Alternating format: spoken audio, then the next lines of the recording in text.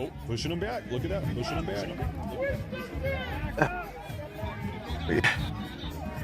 On up in this one.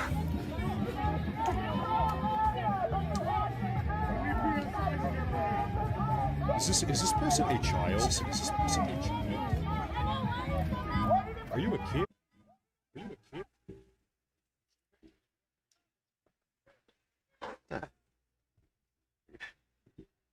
Man, crazy. What's going on today?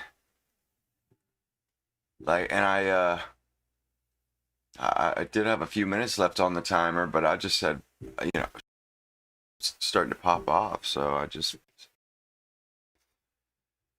it's just, I mean, it really is. And the lady, Honey Badger mom, she even said, she goes, I've been coming out here since July. And she said, this is the most people I've seen out here by far. So that's pretty serious.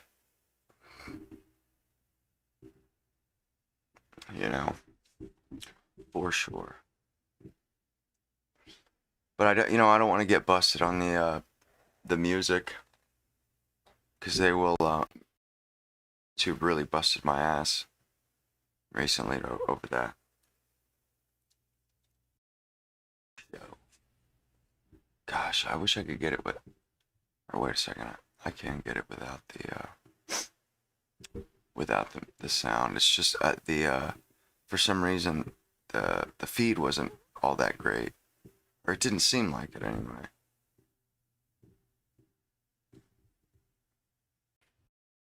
$18,000 people watching that right now.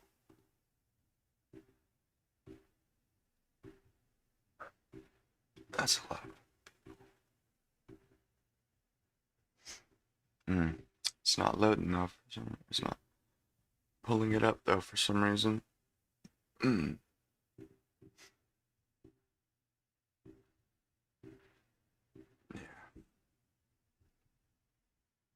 I wish there was some way to like filter out the sound, although I would imagine since he is on YouTube, so there's a good chance that whatever they're playing, oh hell no, that's just Ice Ice Baby. Why in the hell would you be playing that at a protest?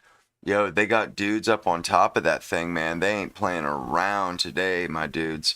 You see, I mean, like you see up here, holy crap, man! Like way on top, there's like a little platoon of dudes with rifles and stuff. And I actually seen some people were talking about, or somebody was talking about, they were in the crowd, and some dude was talking about shooting this person, some Antifa guy. And all of a sudden, a guy from the rooftop puts a red dot on the dude's chest. Like, what? Like, serious, man. Dude was not playing. And, he's threatening the other guy. And then the conservative was like, yo, maybe you should stop threatening me, my dude. And, and the guy, like, because he had a pistol on him. The guy had a pistol on him, It was just like, come on, man. Why would you even say stuff like that? It's so disgusting, man. People saying stuff like that. It's just totally unnecessary, truly. Disgusting. Saying some nastiness like that.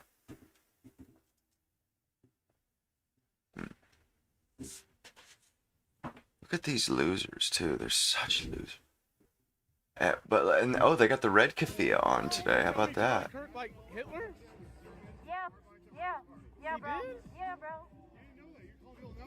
Yeah, bro. Yeah, bro. Bro.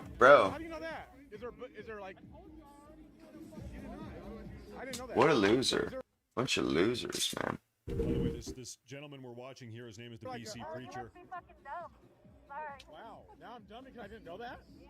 He is a I'm black supposed to man. know that he liked Hitler. So That's funny. He's a black guy.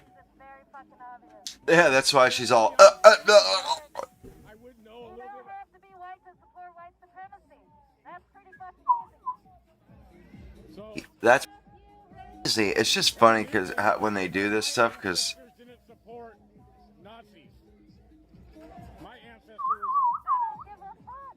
I don't care. I'm fucking fighting ICE. Well, you're talking about black people could be Nazis. oh, rain cloud. I said you don't have to. Yeah, that is one thing. Like I had that on my stream the other day.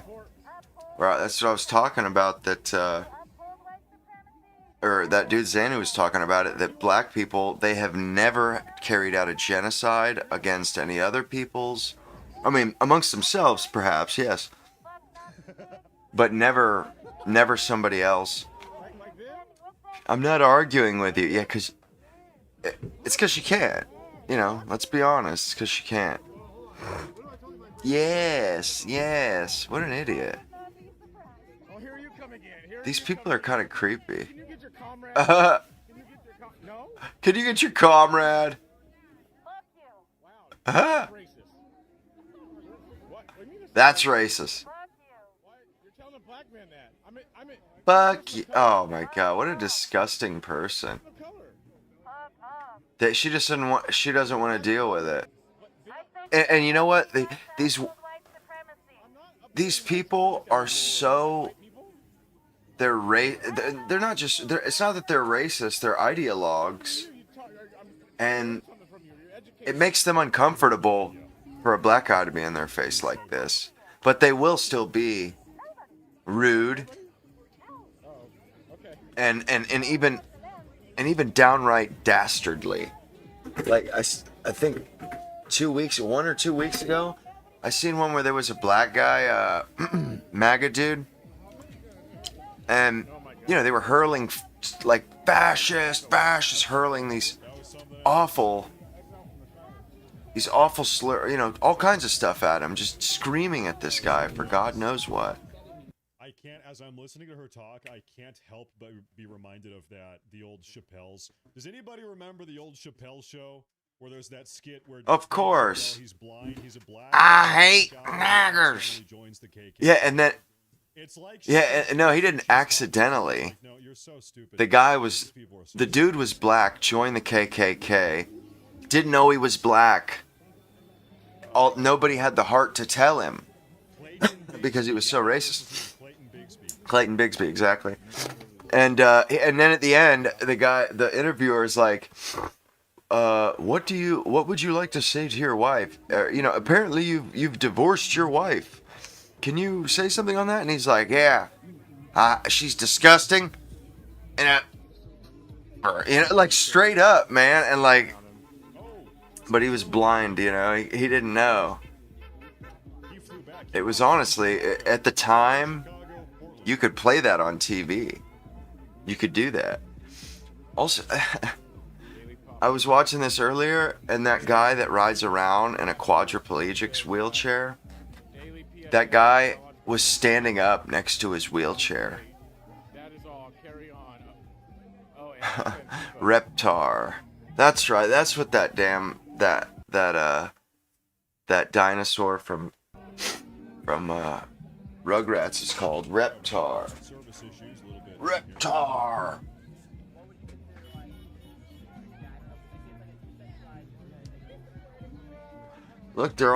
Look, they have Scott goggles for like snowboarding and stuff. Like, what the hell? What is with all this stuff? I don't get it.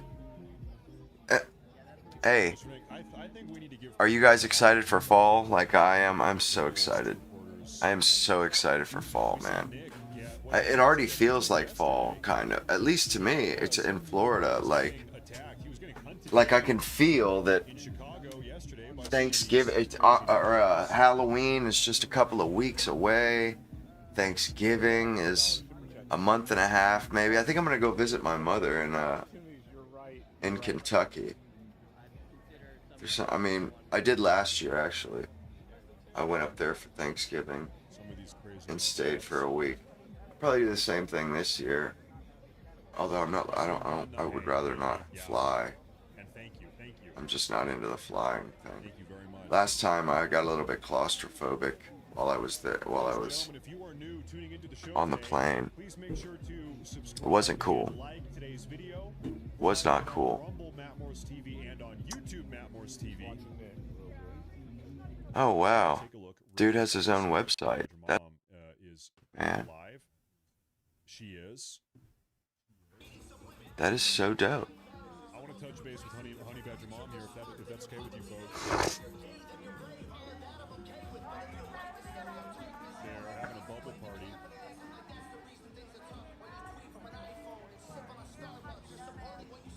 That is so whack, man. Who does this stuff? They're having a good old Whack attack. bubble party down Oh, here. yeah. A good old-fashioned drunk. Man, is my stream? I bet my stream is just looks like. I bet that's gotta be it. Most blessed, Gigi says, I'm so glad I took my IQ test this morning. I think I'm losing brain cells watching these tools. Please tell them just because it comes in your size does not mean you should wear it. Yeah, very true.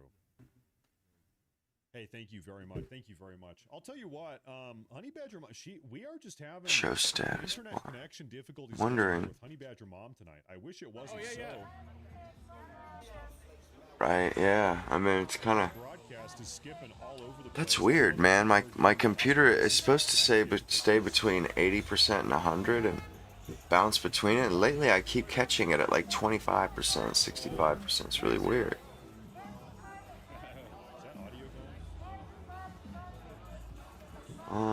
Yeah, I'm just gonna pause for now. I'm gonna double back over here.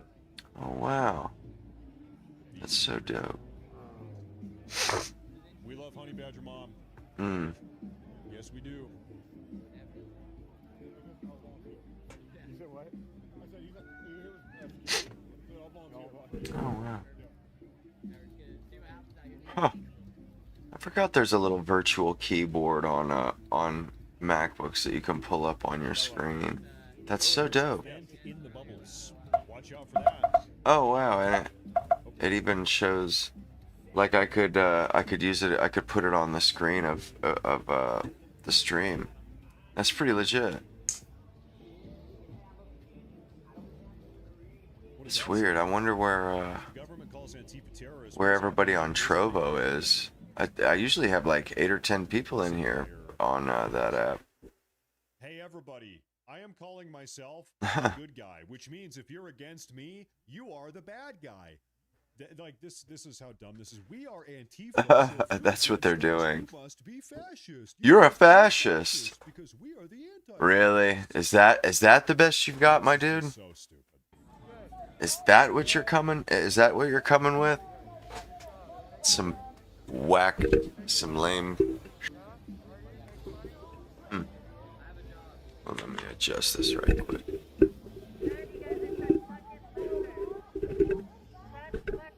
You're the cuck here with a bullhorn like a loser. You're the boring. I wish I could see your face, you know? That would be dope. That would be dope. Yeah, 1 second. I gotta go hard right What the hell's going on? There we go. Okay, we're good.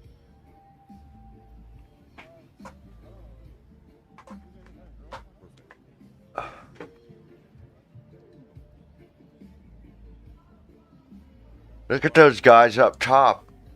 No, this is Nick Shirley, not Nick Sortor. Them dudes are not. I'm trying to tell you. There we go. Up top. Oh my goodness, man. Look at them dudes. You know what Oh, wait a second. this is this the like 1920s Antifa Italian? Everybody has their phone out. What flag is? Who cares? Find out later, you know. It is. Well, yeah, it is. Man, I totally fell asleep last night on stream. an anti-fascist union. Man. Oh, It's good. You guys got to give some credit there. I really This- know my stuff this- some of the time. He's got the star. the Slavic, really. Like, these guys will claim any, like, they'll claim any title. They don't care if, I mean, if it's just like remotely, you know, concerning whatever it is they're aiming for. Oh, Yeah, last night I fell asleep on a stream, and I streamed my whole sleep, my whole sleep. I woke up in the morning like, what in the hell? My headphones were off. Look at these jerk offs. Tyrannosaurus rexes. Yeah.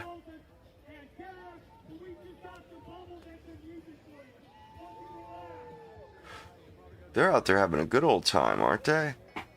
What kind of dumb shit, man? There are a lot of people down here, right? There's a lot of people down here tonight, folks. Yeah, that's what I was saying. That woman, Honey Badger mom, she said, yeah, shit's no joke out here right now. Isn't there a noise ordinance? So pretty much in downtown Portland, there are actually just no laws at all. Like in Wow, in that's essence, incredible. There are just pretty much none. Wait a second.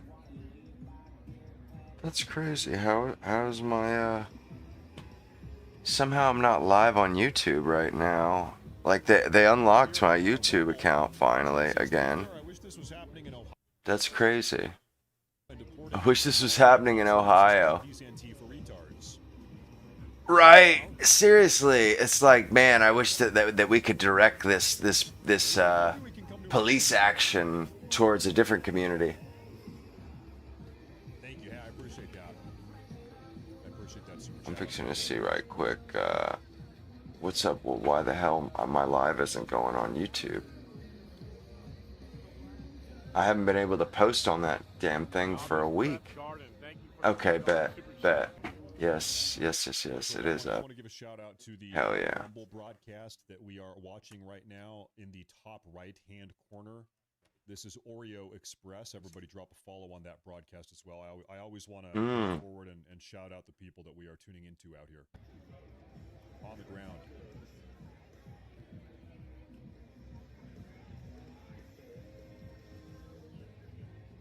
What are they protesting? Here we yeah, go. that's a good question. Really simply put, Yeah, I'm just this is trying to enforce changing my name, federal the name of immigration the law, stream and real quick. Antifa does not want them to enforce our federal immigration law.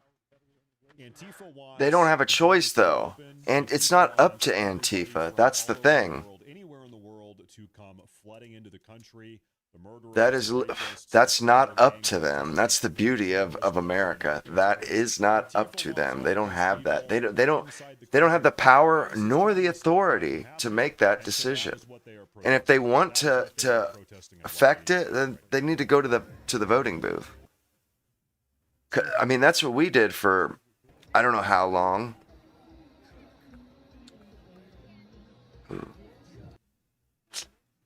Well, we're having some cutout issues again.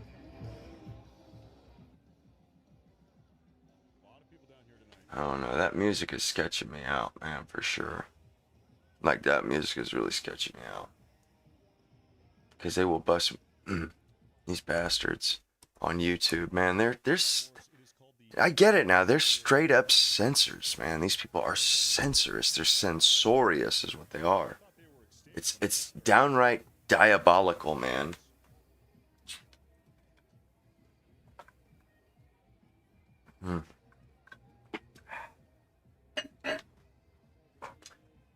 You see, as I get this, though, I'm slowly getting better and better.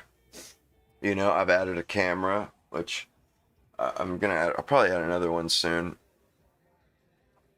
You know, I got the background stuff taken care of, so you can actually, like, I don't have to take up a stupid little cubicle in the corner.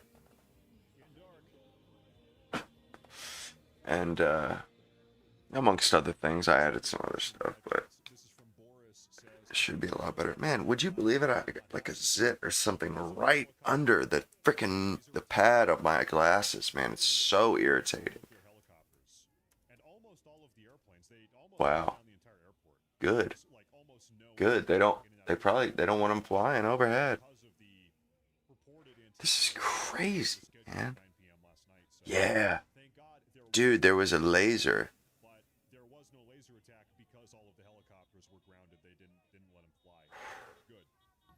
That's wild. That's wild, dude. That is incredible. That they literally are. They were threatening an attack with lasers. Concerning part is they also grounded all of the Disgusting. what are they called? Helicopter life flights. So if anybody in Wow. Yeah, for anybody who was dying that needed to get to the. helicopter that couldn't get it last night. Wow. That's incredible, man. There's gonna be a shift. There's gonna be a shift. And it's still early yet, too. Emma Montana says, I heard them mention BLM. I think somebody walked up to our broadcast BLM, get out of here. and asked him if he was part of BLM. He's a Unfamiliar terms without leaving the video. His name is the Black About unfamiliar concepts mentioned in your video may automatically appear in the. I think somebody walked up and asked him if he was a How about that? Yeah, they have. because he was a black. They have made quite a few changes to YouTube. They really have. Now that I think about it, it's like He's not a part of BLM. quite a bit different. Automatic chapters. That's pretty dope. Jenna, also thank you. Thanks. Remember you I from. wonder how they figure out That's what Jenna says. Remember you from 2020. Thank you. For what they're going to, or what, Cash App. how they're gonna put chapters and markers in there. Thank you for what you Megaphone do. again. I wish I could do more. I wasn't even planning on doing a stream about this, to be honest. I was gonna do, something else, but there's a lot of people there, and I was just thinking, shoot, or Be disappointing to some of you, but it is true. maybe I should just do something else or watch something else. Yeah, there's MAGA protesters out there too. And to my mind, that is the way to go at them, is to straight up counter protest the bastards. You counter protest them. That's crazy. This guy, he got 1,000 subscribers on his thing. I mean, I think he had less subscribers than I did. Like when we both streamed one of the days at Portland, the first day I streamed, and he's already like way over me. Okay, see why that stupid music isn't playing so loud. Who the hell? And they got some moron in the frame. Look at this guy. Anyway, I'm gonna bring this down, or change this. Bring it down to a small size and watch something else.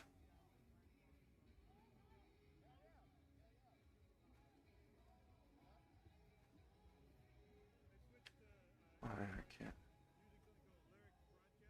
Okay, that's right, it's locked. Oh, man. What losers, man. Okay, I know. That's not it. Which one? What am I watching here? No. Is that it? No. What? What in the hell? No. Boy. This is getting kind of oh, there it is. There we go. Shrink the bastard down real quick. I just kind of wanted to keep an eye on this stuff, because, I mean, in case something does start popping up, I would like to see some of these losers get their heads busted, you know what I'm saying? Like, that sounds like a good time to me, to my mind. And whenever it does happen, man, I was watching this Michael Segru, and I actually caught his very last stream, or I was watching his very last stream before he died. And man, and actually I was watching it, I put it on the other day while I was streaming, and I didn't even realize it, but this was his last stream right here. I mean, it's absolutely incredible. Which makes possible the normative integration of people who living together in sedentary societies. And this already existing set of religious stories will be turned in the direction of creating moral consensus. This will allow peaceful, stable relations. And Oh, that's right. They're all in a group. Which is like 7,000 BC. They grew very fast, and the advantage that That's weird. I'm still pretty new at this, though. I mean, I'm not even gonna lie. life had was that once you got beyond a certain number, let's say 150, 200, that's the Dunbar number. Once you get It's beyond crazy. He that, did his last. the danger of raids, one of the greatest the philosophers danger that ever of violence from surrounding He is a hunter-gatherers. powerful prose poet and one of the great authors in the German language. When I had to prepare to pass my language exams in graduate school, I prepared German by reading what I regarded as the best German stylists. And there I was given a choice. I had a choice pretty much between Goethe and Nietzsche. And Nietzsche was the one I gravitated towards. As an undergraduate, I read all of Nietzsche just because I wanted to, which is not a good sign. And when I was 23, I took a year off between college and graduate school, and I was preparing for my language exams. And I translated about 2/3 of Nietzsche's Gay Science. That's the book we're discussing This guy's today. And I mean, I have to he say, learned German. what I I found mean, out was that I was a terrible translator smart dude. of German and Nietzsche in particular. And Walter Kaufmann is the man to go to, not to me. But that being said, Nietzsche's Gay Science was written, published in 1882, Yes. and then modified and republished That's in pretty silly. 1887.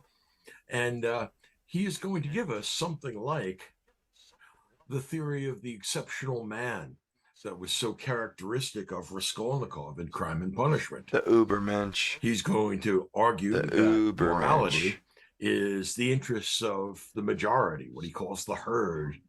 And those who are superior, not exceptional men in Raskolnikov's language, but those who are Ubermenschen, those who are above human, those human beings who dare Overmen. to make and break morality, are the ones that he is most impressed with.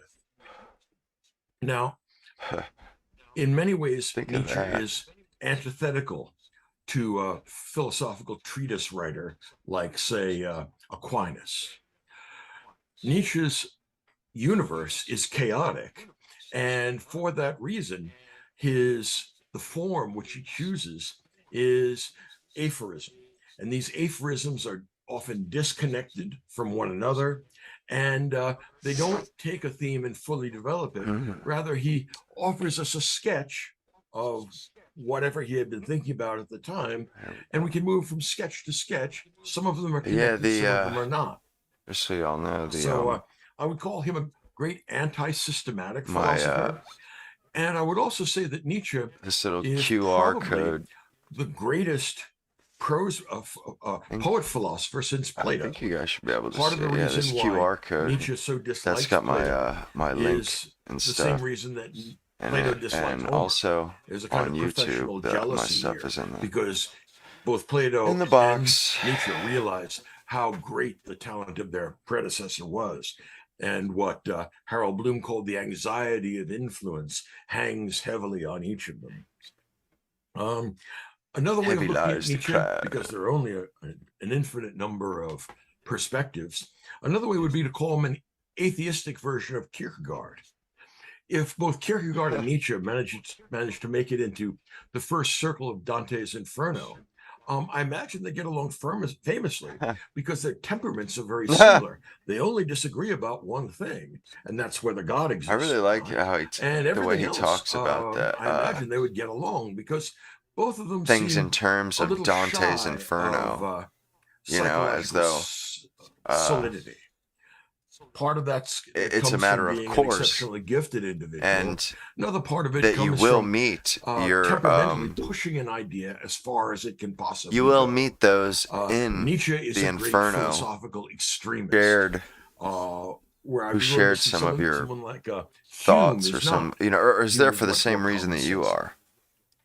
So Nietzsche That's gives pretty. us That's pretty cool. the gay science, which goes back to Provençal, which is the art of poetry. And this art is supposed to be a decoration, an ornament on life, rather than the dismal. It's a spice of life, not actually. I think. Oh no. Wow, that's hella loud.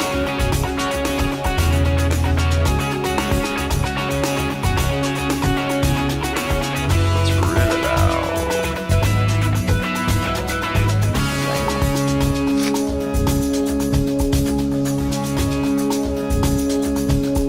Oh, it's a different interviewer. I thought it was Steve Robinson. Incredible I'm and not really a also, big fan. one hopes, seductive. How about the This is, I rewriting think, side just of it? I before think I Buckley saw that died. Hemingway, even with Old Man and the Sea, He died here did shortly 100 after this. major rewrites of that thing. Of course, he was kind of neurotic with his perfectionism and all that. Do you enjoy that part of it? How much of that do you do when you put your initial thoughts down? How many editorial sides do you have to that? Well, that's the one thing I truly enjoy, rewriting. It's some people do more than others. 100 strikes me as neurotic. But in my case, I would probably end up doing, say, 4 editing jobs. But it's gratifying because, among other things, you are surprised and sometimes even alarmed that the sentence you wrote last week and you thought was okay can so nicely appreciate by just a little doctoring. I know you fight against, you've mentioned in your writings that you fight against being too introspective, and I read by that morbid introspection, and you say that you fight against it, but you haven't totally guarded against it. And Sam Vaughn, who's edited a lot of your work, says this about your writing, that it is, quote, one with your identity and sense of self. Now that could be construed fairly psychological. I'm not trying to suggest anything also, by that. But if you guys, how do you, in your there's writing, how much is the that Streamlabs you struggling to kind of, is one of the stream in a sense, freeze the human providers predicament kind on of a certain thing. issue or a certain And topic that you think is really the way that's it what should be I have. understood? I use that that. It's one of the enhanced things I signed up introspection, or for. is So it's it- like I do it you can non-clinically, tip there, by which I mean and whatnot, that and moving do in on a like, situation that I want to not describe super or chats, analyze. or I guess super chats, but also other stuff. I don't There's like a think lot of different that I stuff. spend any time I set exploring that up amongst the all the impact other of ones too. private I did, pathologies on the did the public best I could, situation. or so far. One thing that we have somewhat in common, Goes. I've seen your handwriting, you haven't seen mine, but trust me, it's similar in that it's hard to read. And I know your father got you a typewriter when I believe you were 15, everybody and you took that and you asked the professors writes at like- Yale, you said, Or men to may I use this for my tests? And I don't know if you submitted like a writing don't think sample and they it's went, odd. oh yes, sure, please use the typewriter. But has moving from the typewriter, moving from handwriting to typing to the computer affected your writing qualitatively? Because I know writers that say that there really is something physiological about the pen and the shoulder, and they get into all this existential stuff about how this affects the writing, and they can never not have a ballpoint and certain kinds of pads of paper, and you know how it goes. Has it affected your writing, you I think? know I've read all that stuff, and I'm perfectly prepared to acknowledge that if you say you can't write except with a ballpoint pen, I'm prepared to say you can't. Now, maybe if I were threatened to execute you 2 weeks from now unless you learned how, you would do so. But pending that demonstration, I would take your word for it. Some people say, I can't start writing, Teddy White told me, without lighting a cigarette. I just can't do it. So what right do we have to say, yes, you can, theoretically you can. But people who incarnate their own positions as relevant to everybody else's run into the difficulty that they easily disprove. George Will wrote a few columns to the effect that unless you have that tactile feel of the pen on the paper, you can't really agree with pull that. out what's in you. Then what happened a few months ago? Yes, He twiddled his I think finger. he's right. Had to have a bandage, so he had to pull out a word processor. Now he finds himself perfectly fluent in it. So does Arthur Schlesinger, who told me that now he's discovered the word processor. It's the greatest thing. Wow. I said, my God, the trouble with that is you'll write more books. If we look at the body of your work up to this point, on I the remember when nonfiction I was a side, kid, if someone were to say, I'd go to my mom I or my really want dad's to work, understand who you are, and they what you had stood for, they issues had that really a cause you typewriter to there. just really be And I remember it was like up against, it was exercised. just like a desk What by two itself. or three books ought I to And my mom read works in kind of a big corporate mine. office. to understand you? And she had a desk Yeah, by mine. herself, Right. or that desk would sit by itself, Presumably, and anything that touches on autobiography, Near My God. and it had a typewriter would on it, certainly and be it was one. electronic. And, it was as if you had a Probably computer two and a books that printer I in wrote, one with no about screen. a week It just in my life. what you One was did got 1970, one was in typed, got typed on the 1980. It paper. was kind of a And an golly, arrogant doesn't that idea just seems just in its field. ridiculous You of could- an idea you now could to do interestingly that? relate everything You know, that because you this did was before in a week. And the, turn that every into desk, a every book. cubicle had a computer in The it. first one was called Cruising Some people Speed. And, Didn't have a so on computer, you know, when I was wild like, I book sent remember to New York, and not they bought everybody it. in It ran an 50,000-60,000 office had a words, computer. from it. But in any event, it's inherently an interesting idea if you examine what you did and what you thought, who you ran into in the course of a week. The reader gets an idea of what kind of life you lead. In any event, I did it again 10 years later in another book, and it got absolutely violent. I do a lot of writing criticism. actually myself. People and it's didn't kind of crazy. like the idea. I do That prefer kind of a the demonstration. But once again, it was picked up by the pen New and Yorker. paper feel, that tactile feel. Those Now- two books, He's right though that plus Nero, My God, are probably I mean I like what I'd typing point to. too, but The second at one the is same Overdrive. time, I have to and say I was, that as I was looking at those books, I thought, is there something a about metaphorical writing it, but really sense? it's And equal they- because I write Cruising just about as Speed, fast as I early type. 70s, And, Overdrive. What does that mean if a book was it's written like in the exactly 90s the or speed I 2000? Are you need just going for my- faster and faster in your life? I think exactly as you- fast as I type you've or I got a write. keen It's ear, very odd because if, that's if you want exactly to know what the went truth. through my mind when I decided what It seems what to odd call to it. me anyhow. If you're in cruising speed at one point and you continue at that speed, you take some relief in the idea of overdrive. That a lot of what you are doing reflects gymnastics that you trained for throughout your life. Use of vocabulary. A lot of people have raised that issue. He's got such a good You vocabulary. really appreciate and are trying to be somewhat of a guardian of the English language.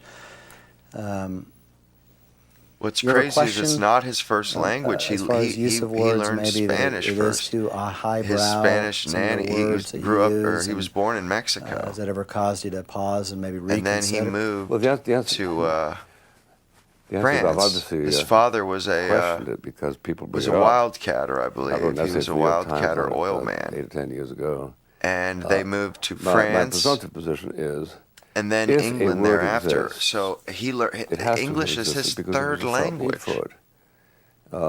The whole reason for neologism is that there wasn't he's a actually word out there that covered that Maybe one of the situation. best English The whole speakers of computer modern world, era. gives you a plethora of that kind of situation. Guys of his You have to have caliber and ilk, word they're just processing not to they're describe not really word around processing. anymore. Yeah, I was on a television program in San Francisco in 1964. Gore Vidal was there, and David Susskind was the host. I described I the do not. situation. That David said out at the where the delegate Smart from the ass. stadium is irenic. So starts going, why do you want to use a word like ironic? What does ironic mean? And I think well, it's a sort of Yeah, that's how that guy peaceable. says kind Well, was. why don't you use peaceable? At this point, believe it or not, Gore Vidal said, well, he's absolutely Why didn't I right. use Don't- peaceful? Because it's like to painting a Susskind, picture. don't be so dumb as to object to a word. Why would you use Extra ironic? words. In the first place, it feels a little bit different, and the rhythm is different. Sometimes you will That guy's saying would like choose, you need to a word dumb down your language. because it has fewer syllables, depending on the rhythm you feel works for that particular sentence. In any event, I think See, he has a I think really it's good correct to avoid grasp of speaking. words described by Obviously. Dwight MacDonald in his famous review in the New Yorker of the American Heritage Dictionary, the American Webster Dictionary, as words that belong Here's in the the tip zoo jar. sections of the dictionary. My They're dudes. there because at some crazy Right. point they made sense, but I don't think you guys you can really see get that. along without them. I once used the word ironic in an op-ed piece for a local newspaper. Oh, and did you know? The copy person wrote down ironic. Did you know? And I didn't see it until after the article came out and they had to do a retraction. It Ironic. made no sense whatsoever. Kind of unusual. It's the Wow. only time you've been supported by Gore Jeez. Vidal on a position. That I can remember.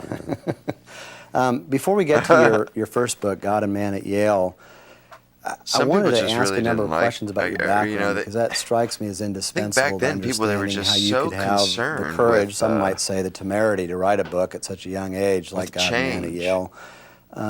Your dad strikes me as a very I courageous don't know. man, I mean, risk he taker. was fighting them for years, gutsy. and he was like the. Your mom strikes the me totem as a very of loving, supportive conservatism. mom, just kind of the ideal parents as far as those positions. Fill that out a little bit. How did that play as far as your courage and willingness to take these kind of unpopular positions at an early age? Well, my father was a Texan and an individualist. It never would have Yes. occurred to him to suggest to me that I should not write that book because it might do me strategic damage. My dad's like that too. He, quite the contrary, as it happened, he very much applauded. wouldn't the occur thesis to of the him. book, so he was enthusiastic about it all the way. Yeah. There isn't a hell lot you can do to a 22-year-old who writes a book that's blasphemes the local muse. Obviously, if you had intended to have an academic career and try to get a job at Yale, it would have been Impossible.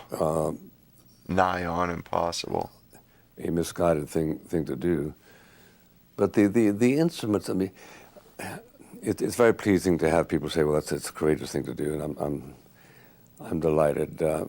And there were a lot of people who were mad That's at me in not why sort you of did a it. prolonged way. On the other hand, when you compare it, what I did, to the kind of thing that was done by real heroes in the Soviet Union, where they would Solzhenitsyn. publish a book and maybe be executed for it, or tortured, or exiled, or Right. whatever. Oh, good God. So I always What are these shrink freaking psychos or doing wince rather here?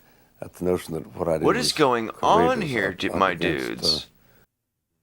What is the hell is this? Okay, so I'm not from here. So I'm not from here. Okay, exactly. So you just Whoa. I'm not from here. Obviously, you don't know me. A red herring, dude? I'm an outside agitator. Because I asked you a question, that makes me an agitator? Because I asked you a question? Wow. I'm asking you a question. That's a I don't know really what you gross. identify Look at as. this guy. I don't know what you identify as. What is he? What do you identify What as? is this? I can't even ape his I'm not outline. asking. What is this Because your man? voice changed.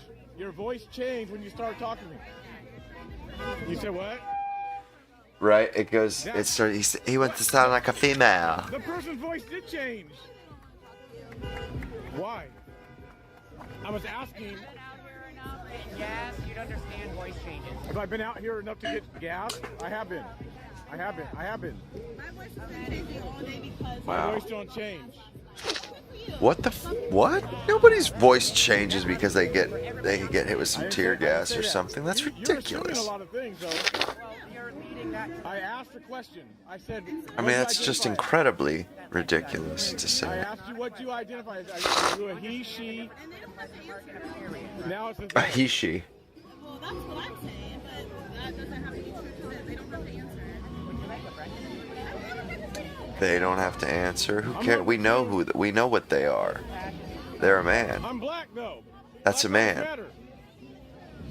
matter. Oh, damn.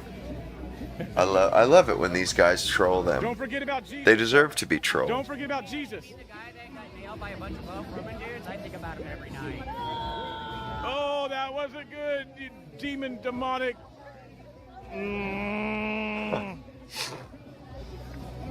This is hilarious. How gross. These people are such creeps, man. Dude, I'm telling you. Devils, man. Devils. Demonic. Got the tip jar here. I will say that you guys are pretty nice, though. I just like it Honestly, because it's a you guys are- dessert, you guys are a little cool. dessert dish, just like the ones my mom used to put pudding in when I was a Can you do kid. it? Can I do it? I She mean, would could make you- pudding. I mean, you probably got to take off the gas mask. What? Real quick. Oh my goodness, As long as man. you talk like Donald Trump. They have this freaking music in the background.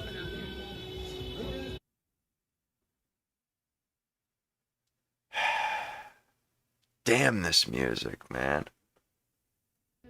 I wonder if there's a way to like. I know what you're saying, but if you want to have the talk, we're I'm wondering if there's a way to like, remove it. You know what I mean? Or like have a. I guess I can always talk over it, but Okay, so one thing. I'm just wondering if there's like AI that you can get that will like filter it out or automatically mute it. I don't know. There should be. Actually though, you know, some of the software I'm using, it might have something like that built in where it does like a voice isolation thing. Oh, what did he do his deal? I felt, if God was real, why would this be happening, right? Why would this be happening if God was real? That's kind of a dumb thing to say. It's like, dude, that literally has nothing to do with anything. Like, if God was real, why would this be happening? What? That doesn't even make any sense. You know, like, it doesn't matter what happens. I mean, it's all like that. I don't know. That just seems ridiculous. Like, it's like saying, oh, the dinosaurs were killed. So how can God be real? Yeah, we all die, though.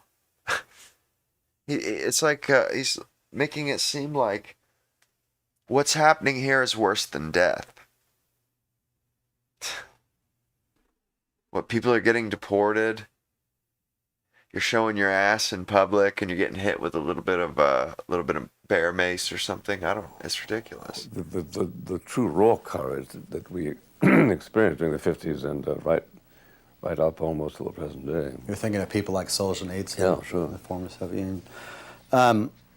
Some of the critics said that it was somewhat deceptive of you to hide your Roman Catholicism in this book, and there's others that said Mr. Buckley has a lot of, quote, moral earnestness, even people that disagreed.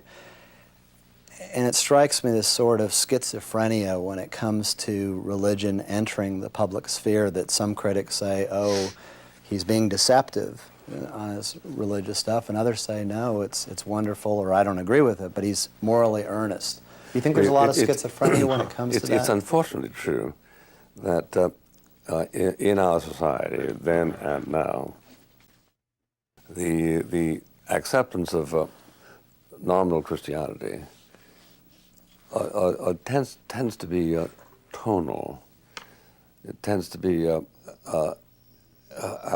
accepted with It's the crazy tacit how understanding Buckley that will not mean anything. He's being interviewed. He says he has a On clipboard Yale, on his lap. coming back to the whole idea of where Yale's Isn't been that wild?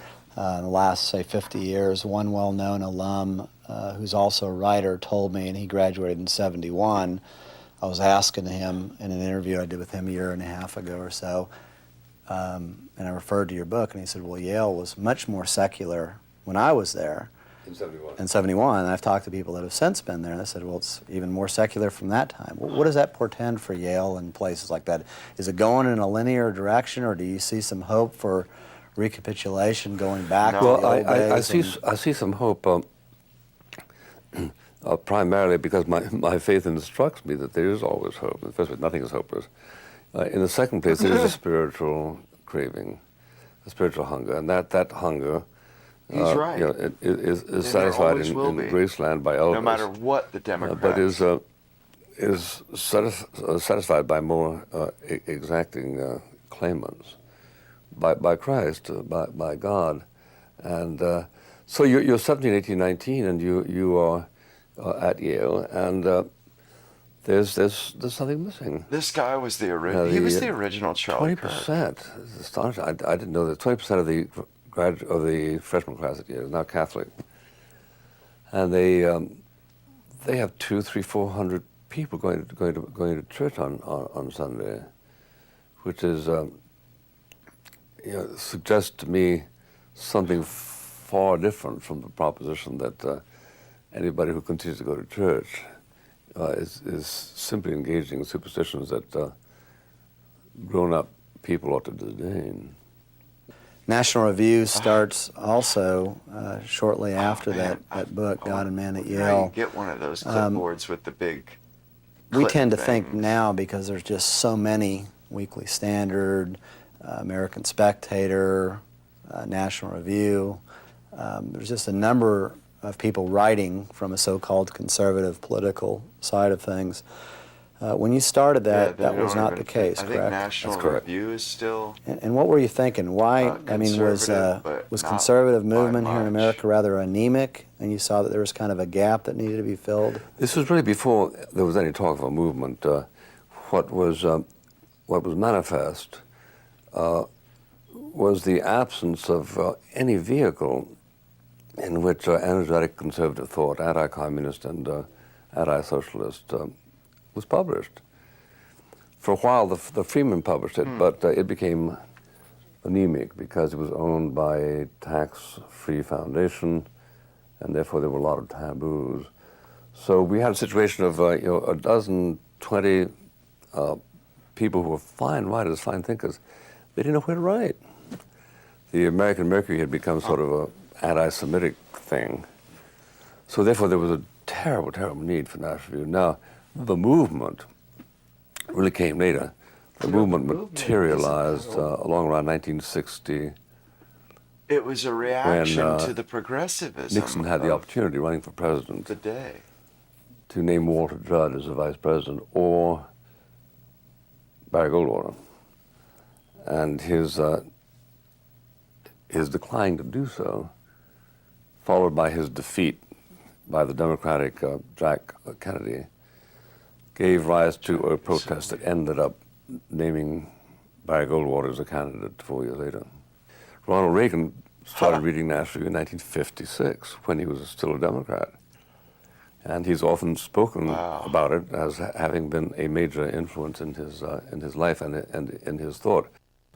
What's the irreducible minimum that makes one a conservative? I mean, were certain basic tenets, if they want to be so-called politically conservative, that they have to embrace? I kind of want to and talk once about this before he says it. You know what? Honestly, I think what makes one a conservative is, I think being a conservative is a byproduct of something. You know, I think it's a byproduct of something, being a conservative. That's the way that I see it. It's a byproduct of how should one put it? A byproduct of the value in your culture or in just in the past, seeing value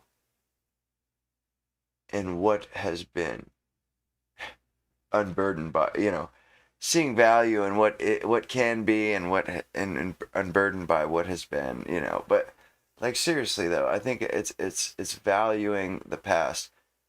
Oh wow, that blonde is freaking smoking. But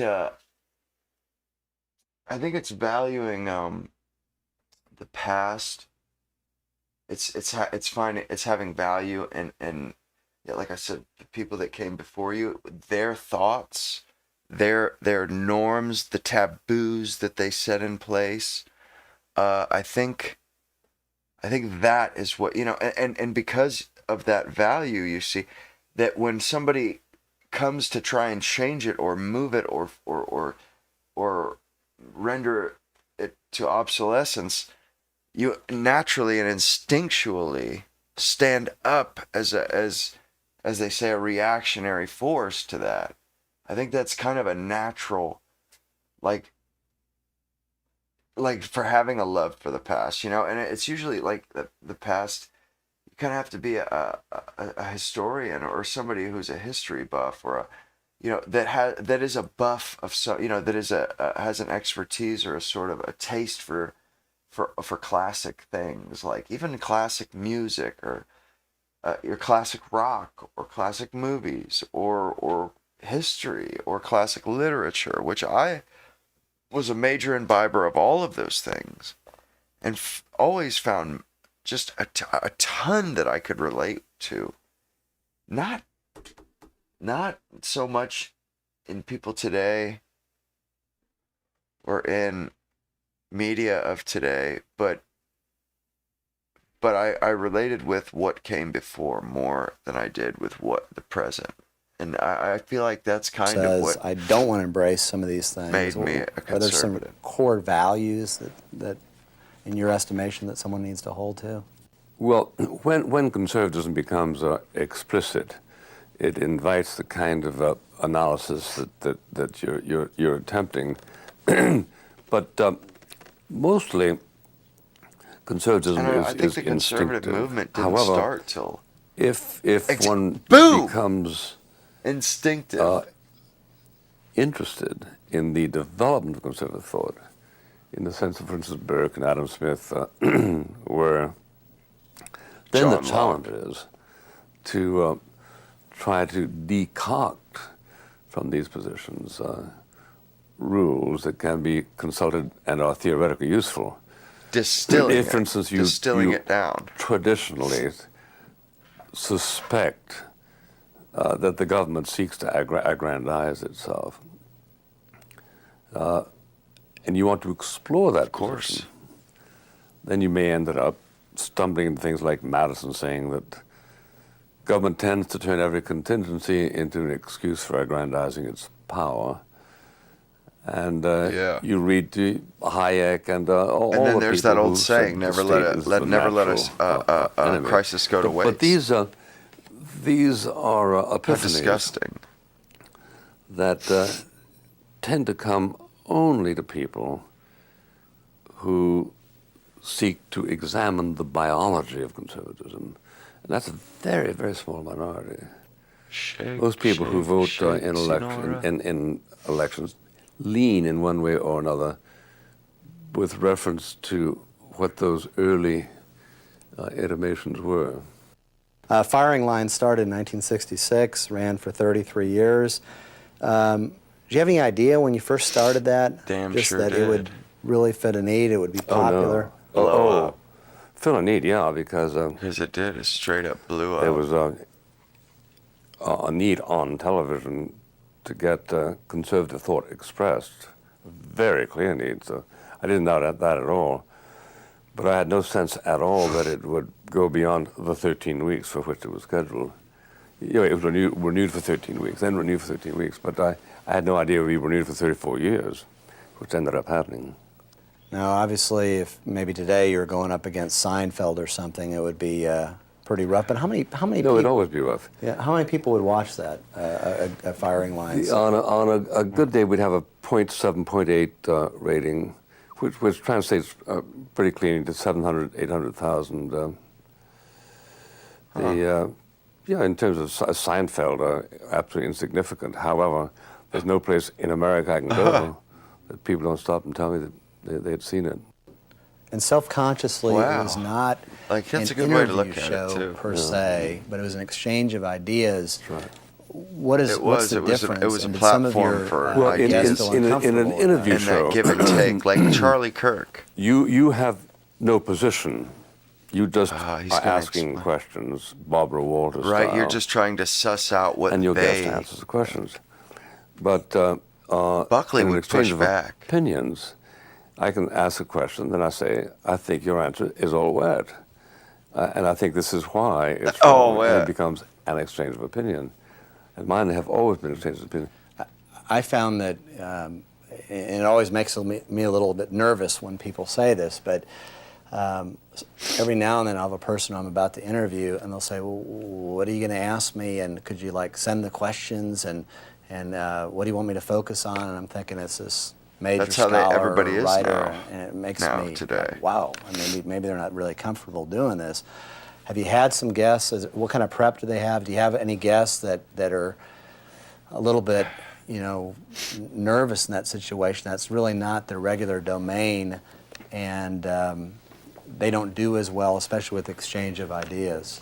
It's an amazing thing because I've read a lot about stage fright, and I acknowledge that a lot of people are hit by it. I never had it. But I've never seen it happen on my program. I just don't know why. I've never seen anybody sort of freeze up. Oh, wow. I had a panelist who did once, but nobody. Now, it may be because a studio stage is so intimate compared to a theater. A crowd. It may be that the Yeah. same people who had no problem acquitting themselves well in my studio would have funked a crowd of 1,000 or 800 people. You had Yeah. Margaret Thatcher on your show one time, and you Shoot, he had her on there had twice. The kind of philosophy, was I guess, young, behind yeah, it, that she you would was call people Like Mr. or Mrs. Prime Minister and post-Prime Madame, Minister. and you thought that she had given you permission to call her Margaret, and that she had called you Bill. What happened there? I've always tended to formality, as my father did. But when I reached the age of 50, I wrote a piece that said, when you're 22 and somebody's 30, he might like to be called Mr. Smith as a sign of deference. But when you're 50 and he's 55, and you Mr. Smith him, he feels that you are drawing attention to a disparity in ages which he doesn't welcome noticing. So I thought I would reform and reciprocate suggestions of informality. And that afternoon I had Margaret Thatcher on my program. She wasn't yet Prime Minister. And at one point she said, so you see, Bill, and then went on to say something. So I thought I must reciprocate by calling her Margaret. The next Return day, this. I went to reception for her and I said, how you doing, Margaret? Fine, Mr. Buckley. I went back to the text, and the bill she was referring to was something that had been introduced in Congress the day before.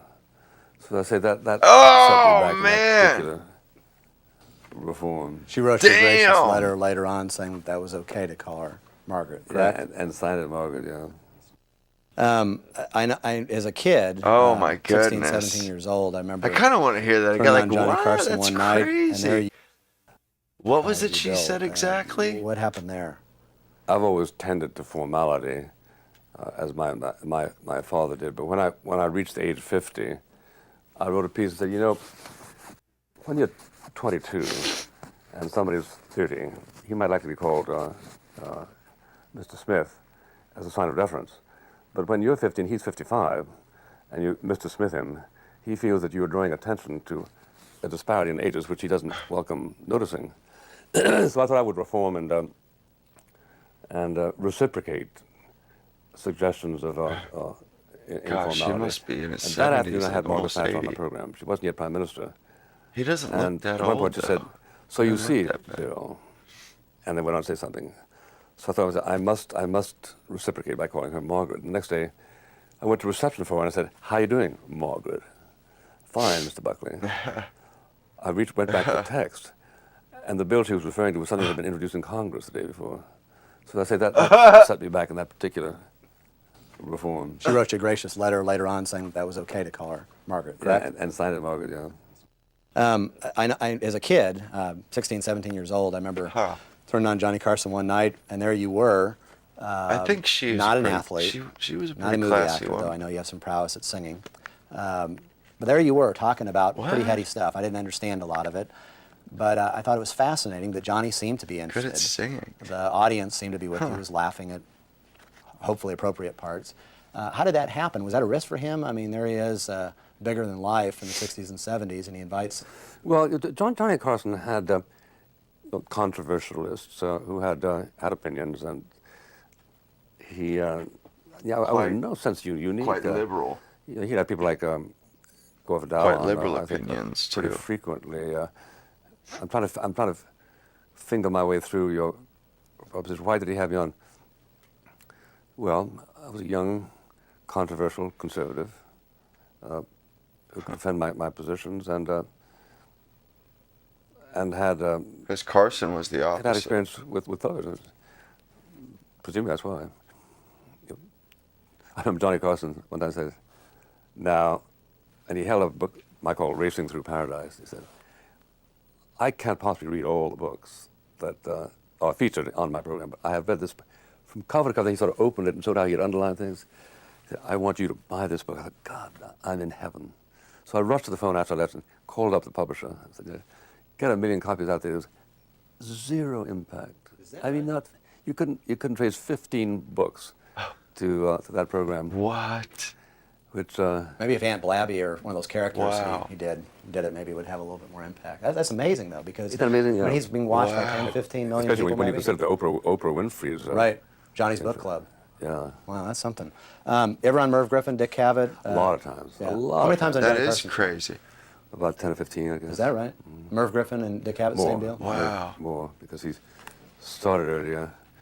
It strikes me that there's a lot of people that have interviewed you over the years who are quite respectful and deferential about your Christianity. Yeah. And maybe we'll talk about that a little bit and want to move on to your social, political, cultural And views back then they treating treated those it as like separate islands. that they didn't. Does your Christianity inform your social, you didn't political, talk about cultural it. Ideas and You convictions? didn't talk about Well, I think it religion or does. politics. It does so in most cases sort of subconsciously.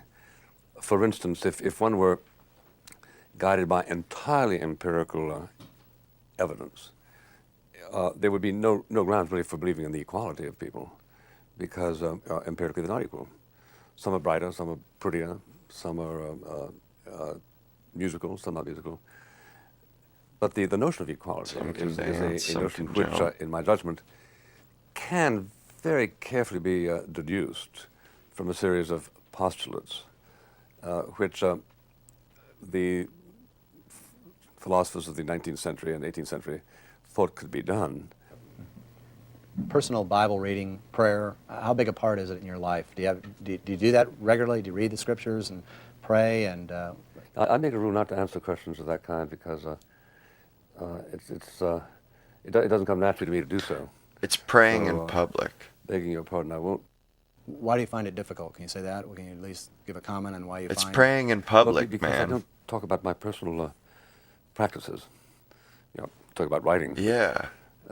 Not about things like, he's not prayer. trying to get as close as I'm willing to come to it. I came in my book, Near My God, and any veil that I wasn't willing to penetrate there, I wouldn't want to penetrate spontaneously here. Now, I think you mentioned, with respect to that book, that was possibly the most difficult book that you've ever written. Is it for those reasons that you just cited?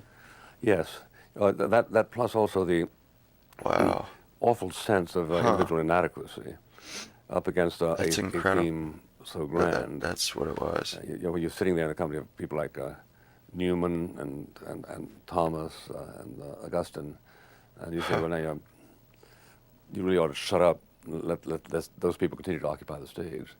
The other way of looking at it is whatever it is that you have to offer, you should proceed to offer, notwithstanding the shortcomings of that offering. Have you ever doubted in your life that Jesus Christ is the Messiah and come in the flesh, No. and that He is the expression of God to us? No. Now, you've had friends, though, that Yes. have been through severe doubts, and I think you mentioned that what I find striking in this regard, not only spiritually but politically, but on one hand, I think a lot of people would say Mr. Buckley is quite the optimist, a cheery fellow. He's invoking humor a lot. There almost seems almost implicit, and I almost detect at times a struggle at times to be optimistic and cheery, knowing all that you've maybe seen and experienced.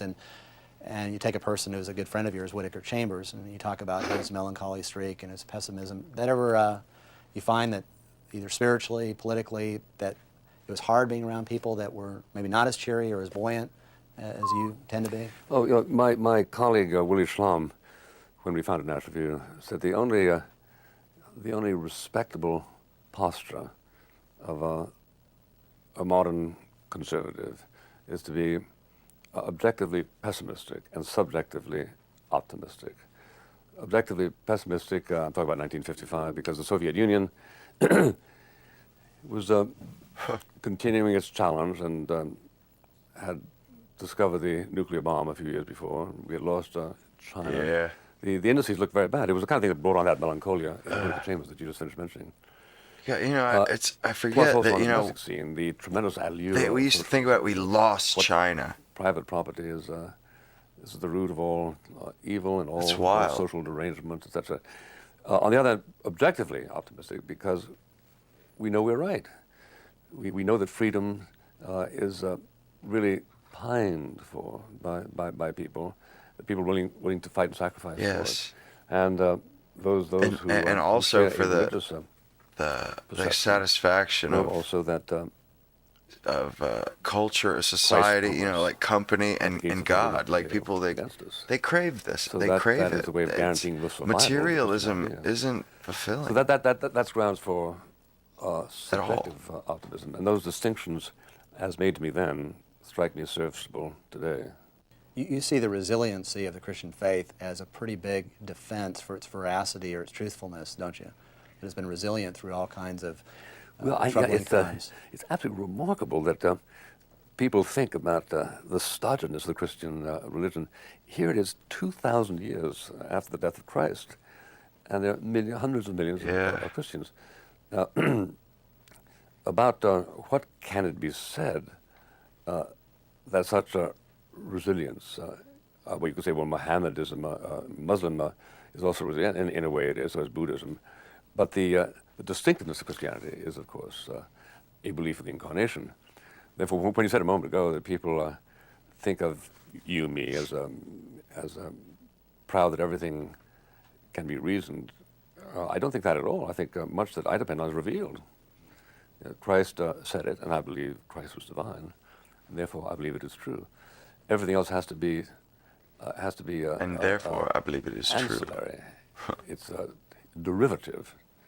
So if you believe in Christ and you believe in His in commandments, then your thought has to conform in matters of right and wrong.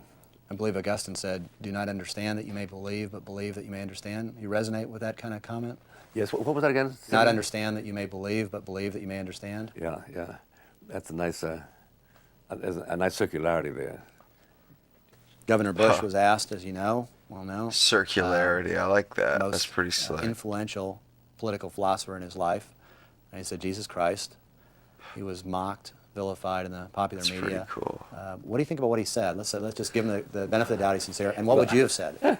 The people who mocked him are saying, well, Christ wasn't a philosopher. He was other things. Maybe it was the incarnation, but he wasn't a philosopher in the sense that Plato and Aristotle were philosophers. Okay, you can say that. But the question was obviously asked, in my judgment, in the context of who in history has influenced your thinking most. And one generally thinks of these philosophers who contribute to the grounds of thought. But for that reason, I wasn't. But Jesus did a lot. It seems to me the people who took exception was simply looking for something to quibble about. What would you have said in that situation? Popular media obviously asked the question. I would have answered truthfully that I've never been able to distinguish in my own mind whatever deposit there is that influences me, to wonder how much of it was contributed by Plato, how much by Aristotle, how much by St. Augustine, how much by St. Thomas, and so forth. It's an amalgam, and that amalgam isn't paying royalties to the individual contributors, in my experience. You've been to Lourdes a couple times, I believe, recently in 1999 and then 94 before that. Those are the two times. No, I was there a month or so ago, yeah. Oh, okay. Why do you go? There's all kinds of Well, it's a needy great people. spiritual experience, in my judgment. You see people there who are, of course, crippled, many of them, and they're not expecting to be cured, but not ruling out the possibility that they might be cured. And there's a veneration of what, in my judgment, was an established appearance of Our Lady there. And it generates 4 or 5 million pilgrims every year. They arrive on Monday, leave on Friday, and they feel better about life. So you can't say that about Coney Island. That's a good thing. Even the best roller coaster. Right. David Hume, famous debunker of miracles. Are miracles then just kind of the grand feeling that one derives, or do you think there are bona fide miracles that clearly show Of course there are. God invading time, space, and course doing there something are. that people could never do with all their ingenuity? Does that happen today? The answer is I think it does, yeah. And even Noah says it is wrong to disbelieve in miracles, but it is wrong to expect miracles to happen. And Exactly. when one prays for the Well unlikely, said. Well said. emergence from a dreadful disease of one's friend, and the doctor says only a I like miracle that. can cure That was a good one. him. You say, oh, okay, I'm willing to pray for a miracle. Now, what is offensive isn't that you should pray for a miracle. It would be offensive if you prayed absolutely certain that it wouldn't happen. When one doesn't know when God is going to exercise his special indulgences. So No, you never. There were like 85 and it's like, those are the things where somebody, Lourdes. God works through somebody, and there a up big against donation comes through, or those, something or other. skeptical courts run by the Catholic Church, because they don't want to discredit those miracles that did occur.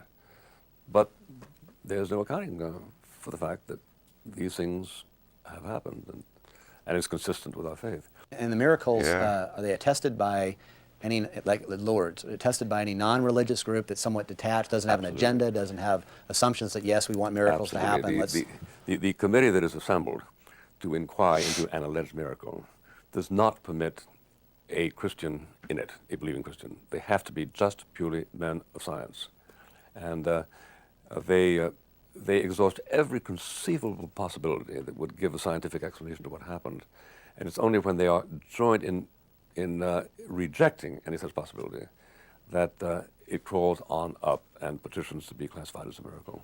And those men and women become converted and say, I can't do this anymore. You need another atheist or agnostic to do this on that committee that validates the miracles at Lourdes. Well, I think they're all agnostics.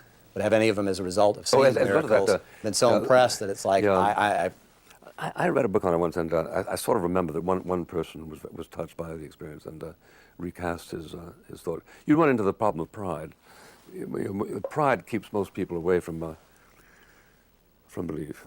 Most people who have articulated their disbelief because they're embarrassed to acknowledge that they were wrong. Pride, C.S. Lewis has said that the proud person is always looking down on things, so how can he see someone or something greater than him? And that pride is ultimately an impediment to seeing God. Do you see that with a lot of the people that you get to know, where you think this person has got so much going for them, they're thoughtful, they're caring, whatever? Is pride usually the leveling thing that keeps them, you think, from believing that there is a God that is involved? I have to think that it plays a role. I heard just 2 weeks ago, by the way, that Mortimer Adler, who was, I think I told you, was something like 10 times on my program, became a Catholic. Now, he must be about 100 years old, but he'd written book after book after book after book, inquiring into what he would begin by calling the conceits of faith, but ended up by preferring them to what he called ex nihilation, the idea that from nothing things were made. Now, it's probable that his career as a philosopher kept postponing his explicit commitment to Christianity, let alone the Catholic Church. But that, the fact that that happened is is remarkable. Maybe it's miraculous. I believe it was Chesterton who said when he was asked what is the greatest lesson he's learned in his life, that he said giving thanks every day. You've written a book called Gratitude, What We Owe Our Country. Think Americans are very thankful people, generally speaking? Of course they Compared are. to whom? If you think of philanthropy as an act of gratitude, then we are extremely grateful. We're the most philanthropic country at all time, at every level. So that's probably an act of gratitude, doing something for somebody else. The church-going rate in America continues. Man, I very got high, that clip. and, I just got one a has to assume beautiful that, clip of Buckley people who pray talking include about gratitude. Now, it's there's wrong a to lot of people say, disbelieve oh, they don't take in seriously anymore the miracles. 4th of July. They just look for fireworks, and on Memorial Day they don't really pine for those who died. It's so I think great. it's probably true, because people tend to be rather slothful in the matter of paying their debts. Still, I tend to have a good feeling about the American people, and so I would assume that there's gratitude built into what it is in the American people that we approve of. Yeah, I believe the eminent sociologist Peter Berger said that humor is, in a sense, an apologetic, or shows forth that God exists, because a lot of humor involves tragedy, and yet we laugh because we believe that ultimately in the cosmos that God will rectify these inequities or injustices. You think there's something to that? I mean, he's a very thoughtful person. You think there's something about humor that many times we laugh at things that have a note of tragedy, but there's a sense of ultimate closure that we all believe in? I think so. I can't remember which. It was either Aristotle or Plato who said that the capacity to laugh is distinctively is an attribute of Homo sapiens, i.e., not of the animal kingdom. And the emphasis on laughter by people like Malcolm Muggeridge and Chesterton it's pretty salubrious. In the first place, it gives you a sense of perspective if you can This laugh. guy's got such an And amazing in the second place, vocabulary. it is an admission It's of one's incredible. of one's ability to take irony and contradiction into consideration. So I think it's a sign of health. And I've sometimes asked myself, well, might there ever have been a scene in which Christ was laughing? And I answered myself, there must have been many. It's not the kind of thing that Mark chose to write about. True. I can't imagine a situation in which laughter it is unlordly. The Bible says that all have Right? sinned and How fallen could short of God's laughter glory. be How is the concept, Menninger wrote a book something years that, ago, whatever you know, happened to be sin. not, Concept of sin is, would it be helpful you know, even in a pragmatic sense divine? that those maybe that don't, politicians, other people that don't necessarily believe what the Bible says, if they adopted some sense that there is this dark side, Well, I think so. would that help with public discourse, you think, more? I think absolutely it would. I've always stressed where relevant that there are three things that govern human behavior in a deterrent way. One is the law. The law says you can't do that. You don't want to break the law as a rule. And the other is social. Now, some things are illegal, which aren't antisocial. Double parking, for instance. But then the third great pressure is religious, and something which is religiously forbidden Just want to make may sure not be that I'm forbidden not socially like, or legally. Adultery in many I cases. didn't get, you know, a message about, The acknowledgement of that. you know, maybe this was a copyright for this interview. I don't know. I'm like can only be measured by super asking yourself, paranoid how many now. more laws would we have to have if we were to supplant all those laws that we follow as a result of implicit religious pressure? And all of a sudden we wake up and recognize that most of what we do under social pressure, but much of what we do that has to do with right and wrong And that's how it is should. is religiously divided and religiously moved. Now, when it's very hard to use the word sinful now in public discourse, because Yeah. the Supreme Court might people constituted a that, violation of church and state the next day. But yeah, it's pathetic. it is Oh, an what's going on arresting there, Madron? term. Once or twice it was used How you about doing? Clinton during the big ordeal. And I had some experience with it lecturing. Now, I would use it with utter care so that it would never look as simply one of a series of check words of animadversion. To do that strips it of its special meaning. When you look back at your life from this vantage point, are you overwhelmed by your impact on American culture? On a lot of people have said that the Reagan Revolution, so-called, would have never happened without your involvement. Kissinger has said that you've basically moved the center to the right. The right has not. That you're the compass point. I mean, you've had some pretty grandiose statements made about you. Is that Well, they really dragged it to the left. When you look though, at your life, for how do you a long time? How do you gauge your real impact? Is it possible to do that? Well, I don't. Hyperbole is the American fingerprint. So when people say I discovered America, I politely nod my head. I'm not going to engage in a rebuttal on that because it would be ungrateful. But I'm. What National Review accomplished as a repository for serious thought on serious questions that sought to point in the right direction. I don't minimize. I think, but I hardly lay claim to the credit that is owing to the dozens of people who participated in that. So, I just bow my head and say, "That's nice, but don't say it again." What would be a good epitaph for you? I've asked this. I know of you before, and maybe it's too introspective a question. I don't know, but he's asking what would be epitaph a good epitaph for William F. Buckley?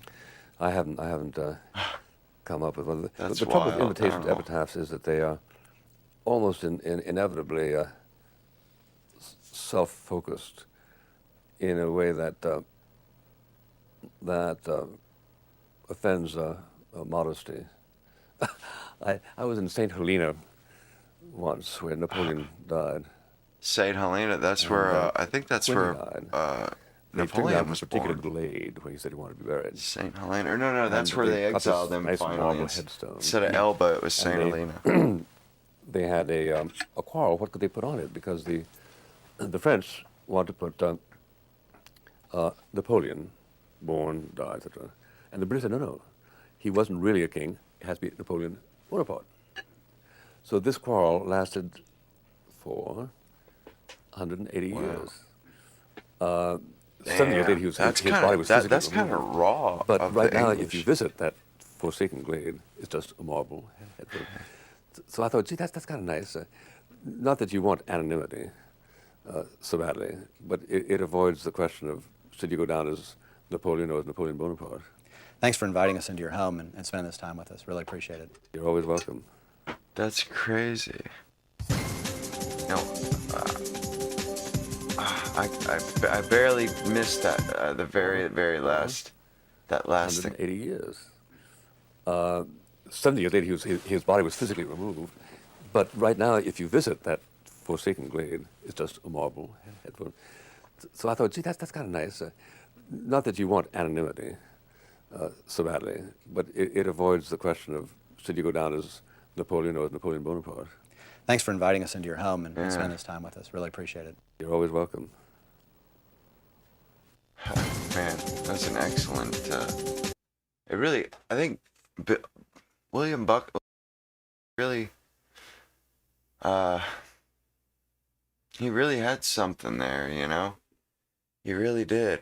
Fuck, and there's now I've heard that ABC and stuff can be kind of rough about that stuff. Hang on, let me see. Add it to the queue. I think there's a way, or I think that that YouTube actually gives you a tool that you can basically run, or there's tools where you can run a video through a copyright thing, and it tells you whether or not there's any issues there. You know, at some point I'm gonna need to get one of those probably, but. Oh wow, watch Hamas police back on Gaza streets after Israeli forces. Oh wow. Damn, dude. Hamas already took back over. They're out there standing around with AK-47s and masks on, man. Wow. This whole mask thing, it's funny. I didn't realize it until just now, but everybody wearing these masks, this is a new thing. This is an outgrowth of COVID and CCTV. You know what I mean? Surveillance cameras everywhere, and people have responded by just straight up wearing masks all the time. And honestly, it pisses me off. It's like, where do you get off? Wearing masks all the damn time. Like, phase 1. Yeah, where the hell do they get off? No way, they're putting a Israelis and the rest of the world. Yo, they were just putting a Star of David on that. Phase 1 of a ceasefire deal Hummer. begins in Gaza. Reporter Becca Castor is looking at what comes next for the hopeful end to the conflict in Gaza. Man. Take a look. It's a weekend of great anticipation and cautious celebration here Why in are Israel they giving as the them clock ticks down towards the hostages Humvees? release. Hundreds of Can't say thousands Hummers gathered in anymore. Hostage Square Saturday Sounds a little night for what weird. they hope is the last rally before the remaining hostages return home. We have emotions of excitement, anticipation for a better future. But we also have anxiety. Members of the Trump family also addressed the crowd and received overwhelming thanks from the Israelis. The return of each hostage is not only a moment of homecoming and relief, it's a triumph of faith, of courage, and of our shared humanity. As part of the ceasefire deal, Israel's military says 48 hostages are set to be freed Monday morning, 20 of whom are believed to still be alive. But the deal is fragile, and Israel is aware Hamas may not be able to find and return all of the remaining dead. What do these bodies look like? Well, how are they kept? So this could pose a risk of anger towards Hamas and by families, especially very religious families, and could derail potentially phase 2. President Trump plans to visit Israel briefly on Monday. He'll speak to Parliament and meet with hostage families before heading to Egypt for a Gaza peace summit with other world leaders. In Tel Aviv, Rebecca Castor, Fox News. Meantime, this is a look at what tens of thousands of Palestinians returned home to yesterday in Gaza's southern region. Countless homes were hit by Israel in the war and turned to rubble. The United Nations says more than 3 out of every 4 buildings in Gaza have been destroyed. Palestinians started their trek home on Friday when the ceasefire was announced.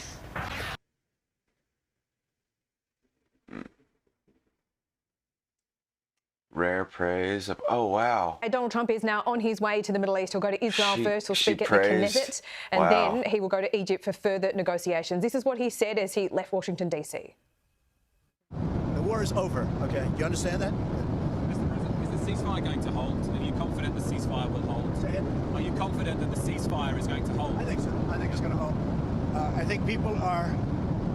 A lot of reasons why it's going to hold. But I think people are tired of it. It's been centuries, okay? Not just recent, it's been centuries. I think people are tired of it. Yeah, the ceasefire is going to hold. And Yeah, so he is confident the ceasefire is going to hold. That was actually on Air Force One, though, that audio courtesy of Reuters. So that's happening mid-flight at the moment. Joining me now is former White House Chief of Staff Mick Mulvaney. Mick, you know, Trump's declared this peace in the Middle East. Many who live there are not so sure about that. They're using this first step as, yes, welcome relief and perhaps a return, a first step to normalisation. But let's just stick on Trump personally. For him, this is a huge victory for his second presidency. Oh, sure it is. It would be a huge victory for any president to negotiate an end to hostilities in this part of the world. Peace is not easy to come by, of course. Is it a lasting peace? That remains to be seen. But there's a lot of folks who say, well, it'll never hold, it'll never last. Okay, that's fine. But the hostages are coming home. I mean, we're better off now than we were a week ago. And I think everybody sort of recognizes that. I saw some interviews with Hillary Clinton. She actually said nice things about Donald Trump. Nobody can say that they'd rather go back to last week.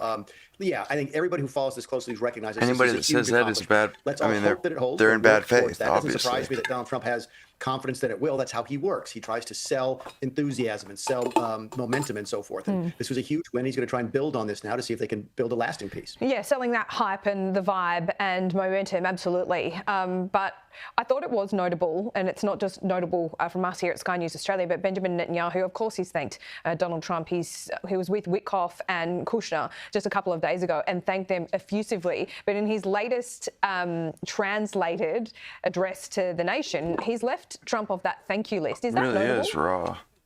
That's a good question. You're telling me something I don't know. I don't know how Donald Trump sells politically back home. I was heard that it was well received when they found out he was coming and so forth. But no, let's put it this way. Whether or not you or I think it's notable, the White House thinks it's notable, and they certainly won't miss that level of detail. Yeah, that's exactly right. So he flies into Israel tonight. He'll be addressing the Knesset. Then he goes to Egypt again for negotiation, the second peace plan. Look, he's very confident. I don't think you can say anything else. You heard him talking to reporters there saying, yeah, the ceasefire is definitely going to hold. Absolutely, it will. And then the hostage is going to be returned in just a couple of hours. That will come with an exchange of some 2,000 Palestinian prisoners.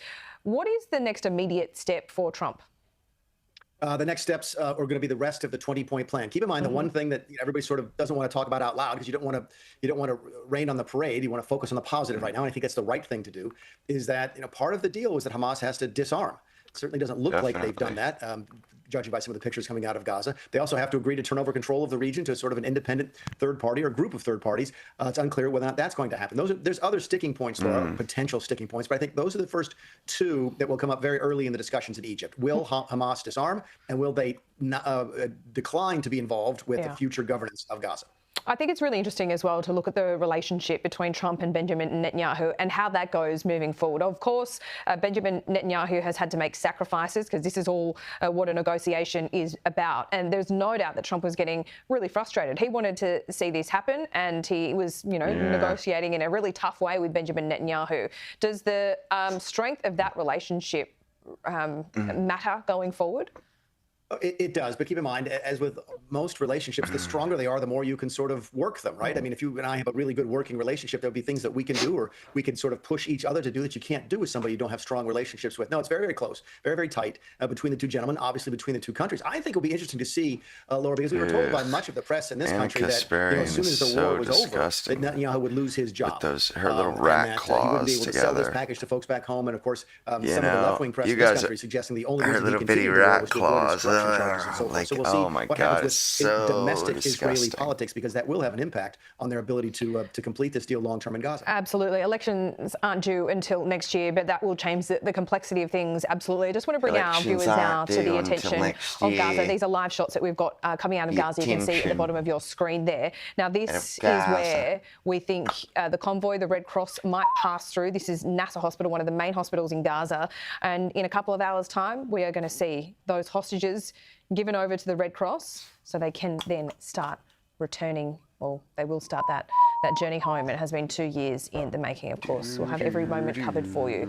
Mick, I want to talk about what's going on domestically just quickly, because that government shutdown is dragging on. Any end in sight? Government we'll know on the 15th. The 15th is the first payday that is really going to affect federal workers. That will be sort of the next pain point. Right now, it's the 12th of October. They figured out a way to pay to make sure that the soldiers got paid, I do believe. Because these pain points sort of come every 2 weeks. Certainly. Okay, well, we'll check back in soon. Next week, hopefully, when we talk. It's a little bit different than it is now. We'll see you soon. You guys. I'm finally starting to get a grip on some of the social media and the networking stuff. I mean, it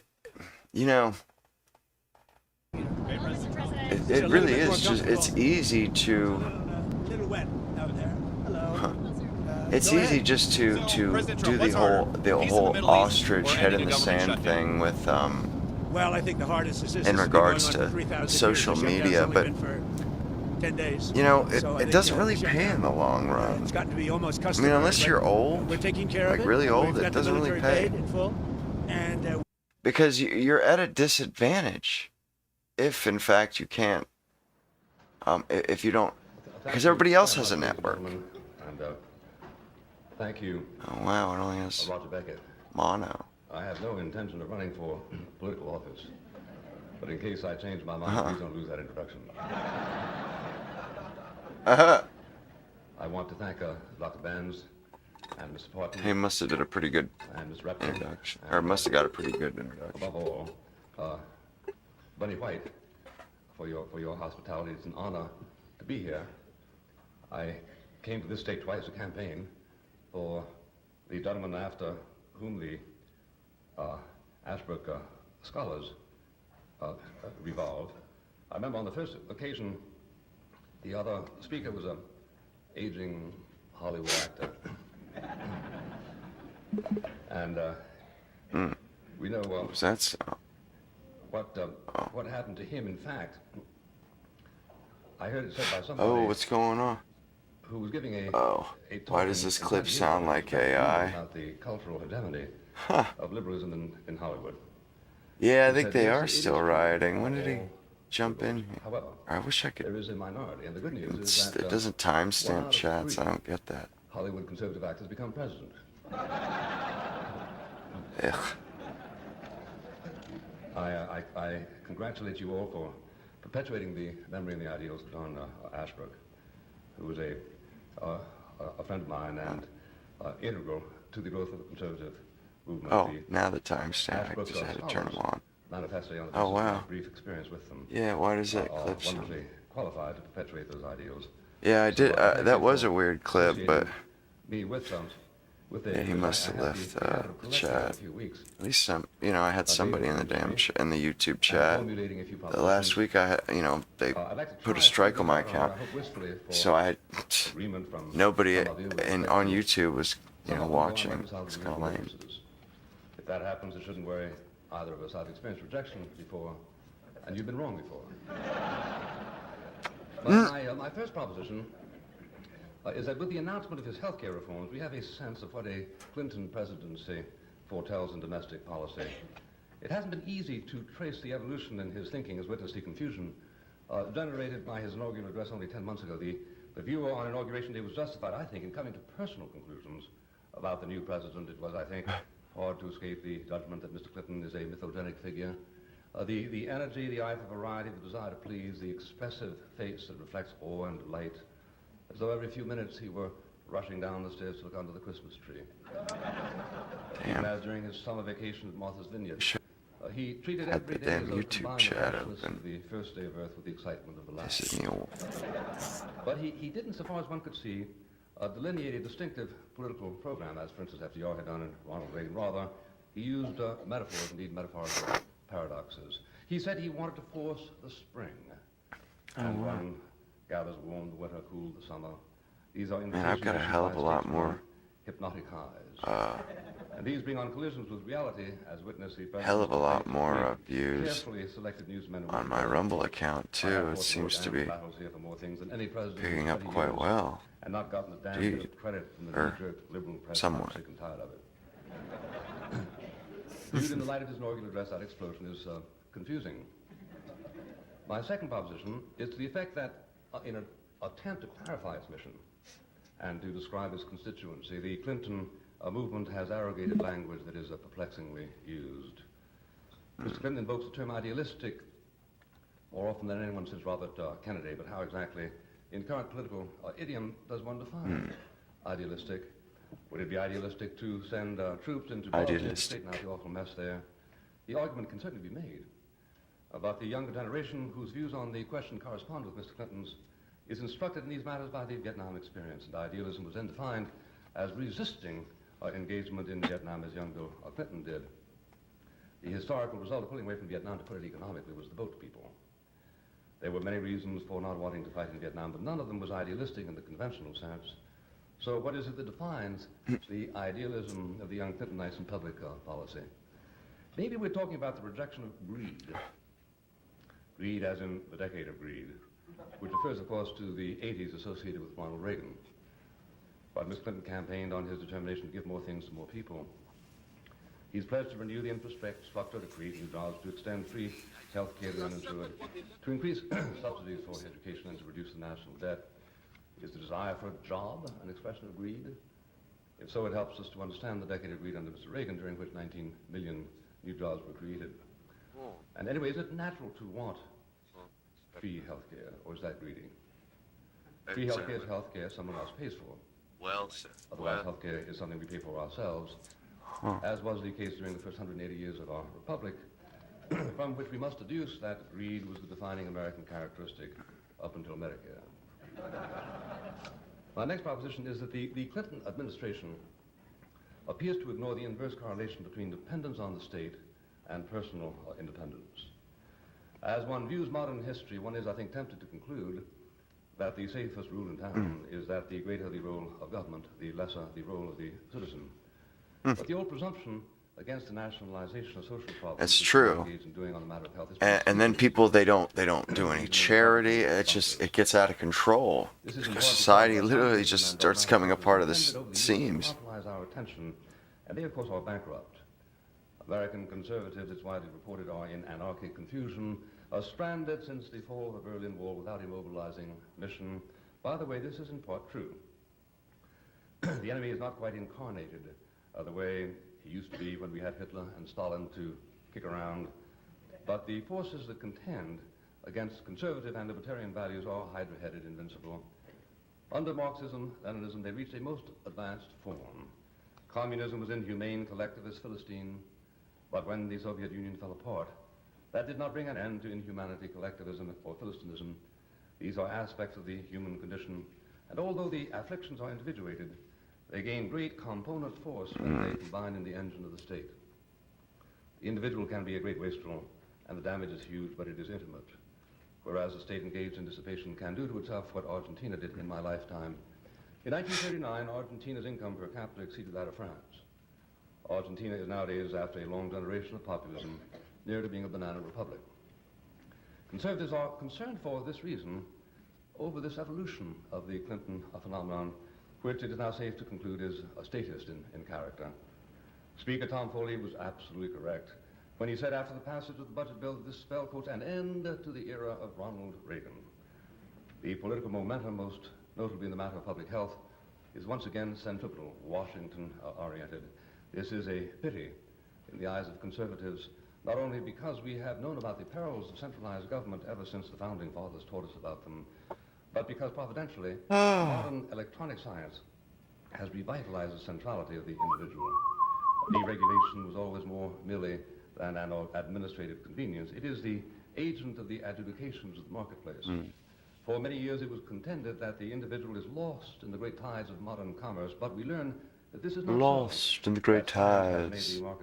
This is not so. George Gilder put it best when he wrote last December. I love how he's talks. It's so erudite, you know. Microelectronics pulls them remorselessly down to the individual. One free mind plus a workstation can outperform any array of regimented minds. But the emphasis is no longer on the individual or even on the private sector. The indifference to the law of subsidiarity is quite general. That law that specifies that no social task should be assigned to the public sector except after it is established that it cannot be handled by the It's crazy. Oh, they have a Christian gospel channel on Rumble, celebrity gossip, caught dancing. Classic music, that's pretty cool. Compilations. None of the candidates in the protracted campaign Conspiracies. Content warning. Working mothers who had a problem in caring Coral Island, what the hell is that? for help. And that only if these fail them should they turn to state governments for help, not the federal government. No, all the talk focuses on what federal program is appropriate. Baffles the mind of the citizen brought up on the doctrine of subsidiarity. Why Washington rather than... Why is America starting World War III? I don't know. That's a good question, my dude. Do you know? We ignore the entire purpose of our federalist structure, and in doing so, we engage in political casuistry. Hook us up, man. Let us know. 97. That would. Okay, so late or mid to late 20s. What's going on there, Spanner? And the consensus Spananer. is a federal responsibility to do something about Spananer. Why fund its revitalization? But Los Angeles doesn't really need federal funding because California's resources. Cats and kittens. Oh wow, there's a Charlie Kirk category on there too. I wonder if that was there before he died or... For such states, it doesn't make any sense to look to Washington for money. California sends to Washington $1.20 for every dollar it receives back from Washington. So that to ask Washington for more money for urban problems is in effect a tax Californians a greater sum than California would receive if it financed its own proposals. It is a basic axiom of American economics. Some proposals. Mississippi, West Virginia. Money coming in from Washington. West Virginia. Money Yes. that you just finished sending to Washington. Money in Where, Washington. of course, money spends an expensive night out on the town. Not on the town. Great centralized Ghost of Yote. That looks really good. And I mean, I wish I could have played the Ghost of Tsushima. Things are here and there. I haven't here and there a little worse, and here and there a lot worse. I haven't a As a PS5 heritage study though. revealed late this spring, since 1960, there has been, quote, a 560% increase in violent crime, more than a 400% increase Like, in and man, the gaming on the Mac OS is awful, man. It's awful. There's almost nothing to play, Our next proposition to be is honest. inquisitive social thought is turning more To my and mind. more to the problem of illegitimacy. The Really overriding sucks. problem of our urban centers is single-parent homes. What is the Clinton administration supposed to do about the awesome rise in illegitimacy? He did not address that question when he last traveled to California a week ago. Yet single-parent families are the preeminent Indeed. cause of A, poverty, B, illiteracy, C, crime, D, drugs, and E, unemployment. D, Illegitimacy C among crime, blacks D has risen drugs. percentage points more sharply Indeed. in the past 20 years Doodly among doo. blacks, from 6 to 17%, i.e. tripled. But among blacks it has risen from 38 to 62%. I.e. tripled. The composite Yes. figure is a rise in illegitimate births from 10 to 30%. Indubitably.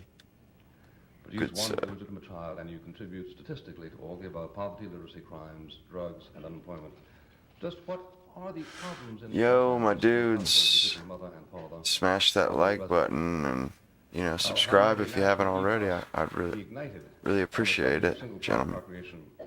An attitude has to evolve It would be that begins killer. with solemnizing marriage. I can President keep James doing Wilson argues this. persuasively in his new book, The Moral Sense, that marriage needs indispensably to be one thing: a commitment.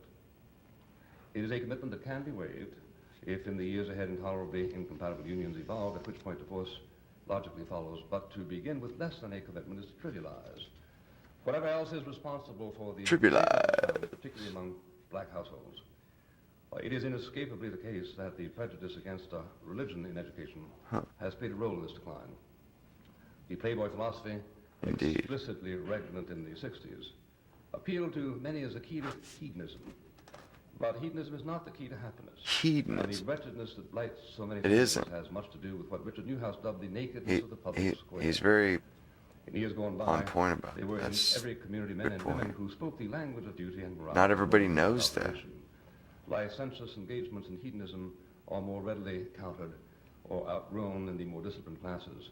The dissipation of the moral sanction is a casualty of church-state fanaticism. What do the American people want? They want Professor Wilson. Yeah, link and stuff is in the bio, my dudes. Programs and motion pictures to take their side in the war over what the family is. It is not one of several alternative lifestyles. It is not an arena in which rights are negotiated. It is not an old-fashioned and reactionary barrier to a promiscuous sex life.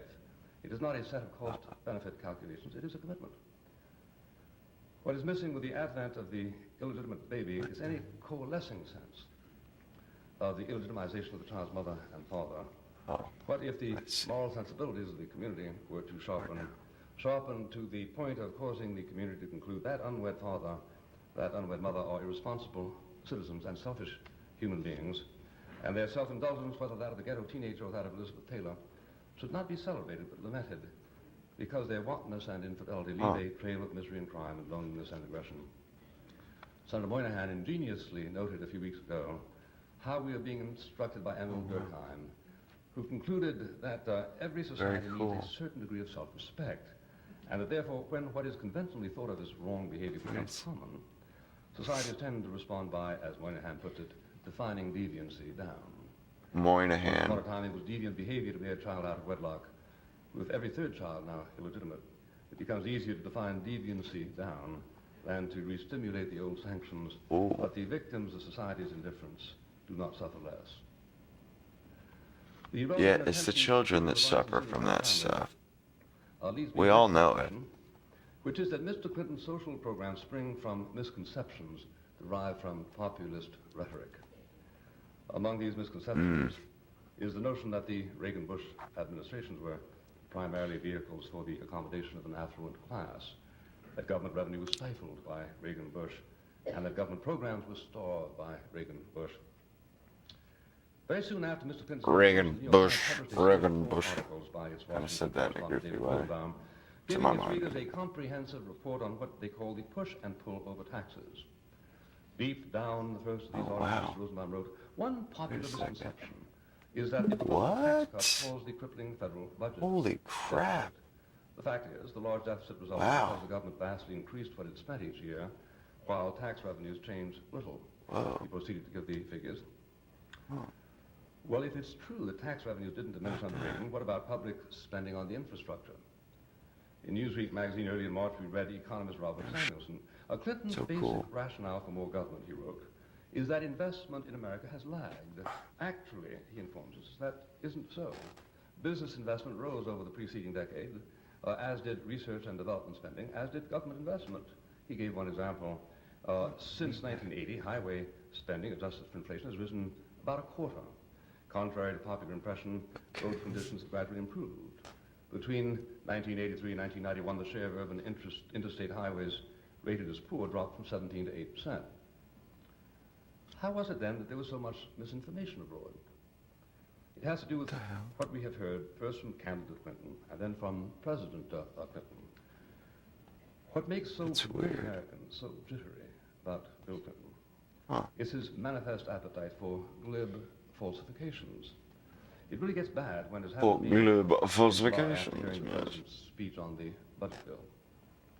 I felt that I needed to shut my eyes, recite the multiplication tables, say the alphabet, maybe drop an ashtray on the floor if the gravity was still around.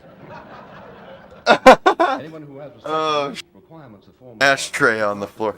And you know, he never did smoke either, which is wild because everybody smoked back then. It's incredible. Proud of this time, incredible. The government has been fighting alongside the people who suffered from the Mississippi River floods. What goes on here? Well, the victims of the flood are getting something. What goes on here? What does Mr. Clinton mean by this time the federal government is getting into the relief business? Who was it helped the victims of the hurricanes in Florida, the earthquake in San Francisco? We've been given the politics of abandonment, the president went on. The listener wonders, what is that, the politics of abandonment? Well, he tells you. What Bastards. Right How there. dare they? And the next morning you see it in print and confirm it. After the word abandonment followed cutting taxes on the well-off and asking nothing of them in return, while raising taxes on the middle class to pay for of the same government. What can he mean by saying that?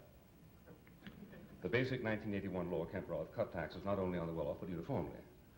The 1982 tax was primarily a tax on corporations. The 1986 tax reduced taxes at all levels, but imposed on the wealthy class a costly forfeiture of traditional shelters. 6 million taxpayers were relieved of any tax whatever. In 1985, the tax code was indexed, relieving the middle class of bumping into higher rates of taxation by inflation. The 1981 tax was approved by every member of the Senate Finance Committee, with a single exception. And the final vote was overwhelmingly in favor in both houses of Congress, including the affirmative vote of Senator Kennedy. Suddenly, we hear all this called the politics of abandonment. Come on, man. We move then to a related proposition, namely that the mystification of these sources of revenue is a necessary stratagem of collectivist policies. We should really stop just long enough to remind ourselves what it is that we are engaged in. It is an attempt at further redistribution. The irony is that redistribution will be from the middle class to the middle class.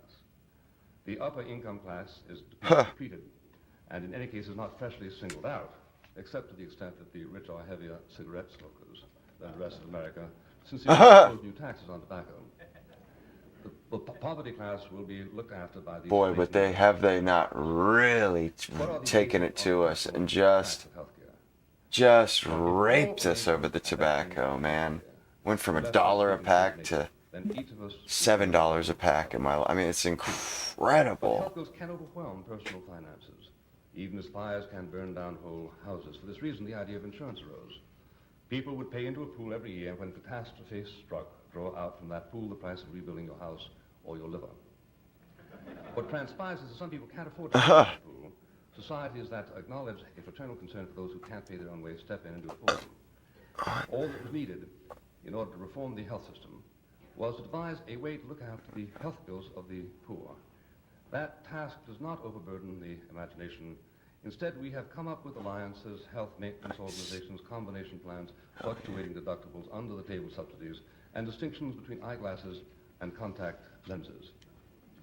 There are about 12% of Americans whose income is below the poverty level, and yet already, that is pre-Clinton, the United States spends $900 per person below the poverty level for health, which compares with $1,300 per capita above the poverty level.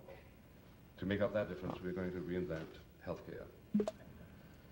Leading us to the proposition that the misinformation in which the public has indulged I just missed somebody saying, hey, I'm sure I did. I'm trying to take my eyes off the damn thing. That's what happens. My proposition is that the issue of fairness, as regularly raised by Mr. Clinton, is economically impossible. Issue of fairness. Indeed. I suspect that what brought the subject to the forefront of public discussion is the publicity given in the last few years to surrealistic executive salaries. Those of you with long memory may remember when, in 1972, presidential candidate George McGovern discovered that the president of the Ford Motor Company was being paid $400,000 per year. His indignation was such that that's a lot of money back then. To make such egregious salaries unlawful. Wow. 400 grand back in 72 translates into 1.1 million today. If you were to offer any such sum easy to the top executives of Time Warner, they would look at you and say they don't accept tips. Now, one of Mr. Clinton's reforms is philosophically incomprehensible, but highly illuminating in any attempt to understand Clintonian ideas of fairness. It is that a company may not henceforward deduct as a business expense any salary to an executive officer higher than $1 million. The notion that the company paying its president $2 million is not undergoing a business expense. God, there's just those Instagram model women. Good Lord, man, they're decide whether it is an expense worth the stockholders' money, the company's stockholders. like all they do is post stuff for it's so To disgusting. maintain that a $2 million salary is not a business expense. Be a good-looking woman too, and they just all day, every day, they post these stupid thirst trap things and just all kinds of dumb. But it is a government expense. What the hell? End argument, and if you disagree, What's your go back deal, to lady? relearn the ABCs of logic and language, and be careful in selecting what school to learn in, as Chelsea. I think I remember a time when they. Yeah, well, when I was a kid, they were $20 a carton from like my dad got. And it is, I think, worth noting Yeah, that he only paid 1.5% about $20 a the top 1% sector at the beginning of the decade was still there at the end of the decade. Others moved in, which is good to hear about a society that prides itself on opportunity. Is all of this fair? What is fairness? Well, unless you're going to take... What is fairness? Everybody should earn exactly the same thing. Fairness gives way to a democratic instrument called the market. Now, the market can, in the judgment of many who observe its allocations, act idiosyncratically. It is perfectly capable of giving Michael Jackson in 1 week more money than Ludwig van Beethoven earned in a lifetime. The market isn't interested in fairness in the way in which Mr. Clinton uses that word. That's crazy. Any more than eugenics is interested The idea of that. of beauty. The market is interested in faithful transcriptions of economic democracy. What does the voter who puts up his dollar want? Fairness has literally nothing to do with the relative value of one item over another. One economic moralist, writing 20 years ago, opined that there should never be a difference of more than 6 times the compensation between the richest and the poorest. Blacklisting, buddy. What's going on? Yeah, back on the tube. They those bastards. They hit me with a strike because when I was streaming, I've watched Bill Maher for a few minutes. And so on. It is You know, hit me with a strike for a week, dude. I couldn't post, and I can't count for 90 days either. Like, what the hell? I mean, I've never actually made a dime off any of this, but I mean, I was just about to be able to. They basically just pulled the rug out from under. But they are going to spend a night of pleasure listening to Michael Jackson, who will be $100. Or did I miss him? And they have concluded that they will Sure, I rather missed have him. the evening with I miss everybody, like I said. The same I have this unique ability to the shareholders who authorize a $20 million salary not be there in for the time. services of Bill Gates. I figure they're better off with Mr. Gates running their affairs. If I didn't have than bad $20 luck, I million wouldn't have any luck at all, as they say. It would have been worth it to IBM last year to have paid $5 billion to a successful CEO. Now, any given board of directors might be very dumb to believe a CEO is worth $2 million. That's their problem. Well, my next guest is famous for his many things: his urbane charm, his intellect, his caustic sense of humor. He's also a great debater, columnist, colorful commentator at political conventions. Ladies and gentlemen, Mr. William F. Buckley.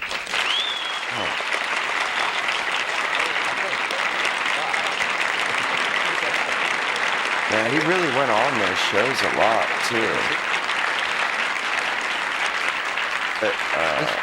What was the other guy? Murray something. We watching. You see the center table there? How it's got that trumpet stand. That's my dad has a set of Bose speakers. They look exactly. They have that same stand. It's very. That's like that studio is absolutely 60s, but. And the speakers are too, but it's just, when you look at that set, it's like, good God, what is that shag carpet and like the middle of a subject that is ugliest sort of hard to color change. ever? Would you like to join in here? Well, actually, that stuff's coming back. The really wide, he always looks like the he really just got wide out. short ties. Join in about what? He does. Well, His we're talking hair's about always. Talking about the Jewish Defense League, Especially when he gets justifications older, for he violence, starts looking even more. Violence used against violence, violence to prevent violence. Any thoughts you have on the subject would be welcome and interesting and well expressed, I'm sure. Well, I don't believe in civil disobedience. On the other hand, I sympathize with Rabbi Kahane to the what's to going the on extent there? of Blacklist. Of what I understand to be the emotional man. texture of his analysis. Yeah, man. Namely, that a lot of people who spend no time at all deploring the systematic inhumanity of the Soviet Union. They whapped me over the head. Find I feel like I got sapped down, the Soviet Union to be whap, just insufferable. blackjacked me down. I think as a matter of civil law, he is wrong. I think if he is caught at it, he should be arrested and stuck in jail. But at the same time, I think that as far as history is concerned, he may very well be making the salient point, which is the people that we nowadays drinking champagne with are engaged in what Henry Campbell of the New York Times called once a few months ago Bill Ayers and the worst assault on the human spirit in the history of mankind. So in that sense, I'm in sympathy with him. Meaning Russia. Oh, Russian. Yeah. But how about, there's a premise there that's kind of faulty. How about people who spend a great deal of time and effort not only deploring but fighting the Russian attempts and Soviet attempts at genocide and cultural... That's the dude. He's Jewish. I think he's from like Germany or something. But he was on Bill Buckley's show. I watched that one like a few days ago. Bill Buckley interviewed him. He's an actor. He was in the Defiant ones. He played sheriff, no accent whatsoever. The dude was sharp, man, and I've seen him in a few movies. He's like you and me. Excellent actor. So. And who also deplore acts of violence in this country. Something Kid. Or Kid. William F. Buckley has a knack of making you his ally. Starts with a K. I think on this point, this is a very, very vital point. I think in our day and age, when we're so busily building bridges to Moscow and everywhere else east, the whole concept of being anti-communist has become a very bad thing. Well, I put it to you, I have 4 children that I would like to see raised as good, observant, practicing Jews. Tiny hats, If man. they were ever to fall under the kind of a regime that now rules Moscow, they could not be the kinds of Jews that I would like them to be. And I put it to you, therefore, that this is at least as great a danger to the survival of the Jewish people as an Adolf Hitler was. And it's about time that we Jews began to realize that a détente at the expense of the spirit of people, not just Jews, Catholics, Greek Orthodox, Russian Orthodox. That's what they say. Is not a détente. It's That's what they say. You mean capitalists as distinguished from Catholics? Oh, Catholics. Yes. Like They're not the reason why I say that is, you listen to them from the 60s and 70s, and they're like, we really got to get a tough stance on blah, blah, blah. And they're still kind of blowing the whole victims, we're victims, we got to stand up, and it just rings so hollow today. Rings so hollow because they're like begrudgingly, clapping that the war is over. Like, geez, man, like, what the hell? Like, that's not a good way to. It's not a good look, It's not a good look. There are some Catholics that are not capitalists. And vice versa. Which ones are those? The fact of the matter is that anti-communism is not a bad thing. And I think that a great many liberals who are attempting to create peace may be just forging a Look Munich, how which big brings us to that the yarmulke. He's like an old school. He's like a '60s Ben Shapiro. Hitler is not Torquemada. I mean, and straight Torquemada up, is man. Not Stalin, and while all of them hated Jews, they hated them that's in different gotta be a fashions, fake and even beard. If you go to the great Talmudic scholars, they will tell you that in one instance they only wanted souls, in the other instance they weren't interested in souls, only in bodies, to kill and burn every last one of them, and others are interested in soil, as some Arab leaders. I mean, you cannot make these simplistic comparisons. There are no naked overseers with whips in their hands in the Soviet Union. What there is mental anguish, and cultural genocide is also murder. Yes. Also murder, and I grant you that. But it has to be fought with those kind of weapons. Come on now. I'm suspicious that we're not going to get around to talking what I was invited here to discuss. What were you invited to discuss? What was it? Obviously not. No, I know you wrote He's a column like, on motherfucker, dog I'm droppings, here which too. Please bear me out on this. Oh, yes, but I did, didn't you? I gave that They my cry out as they call them cry bullies, man. You're It's not a here cry to bully. Bipartisan treatment. You're not here to tell us. I mean, you know, and I can't say where you I've stand more or on dog less driving. always where been, you, that was not, no, I did understand. No, that you had I'm something you wanted to talk indifferent, about. man. I don't It like ties either in favor of people on Security Council either side of that conflict. But you did write such a column. Well, yes, when we come back. But we'll- man, we'll, they really do recall know what how it to was you show wanted to their discuss. ass, don't We'll be they? back after this. Mr. Buckley, I have They remembered- really do know how to show their ass. I think you want to talk something about the arms limitation talk and nuclear deal. And I wonder, how would you phrase it? Are you one of the folks who feels that the president is cozying up to the Russians too much, specifically in this case? No, I think that would be an unfortunate way to put it. I think that we are being asked to endorse pretty enthusiastically a set of arrangements Right, which though, lie dude? in the face of military and strategic prudence, and which in fact don't conform to the criteria of safety laid down by Mr. Nixon and his representatives over the last 2 or 3 years.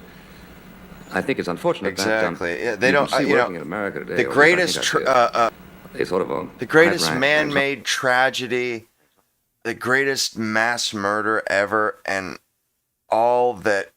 It's the key takeaway was that 6 million Jews were killed, guys. That was the key takeaway from World War II.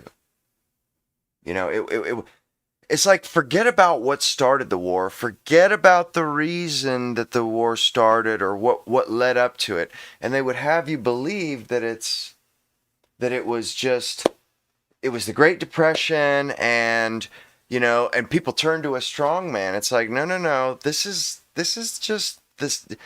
It was the byproduct of liberalism. It was the byproduct of modern liberalism. And they put a Band-Aid on it. You know, and like the Band-Aid came off again. You know, like seriously, to my mind, right now it's Weimar Republic, and I don't say that as a bad thing. Like, seems finally, people have without thrown that yoke off, that yoke of which have liberalism. historically been very Because important it's a for us. lie. And so I think that an awful lot of the arguments on the basis of which this particular treaty is being defended are arguments that tend to break down under analytical pressure. That's going to be a while before it comes to a vote. But sometime before that happens, people ought to think through to what the consequences of it are. That's a good Just point, for example, this morning, Blacklist. the papers carry a front-page report. The Secretary of Defense says, unless Congress votes to modernize our weapons, it would be better if we never signed that treaty in the first instance. Now, does he mean, therefore, if Congress doesn't vote to modernize our weapons, therefore we shouldn't ratify the treaty? This would be the logical result of a rigorous application of thought to what he said. But one fears that in the political ooze of the next few months, that will be lost.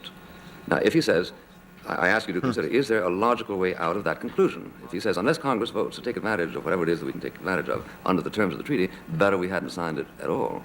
Suppose Congress says, well, we're not going to, but we're going to go ahead and ratify the treaty. Do we then have a situation in which the President of the United States urges us to ratify a treaty which his own Joint Chiefs of Staff and Secretary of the Defense did not under the circumstances recommend? This is one of the things we have to think our way through. Why would that surprise you? That kind of inconsistency happens all the time in politics. Well, because it's your life and mine. I don't mind inconsistencies between you and him, or you and me, because the results aren't necessarily apocalyptic. But I live in this country. Nixon's just the president, that's all. No, but the loophole. You know, we're not going to have discriminatory bombs that distinguish between those who backed sound policies and those who didn't back sound policies. So I think in an age in which everybody can seize, everybody can blow each other up, one has to be sort of super careful. My assumption is that, especially where the Russians are concerned, you don't take chances. But if you say we have enough to blow each other up, then you're still for more of the bombs that you're afraid of. Well, we can. This is very interesting.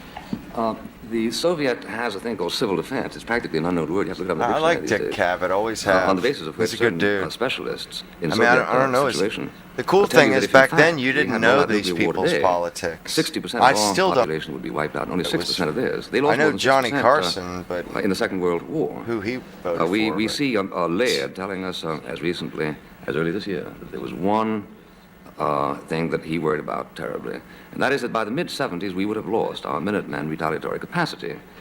This, he said, pleading for more than 4 safeguard ABM sites. Now we're going to give them up all except 2, and one of them simply to protect Washington, D.C., which I don't believe for a minute the Soviet Union would bomb, their greatest strategic ally. But in any event, in any event, you have the reading of your own specialists all of a sudden sharply contradicted over a period. Then Henry Kissinger, my friend Henry Kissinger, I'm very fond of him, 8 times in 3 briefings in Moscow, he said, now understand, the principal defense of this treaty is not the Soviet Union, to be sure. It's going to have much more than we have when we sign it. But look how much more they would have 5 years from now if we didn't sign it. At least we're going to get our quote freeze. To which I think it is appropriate to ask, why would the Soviet Union have outstripped us? I mean, don't we have people who can build more submarines? No, I haven't and done build it without more the Minutemen, mustache. silos, and so on and so forth? Where has President I Nixon don't been for the intend last to, few not years? any- Why, I mean- in the last few months of Mr. Nixon's I like term, it, you know. do we have to get told by his principal happens to be in style we had at no the moment. alternative because we had nothing a building? Why didn't he tell us 3 years ago that we would have no alternative? Is he telling us now, as a result of our stupid delinquency of the past 3.5 years, we're in a jam? If so, what is the appropriate political answer to that kind of analysis? We're in a jam. It seems to me that we are Really? being railroaded into a treaty without A, an analysis of what Nixon's own people have said about it, and without B, an examination of why we got ourselves into that jam. Do you know why? If I had the answer, I would blurt it out as quickly as I could. I don't see the point seems to be that if we're going to have a war, we're going to be in trouble. But if we're going to have peace, this treaty is better than anything that we've had up until now. I'm one of your wishy-washy liberals, I guess, who cannot think in terms of mega deaths. I find that obscene. I find it obscene to think in terms of 6% of the Russians dying or 60% of America dying. I cannot think in those terms, and I don't. It's not that I don't want to consider it, because I'm also a realist into the bargain, and that's a curse I have to bear. But I don't believe that we have an obscene preoccupation with peace. You didn't say obscene. You said something frantic or something. Mr. McCall, I don't volunteer to stand in your way if you want to execute a suicide pact. That's your business. But when you're talking about 60 million Americans, I might be one of them, my children might be one of them, the people in this room might be one of them, and I think they ought to ask themselves very solid questions. Are there circumstances under which the Soviet Union might prepare to go ahead and tolerate 6 million deaths?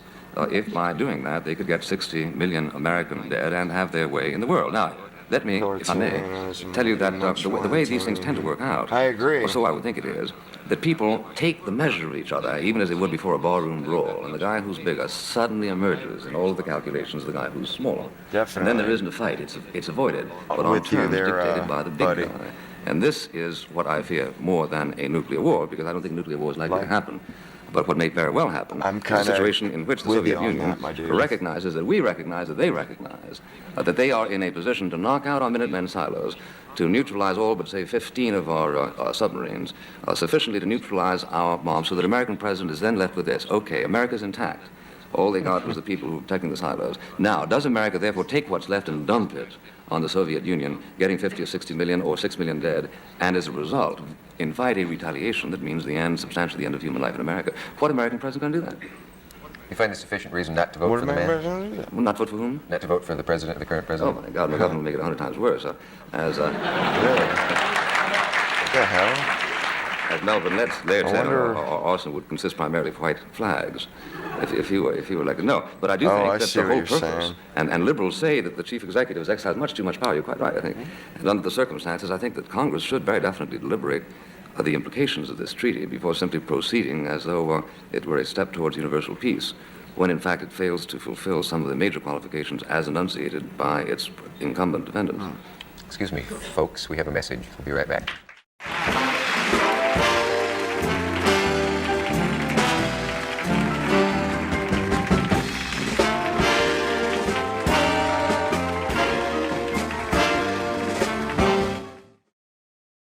Israelis and the rest of the world waiting for the release of hostages as phase 1 of a ceasefire deal begins in Gaza. Reporter Becca Koster is looking at what comes next for the hopeful end to the conflict in Gaza. Take a look. It's a weekend of great anticipation and cautious celebration here in Israel as the clock ticks down towards the hostages' release. Hundreds of thousands gathered in Hostage Square it's like a Saturday second night for what they behind. hope I don't is the even last know rally before the remaining hostages what I'm return supposed to home. do We about have that. emotions of excitement, anticipation. Yeah, they are for a very better tolerant. I mean, future. they're tolerant of that, But we also have anxiety. and they're Members tolerant of the Trump of family the. also They'll addressed the just crowd burn and their. received overwhelming thanks from the Israelis. You know what I mean? They'll just burn up. They'll literally just set fire to half of their resources. Like, is not only a moment of homecoming and relief. oh, it's a triumph of faith, of courage. I just don't. I don't even care. Just don't. Brian kicks out girl, wishes he gets. Oh, man, I can't stand watching people that are so glib and they just the way they discuss other people dying or it's just like, man, you've never even been scratched with tragedy. You know what I'm saying? Like, these are the people that they have no idea what they're talking about. They have no idea what it's like to suffer. And it just, and they're so glib and they're so outspoken. And it really, it just kind of goes to my show how awful they are.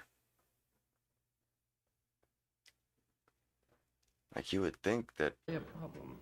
And it is because wealthy people they wouldn't be so those who were in the top 1% 12 years ago no sure about everything. And then the money the very rich acquire. There was one that I've seen through investments that caught my eye. Which are instruments through which people are continually exchanging apples for oranges. I might have missed it or something. Shirts, savings for houses, Yeah, standby. yeah, you can send me a video. Funding for Firing Line is provided by this station and other public television stations. Dow Chemical Company, the Mobil Corporation, John M. Olin Foundation Incorporated, Laurel Foundation, Atlantic Richfield, and the Friends of Firing Line. Man. I wonder, maybe I can reset it. How about that? No. Damn it. It's still lagging. Son of a bee sting, man. Hello and welcome to a special edition of Firing Line. My name is Jeff Greenfield, and no, there has not been a bloodless coup. These debates. William F. Buckley Jr. is alive, well, present, and God knows soon to be heard from. I have temporarily fled the sleazy commercialism. I hate this guy, David Susskind. Like, I honestly, I gotta watch it. I gotta see it now. Wow. Good evening. I'm David Susskind. My guest tonight is opinionated, witty, and whether you agree with him or not, fascinating. He's an His name is Gore opinionated Vidal, ass. and he's one of the sharpest observers of the world scene, and he's a staple He on was this on program. Buckley's show. We'll begin I after watched this it last week, and all he could do was playwright, talk. social commentator, and good friend. Gore Vidal Scumbag, divides man. his time between Hollywood, California, and Rome. He's here with us to deliver his annual State of the Union message. Nice to see you again. Good to see you, David. Your dream His has come true. annual I thought I'd State touch of it the around, Union. So perhaps you can handle it for both of us tonight. I don't mind that at all. I don't find anything Yeah, they are mad at the prospect. No, they're mad at the prospect that Donald Trump might actually get. He might get the credit. You're living in New York now. You're doing this new movie. And yes, he might end up being positively looked down in the history books 100 years from now. That really pisses them off. I couldn't help thinking it's time to bring Gore Vidal to the program. But it unmasks them too. I mean, my heart sinks at the thought that, a country with 225 million.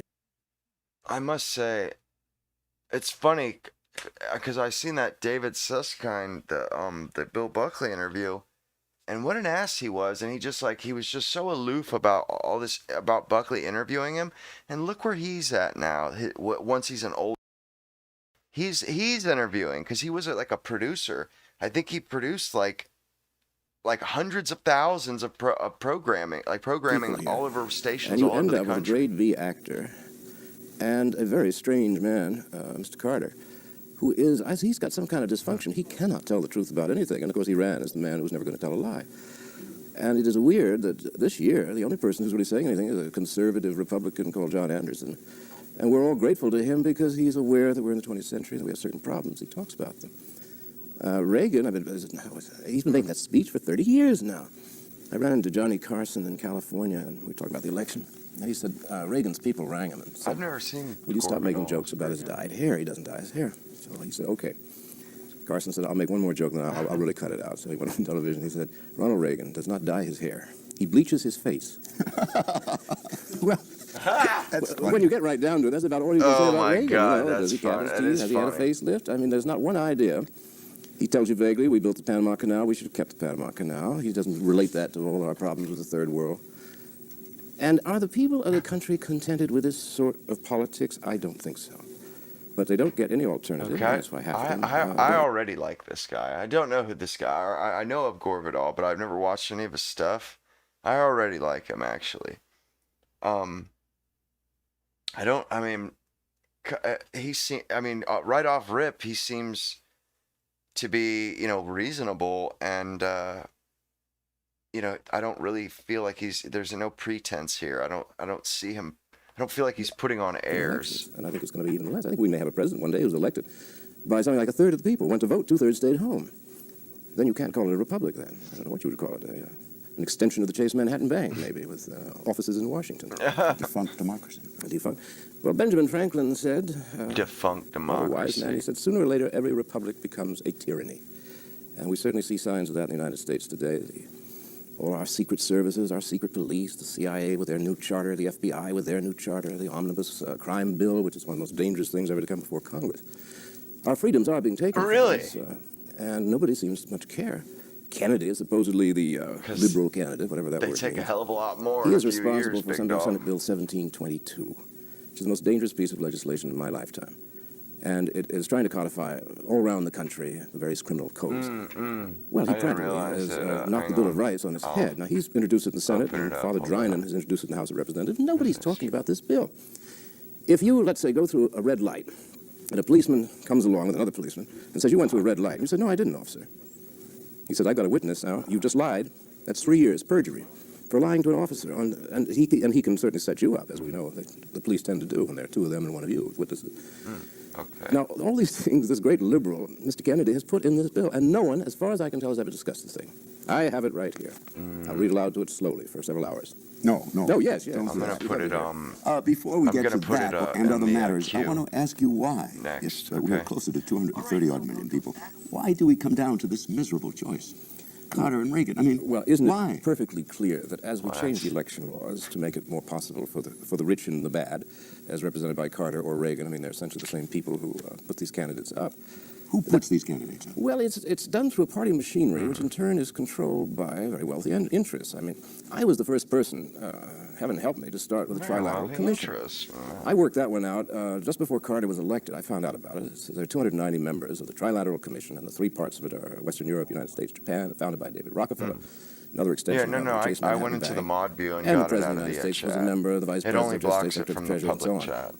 Mr. John Anderson. I'm looking at the video now. I'm Now, these are like-minded politicians who take their orders essentially from the bankers.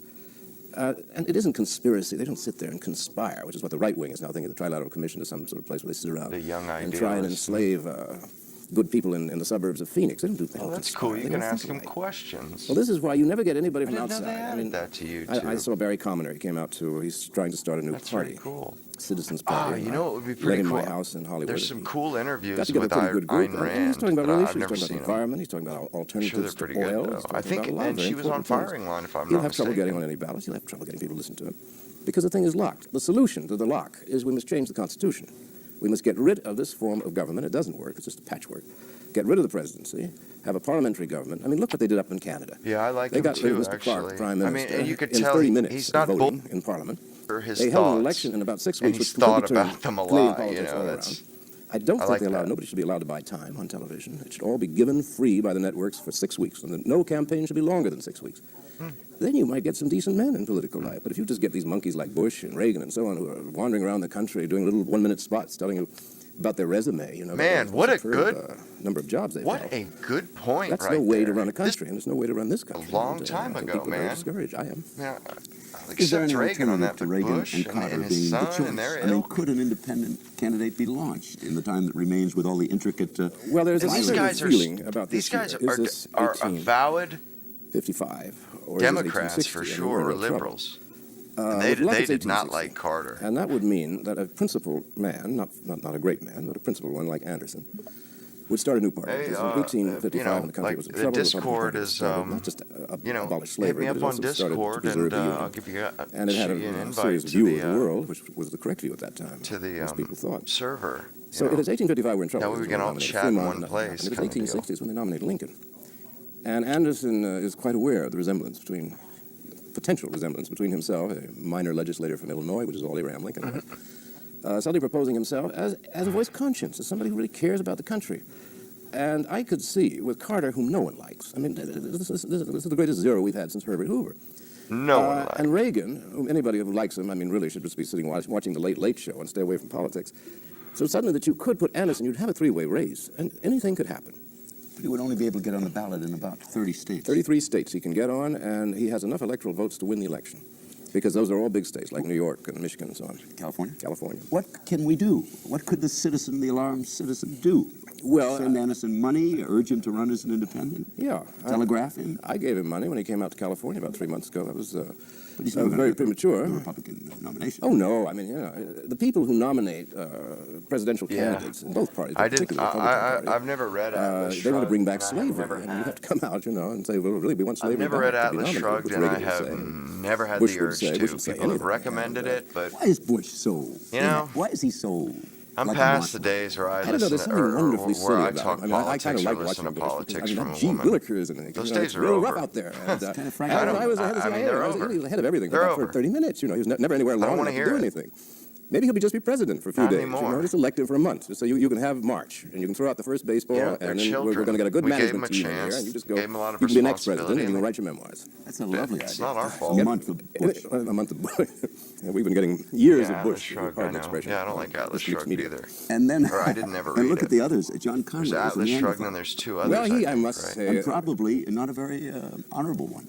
Well, I don't know. I miss him. I mean, when you saw those little it's a typical guys, female way, and that snout going for money, you could just see him, and he was like it's a female way to go for the truffles, and they go out there to put your ideas out there. That's a very feminine way. Ayn Rand to write such gratitude, like a romance novel. He must have done them. You know what I mean? Like that's. I would think that was a shrewd assessment, David. It's like she's like a Jane. But then so was the Congress. What's her name? Howard Baker. Well, genial Howard Baker was just too genial, I guess, out there. And it never seemed very clear to him or to anybody what he was doing in New Hampshire. I mean, he was so far from Tennessee. He was far from Tennessee, and he didn't look like he liked it. I like Dole quite a lot. Dole's got a sense of humor, which is... Oh, yeah, he's funny, and he's always off the issues, which I like. I mean, he doesn't even pretend to take them on. He's aiming toward a joke off in the margin. Yeah. And he should have been encouraged. Larry Presler, I'm going through the magic names, South Dakota senator. Who did not take a bribe and should be president. Yeah, well, that count alone. That count alone. I like that if they suit tried to bribe all 100 senators, wouldn't it be embarrassing if all 100 took the bribe? Then what do you do? No, they wouldn't. You eliminate the FBI, I suppose. Yes, eliminate the FBI and all of their repertoire. Yeah, man. Yeah, man. That's exactly that's such a feminine way of doing that, dude. Anything that was not plausible. You have a political doctrine or a political ideology, and you want to get it out there, and your thought is to write a romance novel? What? I mean, I get it if you're shooting for the female audience, that makes a hell of a lot of sense, but I don't think she was. I think that was like directed towards guys my age or, men. We'll be right back for more gore. More gore.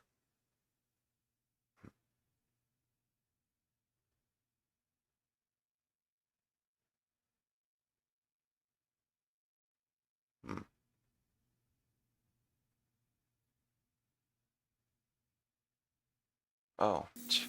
Gore, what did all the newspaper pundits mean when they kept referring to Connolly, John Connolly? My bad. I was waiting for it to come the commercial. I don't know what they meant. Obviously, their ideas of presidential are not yours and mine. I suppose it was the mane of white hair. I always had the sense, that you better, hold on to your wallet while shaking the presidential hand. I think also he has a certain resemblance to Lyndon Johnson, who was indeed president for what seemed like 100 years. And it may well be that there's nostalgia. He reminded me of Warren Harding more. And he was one of the greatest. You might want to hold on. Warren Harding. Mrs. Harding. Your wallet while you shake his hand. My grandfather was leaving the Senate, having lost an election in 1920. And he went in the Senate cloakroom to pick up his gear. He was a blind man from the age of 10. And he suddenly felt this man embraced him. He said, "Who is it?" No, I mean, And he said, "Well, I don't know it's if I just your can, old if I friend would, Warren if I would Harding, necessarily about to be agree with that. inaugurated I president. think God help us all." democracy. I mean, And gave him I a guess big hug. maybe He you're said right Harding was an awfully because nice you know man, if it's slightly beyond his if you depth. just restricted it to put your landowners, then it mind would be at like Oh, an did you hear that oligarchy, Reagan right? line? But So, nobody picked up on this. In New Hampshire, he said, I mean, any even member if of my you cabinet, had so about Lower, thousands of being people under that cloud, voted, it would still be an Carter's cabinet. oligarchy He said anyone in my cabinet would have to be beyond or the an appearance of evil. aristocracy, I guess. Now think about it. What does that mean? Really evil? Yeah. I mean, evil- not just seem to be evil, but really must be up to something awful. He means not visibly I don't know evil. what it I think is. you never know what he means. You don't know what any of them means. I mean, they really just they sort of go off like those things at Disneyland. The presidents, you know, if you ever jammed one of them. What would you think of Senator Kennedy and his campaign today? Well, I have been avant-garde with Teddy, and it was not exactly a secret that with an IQ in the middle 90s, you ought not to run for the presidency. Not that it requires enormous brains, but it certainly, if it rains, you should go in. Are you guessing about his IQ? No, I've never known him well, but I've certainly been around all that most of my life, and even his own family and friends. You know, it was, Teddy, you'll have a wonderful staff. He used to say all the time. You can hear His he's staff just didn't like prove to the be very good. And then he gets on television with Roger Mudd, and I mean, I can see why, Chappaquiddick would make anybody nervous if they're going to talk about that. But they asked him, "Why do you want to be president?" And he just couldn't think of an answer. Nobody told him. Well, it's a great country, wonderful country. Yeah, it's just a great country and all that. But why do you want to be in the White House? What have you done to deserve our votes? No, I think that's kind of a joke. He was coasting, and I think he lost the. It's a great country. He lost the election. It's a great country. We ought to save it. Nobody there. Oh, it was a stunning debate. Also, I don't know if you've ever been in the situation. May Quembe. I can imagine what it's like. I've been on television when I was a candidate, and there were certain things I didn't want to talk about. And always in the back of your mind is, that's that a one's going nice to come up. agent. I thought that was It does kind of paralyze you. And if you're on lying, but really lying, I mean, if you notice the way Nixon, who lied all the time, got very breathy toward, and it's a terrible breathy sound, which was just sheer panic, because he never knew what was going to come out of his head, nor did he know what was going to come out of the wings, and if the hook was going to come and remove him.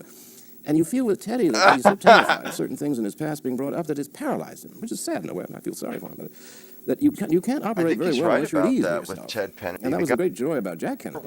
He left her to. He certainly was a great candidate and a very charming man. And Jack was just walked away from politics. Nixon, who was being worn out in the campaign of 1960, and Nixon was looking greener and greener and more like he is clever. I like him. Sleeping at night in a box, in the daytime rather. It came out at night for the television, and he was looking worse and worse. And Jack was just beaming.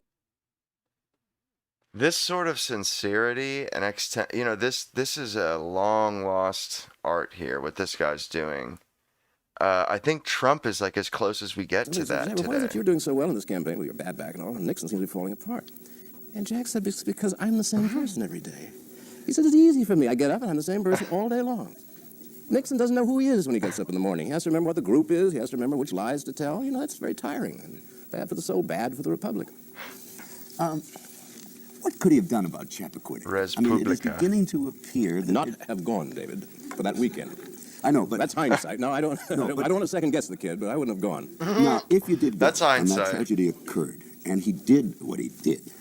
What could you say about it ever that would substantiate his candidacy today? I think he might have got away with it had he appeared presidential in other things. I think he would have been forgiven it. It looked like 15% of the vote would always have been against him for that. That was his negative rating, which has been constant. Then it's now gone up to 25%, which is impossible. If the other things had worked better, I think he could have got around it. But really? Because Gene McCarthy was a very funny man. We were talking about politics the other day in California. Gene always never did like any of the Kennedys, and he used to know Jack quite well. And he said the thing about the Kennedys, he said, Jack used to lie to you. Bobby used to tell lies about you. And Teddy tells lies about himself. Now, he said, is this a progression or not? He said, I can't figure this out because we're both Darwinians. We want to know, is the breed getting better or worse? Can't tell which. But lying is not a good policy, all in all. And our system now makes it so that everybody is misrepresenting themselves, to say the least, when they're not really indulging in great whoppers. Look at Carter. I mean, that whole UN fiasco. He was going to give it to the Israelis. And then he saw the reaction. Then he took it all back and made poor Vance carry the load. And then he ends up with both the Arabs and the Israelis angry at him. I mean, that's not good. That's why it's very good to know who you are when you get up in the morning. And I don't think Carter has a notion. I'm going to come to Carter. Right. I want to finish this Kennedy issue. What he's talking about really is, you got to learn. You must learn the lesson. Making a decision is better. Coming down on one side of a decision is better than coming down on the fence. Always. Like you're going to credit card your nutsack. It's not going to be fun. Like, they call that a bananarama in skateboarding. And given the facts, what would you have advised him at that time? They all rushed to Hyannisport to tell him what to say and do. Well, he was on the telephone for hours. Apparently, has now come to light, which was not known at the inquest. Well, I don't know. There were two lawyers, two friends of his, who were hanging around Markham, whatever the other guy's name was, and I would have said, go to the police. Say, run the car off the road. There's a girl in there. And instead, I mean, that she lived freaking for quite a time inside moderator's that car. all That's over what you. bothers people. I mean, had it's been crashed like that, and she was instantly killed, and he was thrown out in a state of shock. Well, that's okay, but the fact that she continued to live is what turns a lot of people's stomachs. And if he behaves that badly about something like that, I don't want him anywhere near the SAC bombers. I don't want him responding to the Soviet Union's, perhaps an attack on us. Now, if you could imagine yourself Burke Marshall, you are now at Hyannisport. You're saying, now look, you've got to go on television and you've got to make a speech about this whole Well, you tragedy. see, the thing about all that, what you're talking about there is, you're not talking about a democracy, my dude, or anything even close to it. When you say no curfews allowed, no restrictions on gun ownership, no military draft, no income taxes. This is a democracy, and if we want that, we get that. It doesn't matter. You know what I mean? Like, if we want to burn the Constitution, we can burn the Constitution. This is a democracy. This is the definition of it. And could always be taken out. What we get is what we want. And so then these rules you're talking about, when he said that, really, they're kind of a moot use that in point. any ad. A guy running for president, and he's saying, and then I panicked. And You show him, put the guidelines missiles up. all ready Well, to you go to just Russia. vote the guidelines And back they say, "We don't down. want him for president." Well, I would say, when in doubt, tell the truth. And if the truth is too terrible to tell, then quit. Don't continue. He could have a perfectly happy private life without being a senator or a president. It's not written in stars that this peculiar family forever hold high office. You would have had him tell the truth. Well, Now their he was dad, going I onto guess. the beach with this young lady. I was there on the beach, Unfortunately, and I was loaded, and I backed the car off the wharf, and the thing upset, and somehow I got out, and I don't know why I didn't report it sooner. And she didn't. At least that would have covered it. I mean, the lies he told her. Like, He's having bro, difficulty remembering what? them. I think this is one of the things when he's on with Roger Mudd. And you're a he's senator. So busy thinking about, now, what am I supposed What a to say when the question scumbag. comes up? That he can't concentrate on the Scumbag, man. So in a sense, it's just immobilized him. And, telling you. Do you think the public is reacting adversely for the traveling about the primary states with Mrs. Kennedy and pretending that it's a lovely marriage and everything is just roses? And I think the whole thing looks so tragic. I think people feel very sad when they watch the charade of her problems and trying to be a loyal wife. And no Nancy Reagan, she. Did you read that description Alex Coburn wrote in the Village Voice of Ronald Reagan and Nancy? Said that they really resemble Well, now, so even he's like an old even with a turtle, republic, stuff like that, little wattle neck, the, little bright eyes. they voted he for turtles, a and Caesar she's like a in very a beautiful republic. alert I mean, lizard. With her eyes you cannot fixed on save his. Every human movie beings. makes You like one of cannot those lizards, waiting for the legislate tongue to go human and beings grab the fly. From themselves. And, Like they say, I can't look at them now. wherever you go, there you'll be. It's the upstairs, same God thing help with us. us. I've never seen such undisguised This is all adoration. great thoughts to have, but you cannot legislate human behavior away. It's a fool's errand. Yawning through Ronald's. It's a waste of energy even to consider it. Speech, but they all have to look loyally at their husbands. Wouldn't it be marvelous if she really couldn't stand him very much? Why would you want to And legislate she was that acting, stuff? as she never could act as an actress. Well, she certainly cues him. You heard that the other day. She did something very funny.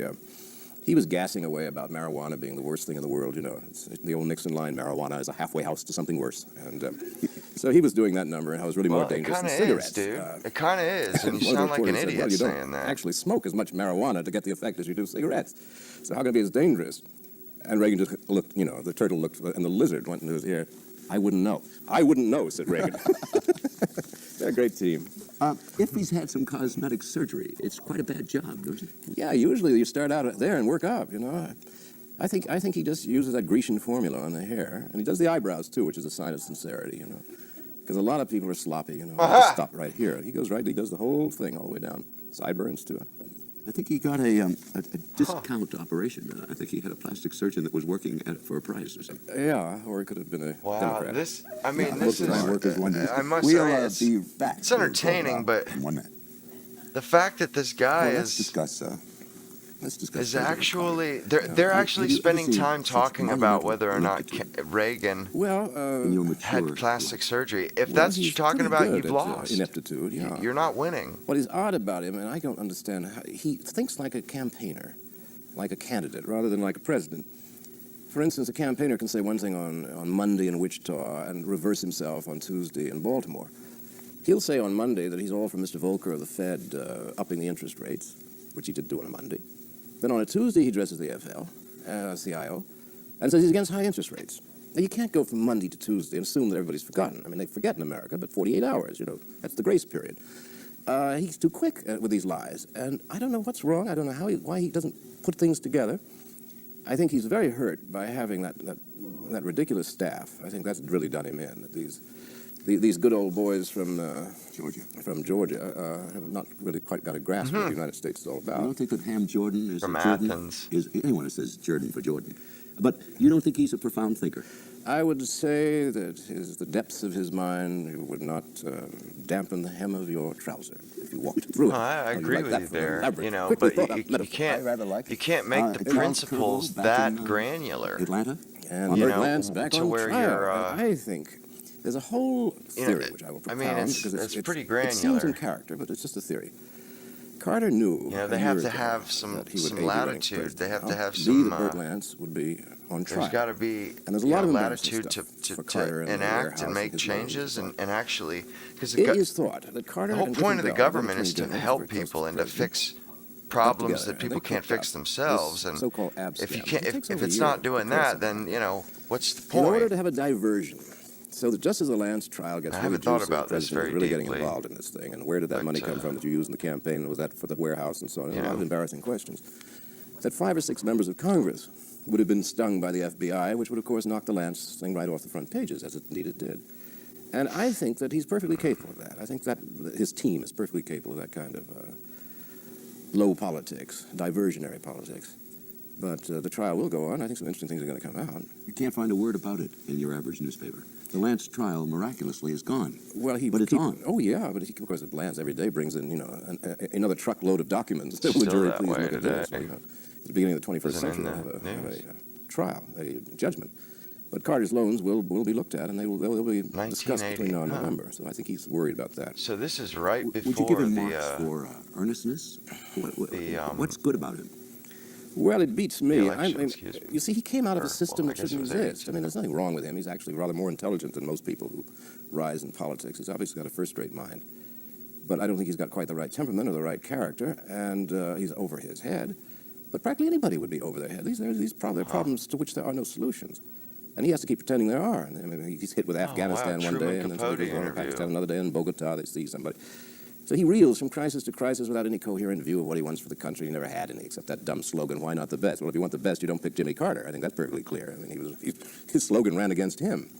He was a totally undistinguished man, and he has proved as president to be pretty undistinguished. I think that's the best and the worst you can say about him. And I don't think he's a bad man. But that system shouldn't exist like this. We should have a totally different form of government. And there is a strong movement in the country. I'm talking to a lot of people, and we're going to try to draw up a constitution, a new one. As I say, we've had 3 republics. It's time for the 4th. Our first one was a very loose arrangement, the 13 colonies, and we defeated England. The second one was from the time the Constitution was drawn in 1789 to 1860. Lincoln.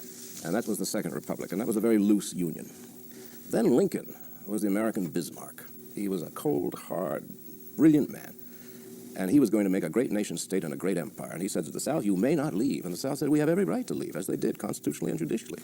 And under the law, they had every right to go. They absolutely did. He said, you're not going. He said, I have sworn an oath which is registered in heaven to preserve and defend this union. We're willing to fight it to the death. If there's to be war, you will make it on me. That's in the first inaugural. Out of that came pretty much, the Union forever, this powerful Union state, this nation state. Like, we're willing to fight to the death. Roosevelt comes and gives us the Philippines to keep you in this war. We're in the empire business. Peak 1945, when we had Franklin Roosevelt and we were world conquerors. Then, since then, the thing has come apart. Now, I think that kind of government that worked to make us a great empire is not going to make us a great civilization. And I'm very ambitious for the United States. So I'd like to see the 4th Republic and have a different form of government in which the aim would not be conquering everybody on Earth or spreading Coca-Cola in every corner of the Earth, as it be to create a civilization, create decent services for the people, decent education. We've got an educational system now where nobody knows how to read. I mean, as a writer, I feel this poignantly. There isn't going to be anyone around in 100 years to read anybody's books. That's tragic. So there's so much to be done in that area, and to listen to these politicians, where Anderson has struck a nerve when he says all they do is repeat all the old nonsense. And everybody nods. They've heard all this, atheistic, monolithic communism. Oh, wow, isn't that awful? We've got to fight them wherever they are. I just Zaire took the falls, filtering Mali off. falls, I mean, they're still trying to get us overwrought. so that the military budget can be increased. So, Yeah, of the course, Fourth but Republic is what I'm pushing. they And then we won't have like Carter as what's the head his of the name said. They always use a situation to aggrandize, the power that the government has, or to make it bigger. Oh, if you'd just give us a little bit more, we could make your life better. That's their whole. And it would be a parliamentary democracy. It would be That was a fear. The demagoguery. England, Canada, I think a bit more in Switzerland, which is more like us in a funny way, because the Swiss have 4 nationalities in a confined space, and they all sort of hate each other. And they have a cantonal system which gives them great regional diversity and spreads the power around. They elect the leading party has a council of 6 or 7 ministers or sort of a cabinet. They rotate the presidency. So each year one of them takes the job and, opens the flower show and visits the sick, and the others do the various ministries. Then they have something which is quite, we should really copy. You have a right within 30 days, the promulgation of any law in the Swiss parliament, to hold a referendum. And you can reverse parliament, which they did not long ago. They tried to increase the taxes, and they called a vote of the whole country, and the tax increase was eliminated. Yeah. That's real democracy. It would take a heap of doing to get a constitutional convention. Well, to basically, I do wish that there was more ballot measure, plebiscites, real plebiscites, about like you say, Enjoyer, like when it comes to principle type stuff, like you said, that stuff should be decided via plebiscite. It should not be decided by the senators or the aristocracy, so to speak. The people that are. I mean, that's what the Senate is. It's the patrician house of the Congress, and it shouldn't just be up to them, because really they're not us. They are not the populi. Our system of government. I mean, it would be a government changing itself. Yes, there's no parallel for that. Oh, they got governments too. They change and they're all themselves. siloed off. They don't, they're so the French, who often far removed removed as a from young and callow nation. any I always sort of remind the French struggle. that in the 200 years that we've had this republic, it's altered quite a bit, but still the same republic. They've had 5 republics, 2 empires, 2 restorations of the monarchy, all in the same 200-year period. So nations can do it if they want to. It ought not to be done frivolously, which is the French tendency.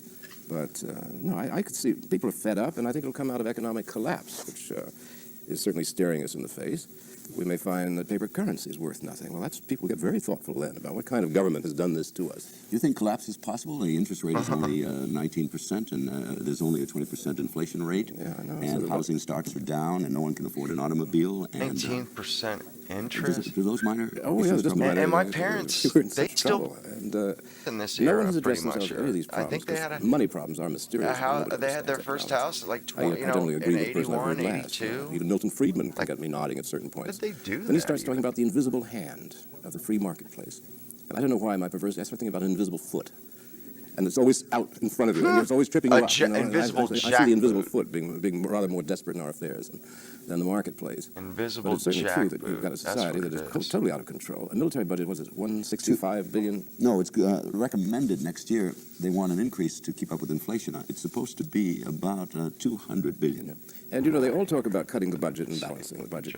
There's only about 12%. Yeah, that's what I was thinking too. He keeps talking about the weed, and it's like, dude, that's paying the interest on times change, and that's kind of what I was thinking too about, like, Enjoyer. Times change, man. What you're saying, it's sound today, but you don't know what's coming tomorrow. All the so you'd have to have Congress write laws to reverse like who foresaw the internet? Who foresaw these? Always make it look like it's budget, like it's balanced. These modern security states. Nobody could have foreseen the amount of surveillance that can be done. I mean, and it's not even being done by the government. It's being done by businesses. His usual passion for truth. He's just buying time. He won't balance it, and you certainly can't do it. And what you're talking about, if I were the president, it sounds less like freedom, and it sounds like more like, everybody just has to do it your way, kind of. That's what it sounds like to me. Like, the only government you'd be happy with is the government that, by mandate, by fiat. I mean, are more apt to be destroyed. It doesn't really sound all that appealing. The Defense Intelligence Agency, the CIA with its $6 billion income, which no senators are allowed really to study where that money goes. It's too rigid. These are all Humans, the I mean, elements in the United States and this multiple things crime bill change, that's now people facing. change, These are the things that are going opinions to take away change. our liberties. They're going to be talking Government about has to Russians be over there, and you do your equally duty as as citizens and give us more armaments. malleable And meanwhile, and we'll have a police adaptable. state. And as Benjamin Franklin said, republics become tyrannies, and we will become a tyranny, and it's so clear what's happening. And nobody addresses themselves to it in politics because that's considered cheating. Or it's considered being soft on Russia if you're not strong for the Pentagon budget, which is a lot of nonsense. We've got more than enough to destroy any country on earth many times over. Sure, it's and that's sure not what the is game's easy about, to but say that's how they make their from a money. nice, But why cushy, can you keep fooling the American public and worrying them to death? Because every poll attests to the fact that they want more money for the Pentagon, that they're fearful of the Russians. Listen, you know, I did a book called 1876. A novel took place in the year These guys, 1876. you know, they're quibbling And I had to about, write about the election of 76, which was an interesting one. Do you know that we're communism spending was too an much issue money on in the defense election and of not enough 76, money, 104 or not years enough ago? on This redistribution. is the one That's specter what they're that talking the about. American, the owners I know of who this this country David use Sutt to guy frighten the people in order to guy's- control the people. And since the Russians have And absolutely they screwed want up the communism control. once and for That's all so it is. Now is. This is legitimately all a bad just word. Nobody can look to Russia and say, well, that's a good all just alternative. It is kabuki not a good theater. alternative. They're just But you can upset certainly that look to they're not Sweden, the you can look ones to Denmark, you can look to with the West Germany, levers. which is That's fine. that's You all can it look to is. Sweden. I mean, to Switzerland. These societies are able to have national health, something that Kennedy's never been able to get through the Senate. It's going to cost too much the way he's done it. Every single one of them. Without we being a pay for tyranny, and without being a care. wasteful society, with much less inflation rate than we have, with much higher per capita income. We're number 8 in the world now. They have these things. They have a decent educational system. They have decent Because mass we transit. We have none paid of for this. it. We have the I Pentagon, mean, he wasn't. and that's where the money goes. Apparently, he And wasn't it's smart because the enough to politicians realize are totally that. corrupt. It's because the Trilateral Commission Subsidizing really all does that represent the bull. ownership of the country, which is the Chase Manhattan Bank. So, you know, which he's are talking about how investors, nice it who are is. Like, well, investors you generals, who are should. invented You the paid for it. And it's an infernal circle, and there's no way out. No way out. No, bankrupt. Probably going to be the way out. On that glorious, optimistic note, we take a 1-minute hiatus and we'll be back with more Yeah. Gore. Well, it's good. I mean, you In gotta, world politics, are we your as opinions are incredibly just, naive they're as we going to appear? change whether you like it or I not. think I wouldn't say that You the know, Vatican I- exactly my listens opinion has to our changed rumblings quite in the a United States when they want to take a fix on world Over the affairs. You know, years. I think we've tended to see everything from our point of view, what most people do, most nations do. But I don't think that we've ever understood how other countries are organized. And the Vietnam War was the most tragic series of misapprehensions. First, we didn't know what we were doing there. Secondly, we never bothered to understand what they were all about. We didn't understand that their basic enemy was China, not the West. I mean, there are a lot of things we didn't understand. And I think that one thing that always startles me is with the collapse of education in the United States, except expensive education, but for the average person, the education is a very bad system. You don't learn to read, you don't learn to write, you don't learn to add, subtract. Above all, you don't learn languages. And I would have thought that since 1945, when we became a world empire, the number 1 empire in the world, I would have thought that automatically the schools would start teaching languages. Teach them Chinese, teach them Japanese. These are allies, or potential allies, or certainly people we're going to have to do business with. Teach them Russian. They don't teach any languages. And I have thought and thought, why is the educational system so bad? And I have come to the conclusion that it's what the people who own the country want. They want conformists, they want consumers. They want obedient workers. They don't want to put any brains in those kids' heads. The kids have the brains, but they're not going to develop them. And it's just eerie. You don't go on year after year with such a terrible system. One of the reasons that I have had such a success with my historical novels was that I was able, in books like Burr in 1876, because I was interested in American history, I was able to make it interesting for people who just given up. They just thought they were going to be bored to death because they were bored in school. They were bored in school because everything they were told was untrue and had been carefully prepared by school boards to make the United States look like the land of Oz. And indeed, it certainly was not. It's an interesting country with interesting history, good points and bad points. Yeah, what I'm saying is the very fact that, I mean, I get that, you know, that's what you want, but, you know, you're not the whole body politic. You know what I'm saying? Like, and I mean, and you know, I want certain things too. We all want certain things. And it's like, you know, you can't just force that upon people. You have to bring them along. You know, you have to bring people along, and it takes time. It takes time. I would say that with an educational system this bad, we will never get a proper fix on affairs. It will be essentially an elitist country. That's what they were using against George Bush and so on, because he's obviously preppy type from Yale and so on. Background I know, since I come from the same kind of background. These people tend to run the country because nobody else ever gets to know enough. They're able to go to Exeter or to Groton and on to Yale and Harvard and so forth and so on, and they do learn the languages, and that small group does indeed run the place. But I don't think that their interests particularly coincide with that of the rest of the people. Does someone as sophisticated as you are submit himself to the conspiracy theory of history? No. I've always said about the Trilateral Commission, which is why I said it's so funny, because I began all this 5 years ago. They don't conspire. And then the right wing picked it up, and they think it was, and the far left has taken it. Now, I say they don't have to conspire because they all think alike. I mean, the president of General Motors and the president of the Chase Manhattan Bank really are not going to disagree on much of anything. I mean, they react, nor will the editor of the New York Times disagree with them. They all tend to think quite alike. Otherwise, they would not be in those jobs. So. Well, Gore, let's take some specific events of recent date. The invasion of Afghanistan by the Russians, termed by President Carter the most dangerous issue since World War II. Well, of course, that's his usual hyperbole. Not only is it not dangerous to our interests, it was one of the best things that has happened to the United States foreign policy in the last 20 years. Instead of the United States being the focus for all the hatred of the Islamic world, the Soviet Union is now sharing that hatred with us. So I would have paid the Soviet to go in. I would have sent them little messages saying, the people of Afghanistan love you. They want to be the Afghan Socialist Republic. Come in. They'll give you flowers. If I were the CIA, I'd be feeding them this kind of information. Then let them get surprised when they get there. I mean, they're going to be there for years, having various parts of their bodies cut off by enraged Afghans. I mean, do not take on an enraged Afghan. I mean, they're just bad news. So to say that this was a great disaster for us is a disaster for the Soviet Union and a great plus for us. No, he said the worst event since World War II in terms of international policy. Well, he couldn't say his own election as president, so out of modesty. All right, then he discovered a brigade of troops in Cuba.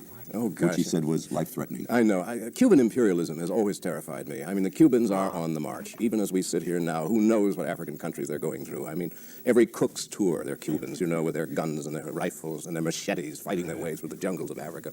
They're on the march. We've got an arm against the Cubans. Yeah, we've got enemies everywhere. You sound like Nixon. Yeah, I know. I like Nixon. Can you imitate Carter? When, for example, he is on the phone to somebody saying, tell the Shah to come here from Mexico and have an operation on us. I can't do that, but what is fascinating, I have never worked on Carter's voice because it's very difficult to do. It isn't just a southern accent. He sings. It's a strange crooning he does. It's kind of like a lullaby, and he kind of drops off at the end of the line. The emphasis is always in the wrong place, which is kind of fascinating. Now, it's like Katharine Hepburn. She always hits the wrong word. It's like how I critique. And it became quite interesting. So he croons, and he's singing to us, and he's lulling us, and he's very effective. Oh, hang on. Do you think that permission of the Shah is coming to this country to have his operation at New York Hospital was a wise thing in retrospect? In retrospect, it was not wise. And there's even chat he may be coming back for that long-needed adenoid removal or tonsillectomy or whatever it is now. Well, they won't let DeBakey operate. Well, they'll let him operate, but the chaps around the table must be Panamanians, and DeBakey says he can't do his best work. I know. Well, DeBakey, these prima donnas. I mean, you show me open heart surgery, and I'll show you a prima donna, the first degree.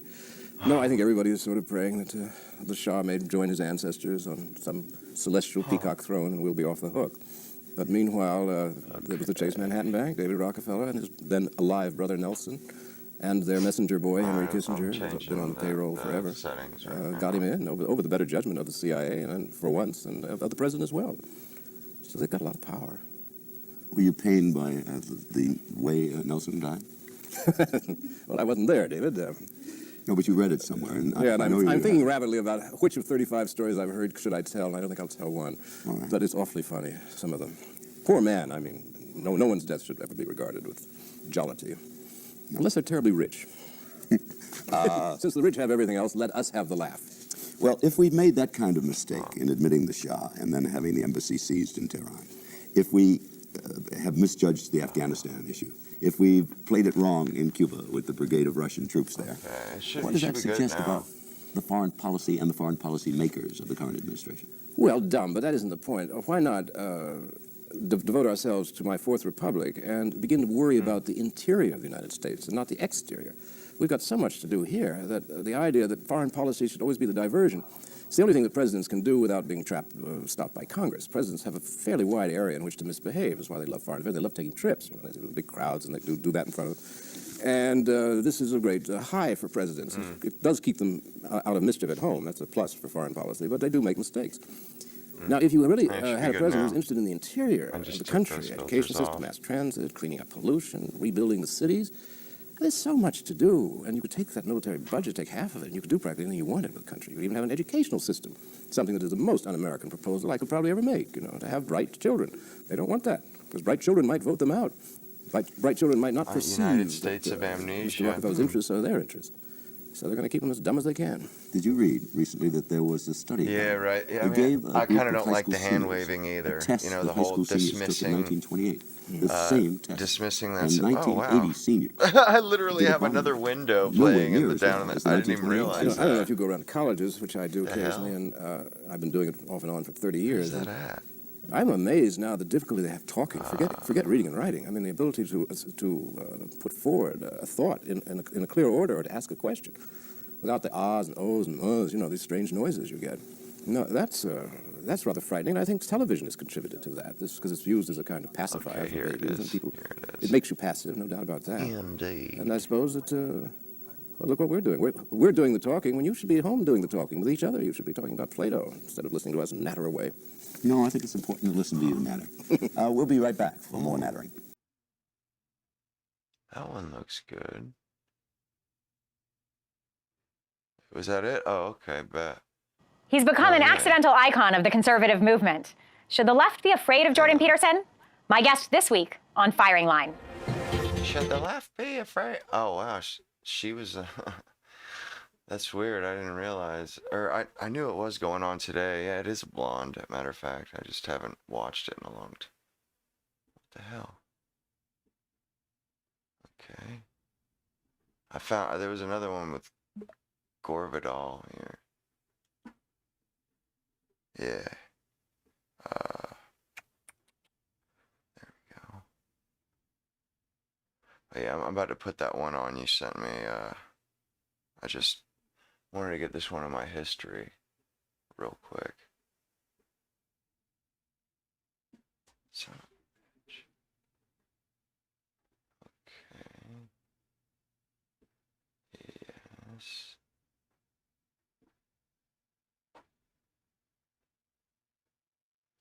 Man, this guy's... All right, so welcome back to The Young Idealist and my ongoing series on German philosophy, German idealism, and romanticism as well. Today I have a very special guest that I recently got interested in their work because of a recent new book on Stirner. So I have invited them to come and participate in this series. I'm very excited to have Dr. Wayne Bradshaw here, who's an adjunct research associate and active researcher in the College of Arts, Society, and Education. He has degrees in both English and politics. Dr. Bradshaw's primary research focus is the historical influence of radical political philosophy on trends in literature, and his first book is The Ego Made Manifest, Max Stirner, Egoism, and the...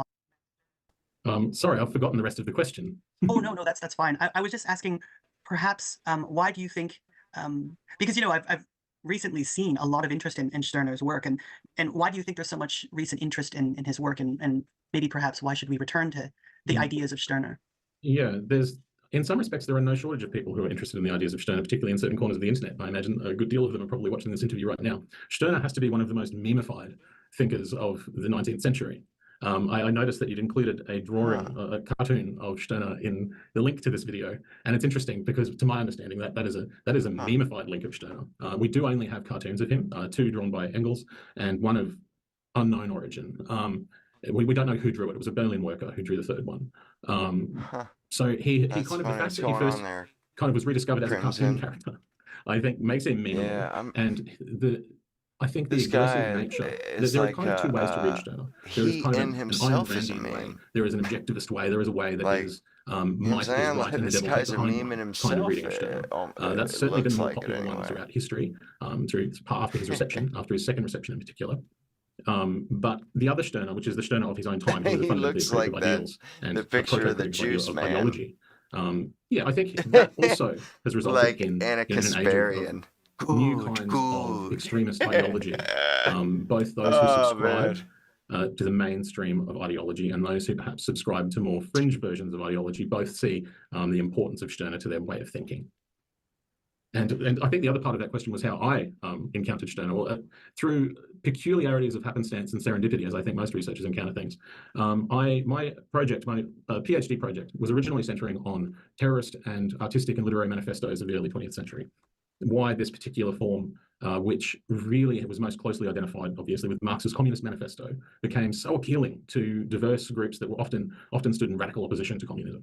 How do we get a fascist manifesto? What's happening there to produce a fascist manifesto or a Dadaist manifestos? And so I had begun reading, as one in a project like that, as one must. I began reading through Marx's catalogue prior, to try and better understand his thinking in the years preceding the development of the manifesto. And I grabbed my copy of The German Ideology from the shelf at the time, and then I popped it in and said, oh, that's right, almost every edition that was produced after a certain time has been heavily abridged. I'm going to have to go and read the whole thing. So I had the German Ideology sitting on the desk. I was at that time reading my way through Le Revue Bleu and Le Revue Blanche, hey looking man, at kind of I the get philosophical what you're works being saying produced there, by the dude, symbolists. but you know, you are a minority. I mean, you know, it's like, I mean, it's going to be hard to convince parents that they have, you know, that they have no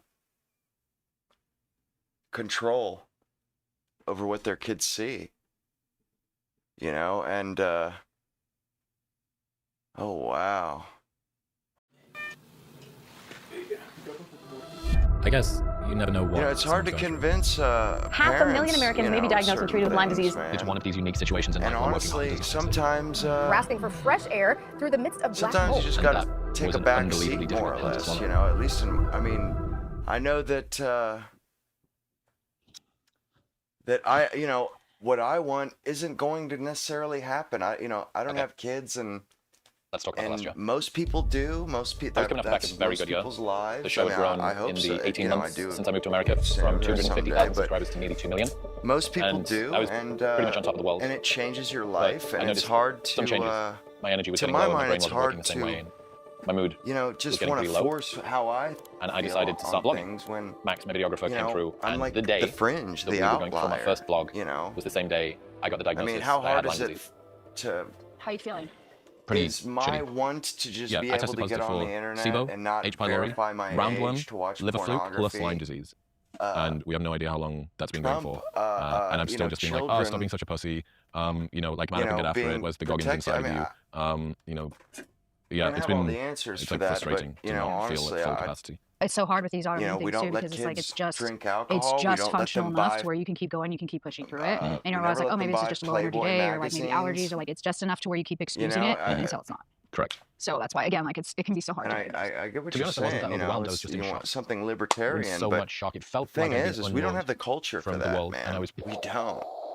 like You know, floating in space. like All of these things, all of these sort of dreams and edge goals of and chaos priorities as that it you is have, and that right I now, had, you know, just went out the and we have like you This know a is little now bit the of number one control. priority. Like there's a I didn't know how it was going to only impact feels my life, like, if it was but fixable. So I figured, let's keep tracking the journey. it's not as authoritative. You know, it could be I'm very, trying, very I much promise worse you, I'm trying to offload all of my worrying onto than it is. my absolute best.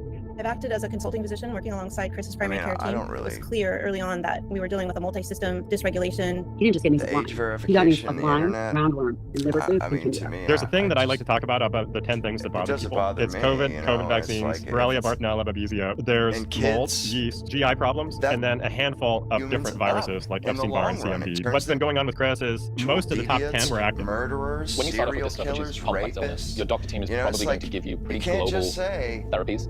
You know what? Reducing inflammation, Rules, you know, antimicrobials, anything goes, maybe some because antibiotics, no, red man, lights, I mean, Ebu, and there's no way you're going to therapy, convince me peptides. So that was why I to started. agree I to did just a lot of the everything goes. advanced Like, but not insane biohacking stuff. That was a lot of IVs, phosphatidylcholine, glutathione, 25-gram IV bags of vitamin C.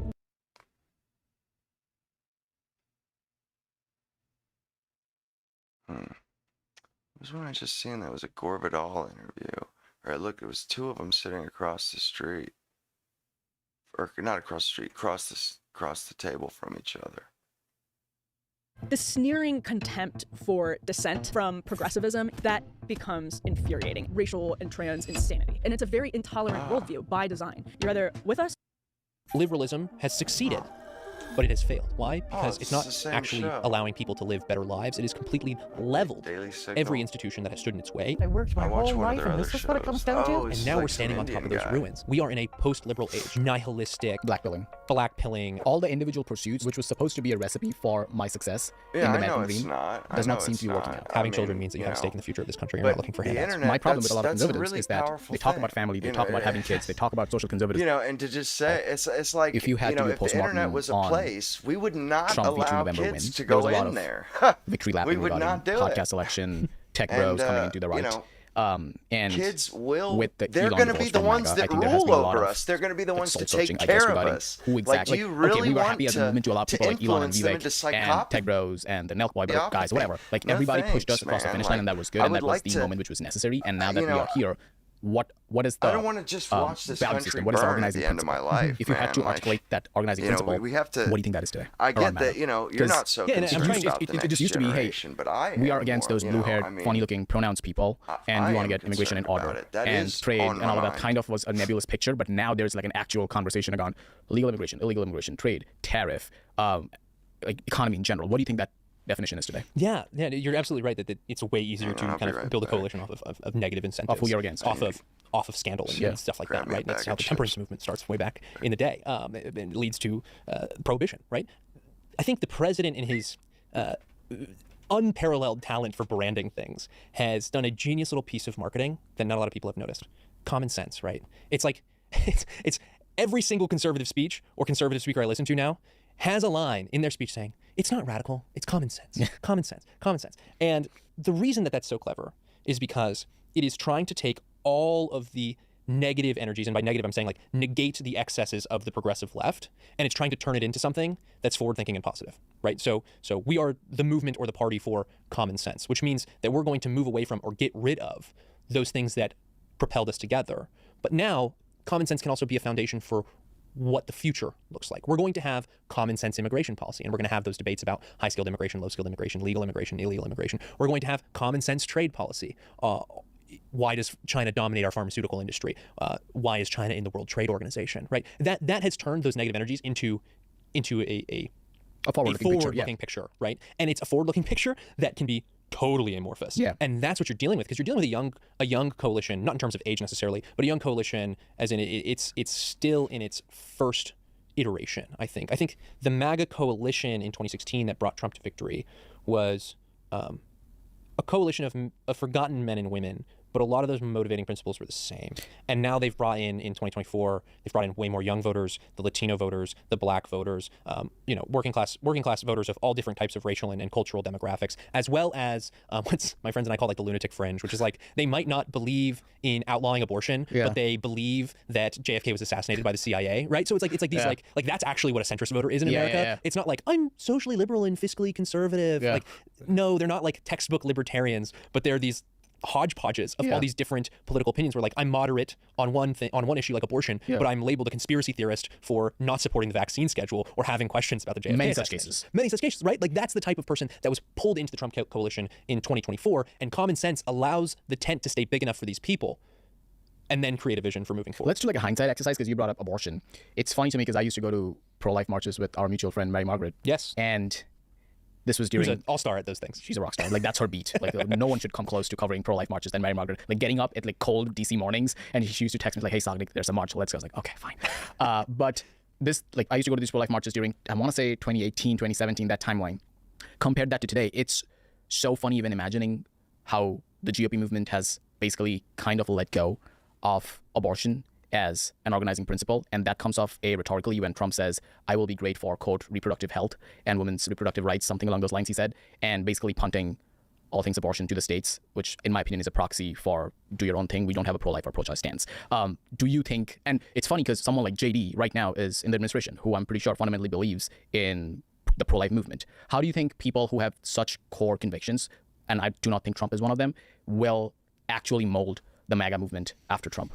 It's a fantastic question, especially when applied to abortion.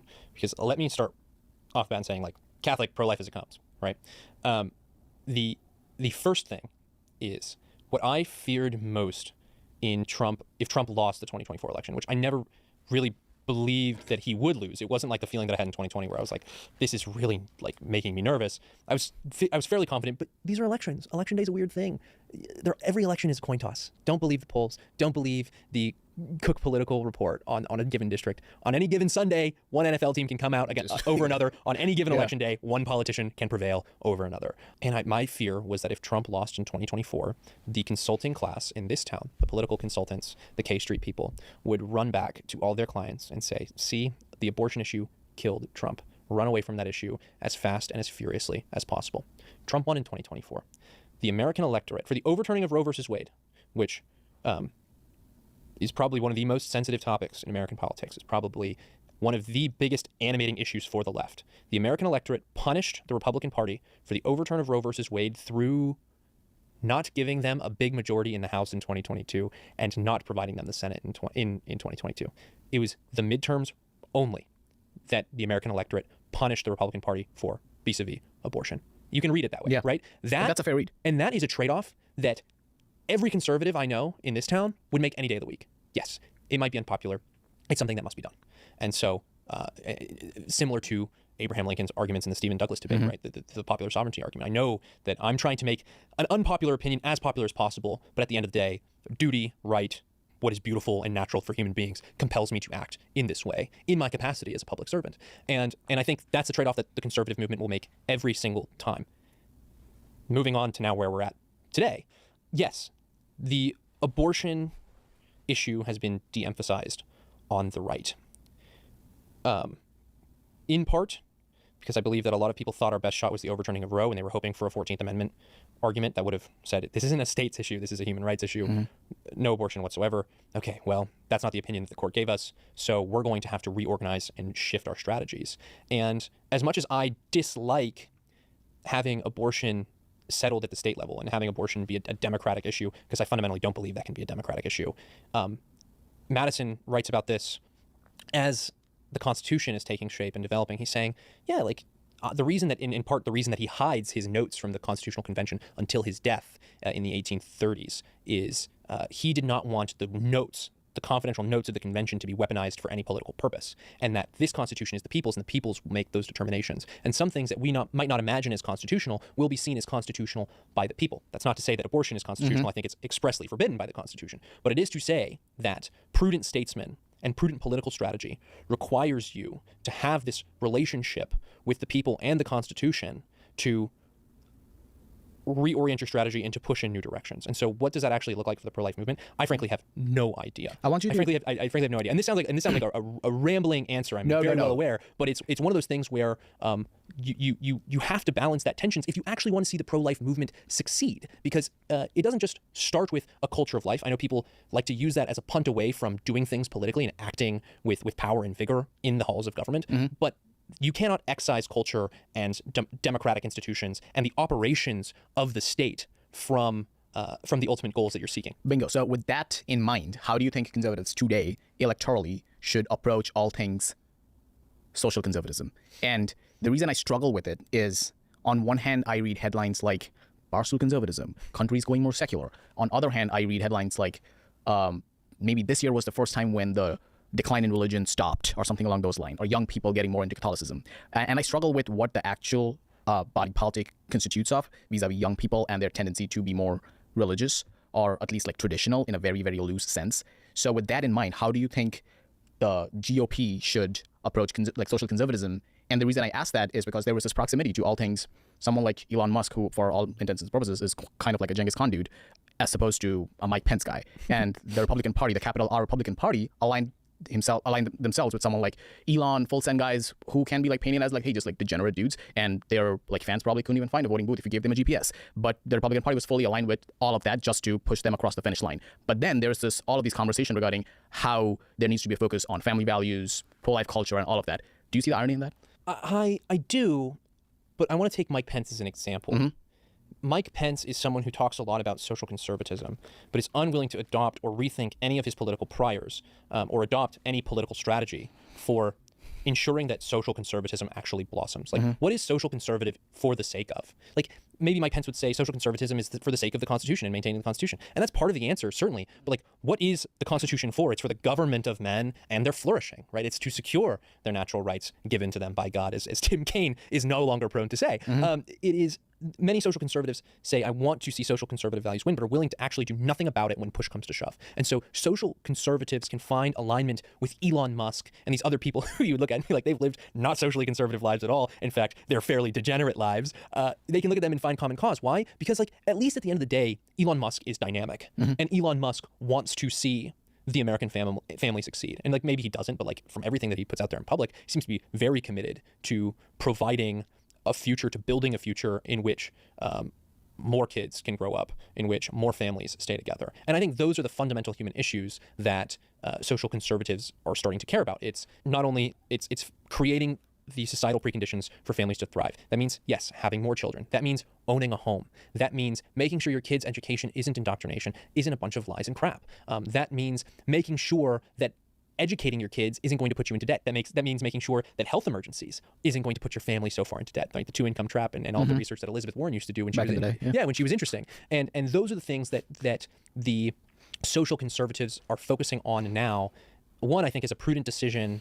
Or let's start with number one, because the country desperately needs that to be the case if this thing's going to last another 250 years. Two, it's a politically prudent decision given the coalition that you're operating with right now.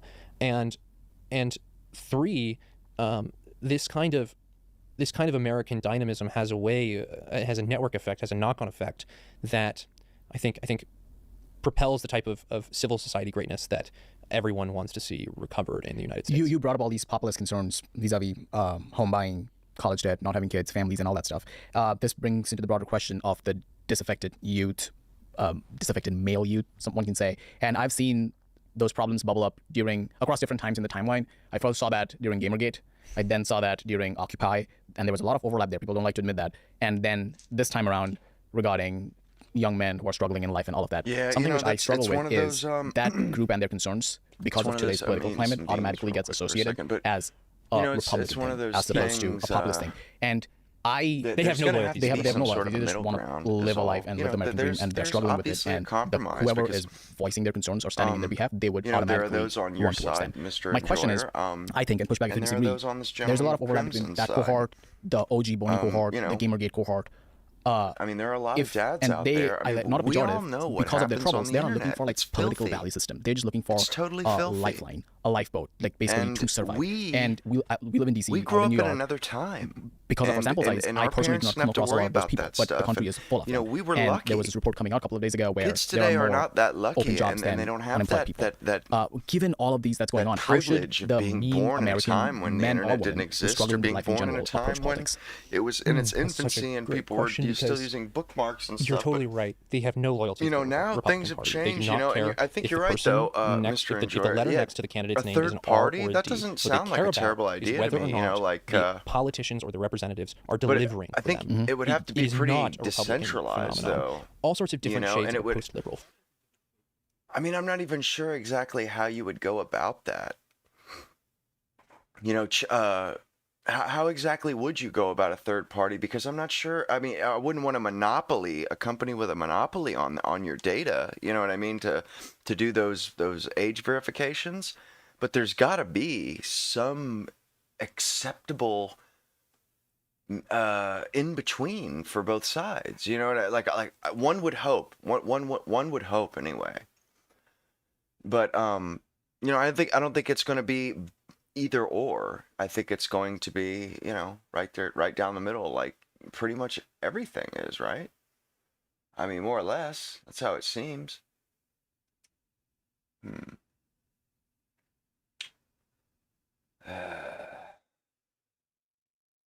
Boy, there isn't. Oh, there it is. I think that was one of my. Winston Groom, author of Forrest Gump, says that Bill Boggs and his friend Spike the Wonder Dog unleash comedic wizardry in this madcap, highly entertaining. Rogues these people might just as easily. Oh, okay. Ask them what Okay. the Because I've seen a couple videos where they just use Gore Vidal's like a picture to get you hooked Fleet Chester Nimitz by General Harris to get a Marine view. Corps, attesting to the fact he had a fantastic war record. When he went in the service, he was exempt. He gave up his judgeship and volunteered, went in and had a great war record, and they smear it all over the place. The end of it shows him in an alcoholic ward trying to beat up the attendants. I got the producer, Mr. Eckstein, on a program finally, and I asked him what the basis for this was. I suggested it was pure fiction. He said, well, an investigator whose name he didn't know had spoken to some person who had been around the hospital in 1957. He didn't know who the person was, and that was the basis in which he pawned this off against on 20 million American people. Now, I thought that deserved an answer. Okay, right. One thing, I want to Well, the establish sad your relationship thing, with Joe McCarthy. You were the attorney. You were the guy Crimson who was is pushing, right? even if we restricted them to only libraries, man, what about all the smut they put in libraries today, and all of this disgusting filth that women are reading at the moment? Lives. What are you trying to do with Roy Cohen? Filth, now here, man. I think a lot of people feel that way. In this book, you're pictured Filth. shaking hands with Joe McCarthy. Why It's are you the one man who's standing up still defending when most people exponentially feel worse many lives were ruined during than that period? anything men I wouldn't say most people do. imbibe. and I don't know what Mr. Vidal's experience has been, but when I you mean, get out of New you know, York and you get out of Washington, you get a totally different perspective. Because when you get into Middle America, the stuff men imbibe, it's like, at least with humans, women are reading stuff about, like, for communism and what it stands for, and you know, have a bestiality and, like, you know, a man who had the guts and the courage straight up to stand up to this, to expose it, and to having sex with animals, like minotaurs and werewolves and aliens. I mean, it's, dude, it's out there, man. It's out there. Conquer Panama. I mean, you know, they look for issues, these people. Communism was not a very serious issue then internally. It never has been in the United States. But it's something that you can get people overexcited. Yeah, no, that's what I was thinking about the ID, the third party thing. I mean, the negative, the very fact we're kind of just, you know, this is more of a vagary. I mean, this would have to be something that had to be fleshed out over years. This is going into the language. You know, a real solution. You know, and like they said, there are no real solutions, only trade-offs. Really intelligent. So I would imagine it's going to be where the people that want pure freedom, you know, they're going to have to give up a little bit. Well, I think I didn't revive his memory. And the people that want a little bit more, you know, restriction or want it to be a little bit tighter, they're going to have to compromise, and you know what I mean? There's going to be compromising from both the communist threat as lightly as he does. He says it has never been a threat inside the United States. I would dispute that to start with, because when you had the atom bomb secrets stolen from inside the United States at Los Alamos by the Rosenberg, oh my God, that is funny, dude. What? That to me is serious. It's not numbers, it's what they do. Oh man, if this peace deal goes through, we'll all be able to say, yeah, Trump saved the Palestinians from a genocide, because they've been screaming about the genocide for how long now? Now we get to say, oh well, who saved them from that from this genocide? Oh, that is rich. That is rich. The secrets of the atom bomb were conservative tears of laughter. Opera mechanics actually had drawings of it before Mr. Fuchs transported certain plans to the enemy. We're all against espionage. There was never any question of that. McCarthy was out to smear other politicians, like Senator Scott Lucas, like Senator Miller Tidings. He was out to associate them with communists. And there was nothing he wouldn't do to smear them across the country to create this atmosphere of fear, which came out of McCarthy, I believe Nixon and McCarthy were on committees. In order to get these huge military appropriations. It's not that he was his attorney. With the rulers of the country. They were colleagues. Would not appropriate money. They were both Republicans in the House at the same time. They're under the bed. They're in the local school board. They're all over. They're going to take over. I think they went into Congress at the same time, or within a couple of years. And then McCarthy just drifted into the thing and had a wonderful time. But in point of fact, there was never any internal menace. There wasn't much external menace. Between 1945 and 1950, was Nixon not the vice president at the time? Well, I think this is a very important Or was that before? I don't see how Mr. Vidal in the year 1977 can tell an audience in this city or in this country that communism did not, or say does not, constitute any real kind of an external menace. 1/3 of the world lives under communist slavery, behind the Iron Curtain. That means hundreds of millions of people don't have the right to argue as we're doing here today. Possibly, but you know, just because there are ways around it doesn't mean that you don't do something about it. You know, you're saying, well, you know, they can get around all this stuff anyway, so why should we even bother? That's not acceptable. Don't you see that? What you're doing is not, it's spurious and it's not really acceptable. You can't just say, yeah, I see there's a problem, but ultimately people can get around our solution, so we'll just leave the you know there's a problem. And yet you're like trying to argue that we should just leave it alone. As a matter of fact, we should open it up more. That's what you're arguing for. Even though you know that there's an issue.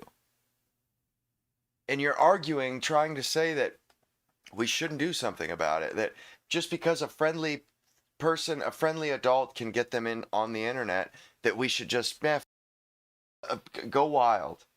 Like, dude.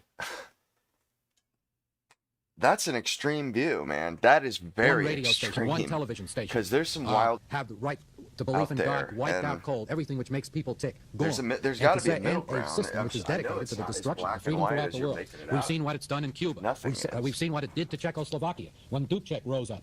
Hungary, Angola in the last year. And to blithely sit around and say, oh, it's just one of those things, it's one of those little things that some senator came along and made an issue out of it. Seems to me, I would say that's not worthy of the intelligence which Mr. Vidal certainly has. We'll take a break and we'll come right back with you. I wish we didn't have to commercial. Run the film fast. Right back in. Gore Vidal? Well, I just wanted to pick up what Mr. Cohn was saying, that he made the familiar speech about how dreadful life is in communist countries. I think by and large that is true. I would question, I think the Cubans are better off under their present government than they were under that. You say they are? Batista, yeah, I would think so. The average person has a better life than he did before. When the mob was in there in the casinos, and it was a great rip-off place, a sort of whorehouse for the United States, it is no longer that.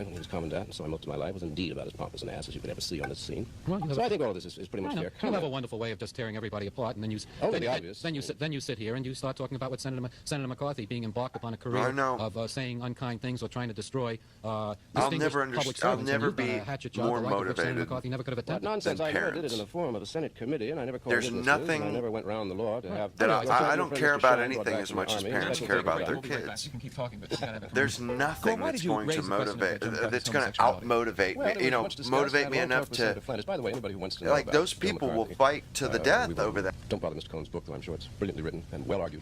but read Richard H. Rovere, R-O-V-E-R-E, on the subject of Joe McCarthy. I mean, and I really have no dog in the You're going to start plugging fight, rivals. but I just know. Plugging Bill Buckley's new book, Airborne. Airborne? Good. You know, Well, let's get those back to my are. question. I was really curious because I was watching You this can't morning just with go Stanley at when he stuff was with a trying to get hatchet. into, Just your personal habits, and I was curious as to why especially you when raised it the question. comes Is that to the essence of the culture, story in your mind of homosexuality? that we're in the mess we're in. Was that? Well, I regarded this as a because and I wondered, Senator Flanders thought with it a was minus. hatchet. Right. And he had some arrangement with that Las Century. Vegas Greenblatt, what's his name? Greenspun. But now we're Who was trying to supposed clean have it the up. evidence on it in his safe. Right, well, That famous safe was of course, you opened probably up. know Senator Flanders apologized for what he had said, which probably destroys Senator Flanders' credibility in your eyes. And I hate to eliminate or eradicate the one plus you ever did give to Senator McCarthy, but the statement and the charges is totally untrue.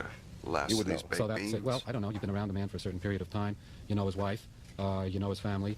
You see him. I suppose you can know as well as anybody can know. And if I knew or didn't know, I'd want to have a little more proof before I start throwing it around the way you've done. That Senator Flanders did. Well, that's McCarthy. Senator Flanders apologized for having made a statement which was not based on fact, but based on something somebody told him, which when he checked it out, felt was so unfounded that Senator McCarthy deserved and received an apology from Senator Flanders. I would be happy to see that. It's probably, I'll be delighted. I got a copy of it in my book. Roy, do you have any regrets for what you did? Well, let me when you use Personal regrets. Okay, That you wish you hadn't done the same all what you right, did. right, I understand that. Okay, what I did. All right, now this is my day of confession of high crimes and treasons. As far as the McCarthy period is concerned, let me say this to you. I don't think you can go 20 years later and live. I've been a defendant, a successful, unfortunately, in 3 criminal trials, and you learn things, and you do change your perspective. And I'm not conceited enough to say that I'm as sure of everything now as I was 20 years ago. Of course not. But I believe in the basic issue. That's why I made this fight in answer to this picture Well, what now. specifically might you regret? If you were to say, Okay, specifically, this is what I've learned. All right, okay, tell you what I learned. The regrets I have, and people never seem to ask me about it, were more during the days when I was a prosecutor than the days I was counsel for the McCarthy Committee. I don't like conspiracy trials. I don't like rubber stamp grand juries today, and those were devices which I used, as did all prosecutors in those days, and I do regret those things. Insofar as the basic issue that Senator McCarthy stood for, I do believe that communism was a threat then. I believe it's an enormous threat today, and I think he did a courageous job in trying to expose it. And when a 3-hour film, which the young people get as practically their only source of what happened during the period they didn't live through, comes out with a pack of lies and passes itself off as a documentary, somebody's got to attempt an answer, and that's what I'm trying to do. You're asking for equal time somehow? I have asked for equal time. And what would equal time constitute? Well, that's quite a question. I wouldn't want to inflict 3 hours more on the American public, but I suppose equal time would get into something. Did you see the show in question, Gore? No, and I must say I have a sense on this program slightly of being had. I read in the paper that I'm to have a great debate with Mr. Cohn here. I didn't even know he was going to be on the program. I didn't know you were going to be on either. I'm sure we're both pleasantly surprised. Well, that's our illusion that we create. Yeah. And so I have not seen the program about Tail Gunner Joe. I haven't thought much about McCarthy in many, many years, nor I haven't thought very much about Mr. Cohn either. Well, I'm glad I'm so much more current than Mr. Vidal. Well, you are current, maybe an exaggeration, but you are certainly here today. So I was not able to prepare. And since Mr. Cohn is one of the greatest living defenders, not only of Joe McCarthy, but of Roy Cohn, in and out of court, I am considerably at a disadvantage since I have come unprepared. So I'm not able really to counter him on any of these things, except occasionally something flickers through my memory. Well, I think so. This is the Roy Cohn hour. Well, now, wow. I think Mr. Vidal has lapsed into an uncharacteristic modesty, and I don't think he should. He's very articulate, and I'm sure he's written extensively on this issue. As a matter of fact, I noticed in one of his articles that he himself used the term Tail Gunner Joe, which ended up as the title to the movie. So he probably made a little bit of history right there, and I think he's probably much more knowledgeable about this whole period as a student of history, as indeed he is, a man who can brand one president a psycho and the next one about to be a dictator and General MacArthur a pompous whatever it is. See here's a little McCarthyism going on right now. He shouldn't disclaim, I mean, total inability to cope with any of these current topics. He does it with great talking, Roy. Keep talking. Great precision. Keep talking. This is known as filler. You know, you throw your mud and then the filler goes on until they've forgotten what the point was. I never said that Carter was going to be a dictator. I said this was the style of one and could be the style. As far as Lyndon Johnson being up the wall, many people noticed that about him. He was a manic depressive, if you want the exact phrase, and he was up and down and didn't make much sense a lot of the time. As the pomposity of Douglas MacArthur is a well-known fact for those of us who served in the Second World War. 3 years in the Army I spent in the Pacific, and we did not admire General MacArthur as much as I literally people on the undid outside. all We'll take a break and we'll conclude right after this. Still doing some bullshit. Clipping your messages, I think. Yeah. What's the point of having the chat if people can't they want to say, you know? Fucking bullshit. I said to Gore Vidal as we were going to commercial, I'm sorry if you have a sense of being had. Not our intention to manipulate you on that level. So let's take the minute or two we have left to get into a couple of things you've recently said. You said that if you were president, you would abolish the military academies and the CIA. Yes, I would. I think that they're basically un-American. Where's my I think Roy that the Cohn? CIA, with its, I think it's $8 billion unaccountable funding, is an outrageous outfit. It's spent a lot of time spying on Americans, killing other leaders, or trying to destabilize them, as well as just being a big inefficient boom. You know what? We had something. We were a very successful country for about 170 years. I just overheard the Ingram angle, and it sounded like, yeah, this here, this look at this. What is that? It says morning at the milking farm. Do you see what that woman in that book cover is standing next to? That's what that's about, man. A woman trying to pay off student debt by milking minotaurs. It's pretty sick, dude. It's sick, man.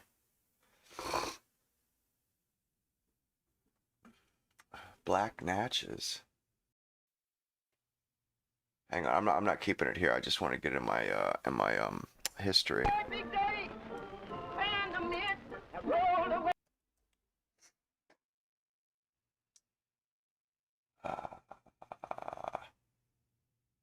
No. Wow, he just gets more and more. He turns more and more into a caricature of himself every day. I mean, look at this guy. It's funny. I remember seeing these kind of guys years ago. Like, remember how Ted Nugent was? What's his name? Kid Rock's the new. He's from the same goddamn state and everything. It's crazy. Oh no, I can't. I don't think I can do. I can stream the ones that are on the. Damn it, man! It was a really good. I just heard a little clip of it, man, while I was, doing the baked beans, and it was about. It had some Lindsey Graham clips in it of him getting on to a what's her name. Bondi.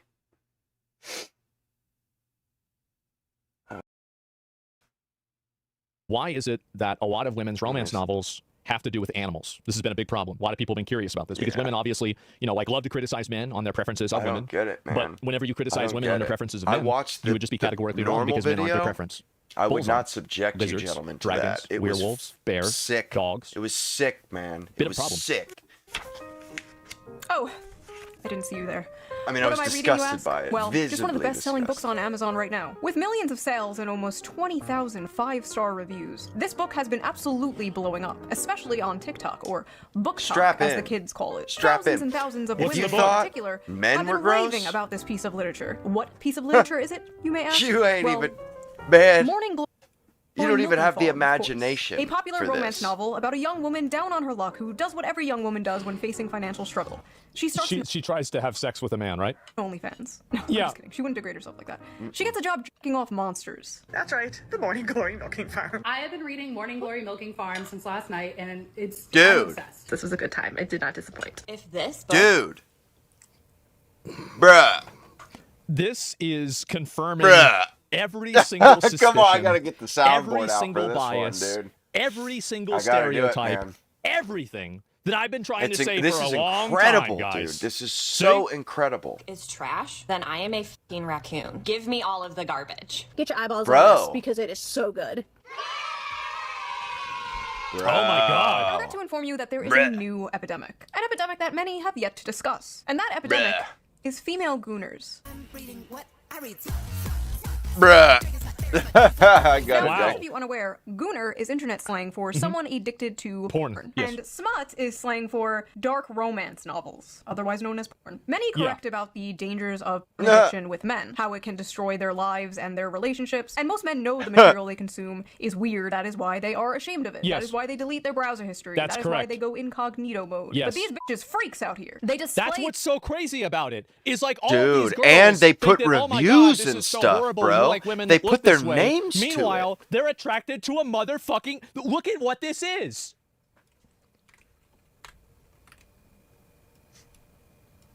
That's a lizard.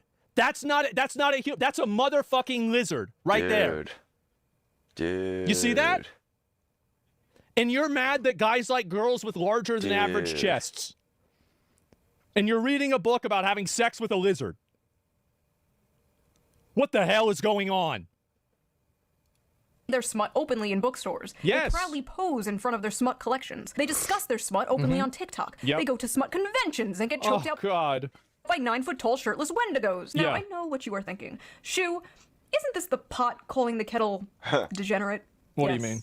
Yes, it is. But have you considered it takes one to truly Yes, know one? yes, it You is. see, women are strange, fascinating creatures. For centuries, men have tried to figure us out. They Our mood are, is dude. affected by the tides and the They're moon. pretty wild, Maybe man. 5 days and don't die. By painting my face, I can instantly shapeshift from a 4 to a 6. We are Oh, truly wow. mysterious, magical creatures. But one of the most mysterious aspects of women to men is our sexuality. You see, us women are not like those disgusting moids. No, we are sophisticated. We are evolved. We don't watch Sure. videos Yeah, of strangers guys. slapping their sweaty bodies together. Yeah, No, you no, read a no. book about it. You read about strangers That's right. slapping their sweaty Yes. bodies together. It's different, okay? You don't understand. Of course. It's okay when we do it. So, let's talk about it. Let's talk about the rapidly growing popularity of dark romance on TikTok and the recent dark romance And convention they've been that doing this ended in for a disaster. long time, by the way. This isn't anything new. There was a girl in my Warcraft guild in Burning Just Crusade that used do to put this peanut butter on overnight. herself and have her dog eat her out. Thing for So it's years, not like this man. is a new phenomenon or anything like that. This has been going on for a long time. No, it's just the way it is. It started with vampires and werewolves. Not Let's just take a what break happened. from With all that this depressing stupid ass, political news and talk about what? something silly. Book. That's what Not that happened. those political things aren't important. Trust Twilight. me, they are. You should be keeping up with politics and the news when you can. I know it can be difficult to do, Mm-hmm. but fear not. I have an app for that. So before we get into this video, let's quickly give a shout out to our sponsor, Ground News. You want a girl Ground that News is eats a ice cream? website and an app that gives readers an easy way to read news from all. Shut your mouth. Things like Shut your dirty So little thank mouth. you to Ground News for sponsoring this video, and thank you, the viewer, for not skipping the ad. That's me. Right? Yeah. So let's get back to the video. Book Talk is a very interesting Somebody place. says I agree with you, but that's a pretty lame example. That's only deceptive if you're stupid. Book talk. What Do I have to tell him? talk? Nah.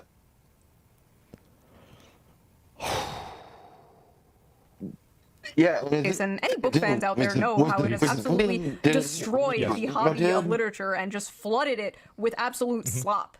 Spicy slop. You see, books on TikTok are not rated by how well they are written or how good the characters are. how many No, people they are like 'em, rated right? by the spice. And what does What? spice mean? Porn. Man. Yes. It means porn. Spice level is very important to book talkers. How much spice does a book have? What are the spiciest books they have ever read? How spicy? Why is it always you white can women? see how quickly it's spinning out of. No, it isn't. It's black women too. Just watch. What the fuck? Why do you think? I can't say why. Maybe in a couple years, whenever things are a little bit. I have. Oh man, if there were no rules on this website, I could go on about this for an hour. Okay. Is the book they're currently reading. Spice, spice, spice. The spiciest book going Yep. viral on Book Talk lately is none other than Morning Glory Milking Farm Of by course. C.M. Nascosta. Dude, Violet this is a is typical fucked down on her in the luck head, millennial, man. mid-20s, overeducated, and drowning in debt. Oh my god! Yeah, that's so me, right? She's just like me. That's so me. Yep, I fucking knew it. On the verge of moving into her parents' basement when a lifeline appears in the form of a very unconventional job in the neighboring Cambric Creek. Yes. She has no choice but to grab it No. with both hands. Morning Glory Farm offers Jesus full-time hours, Christ. full benefits, and generous pay with no experience needed. There's only Oh. one catch. The clientele is Just say it. grade Just A say it. certified prime beef. Yeah. Manly, meaty endowments to... Okay. Morning Glory Milking Farm is actually a profound critique of late-stage capitalism This and is toxic no, masculinity. In no, this text, we see no. that the This is yeah. She's joking. I don't know. There's no way. There's no way. I don't believe tingling it. sensation in her coochie is actually the tingling sensation of a Marxist revolution. Yeah. No way. No. It's got to be a This meme. is every fucking breadtube video to me, dude. This is every Jack Saint video. So I actually read the book myself, and I'm not gonna lie, the 19th Amendment needs to be abolished. So, like Dude, I don't have a comment on that's that. not. I said, the story is basically this millennial do. named Violet, and It she gets a does. job basically working at Big Pharma Yeah. in Narnia, where they harvest Minotaur milk to make Viagra for human males. Oh God.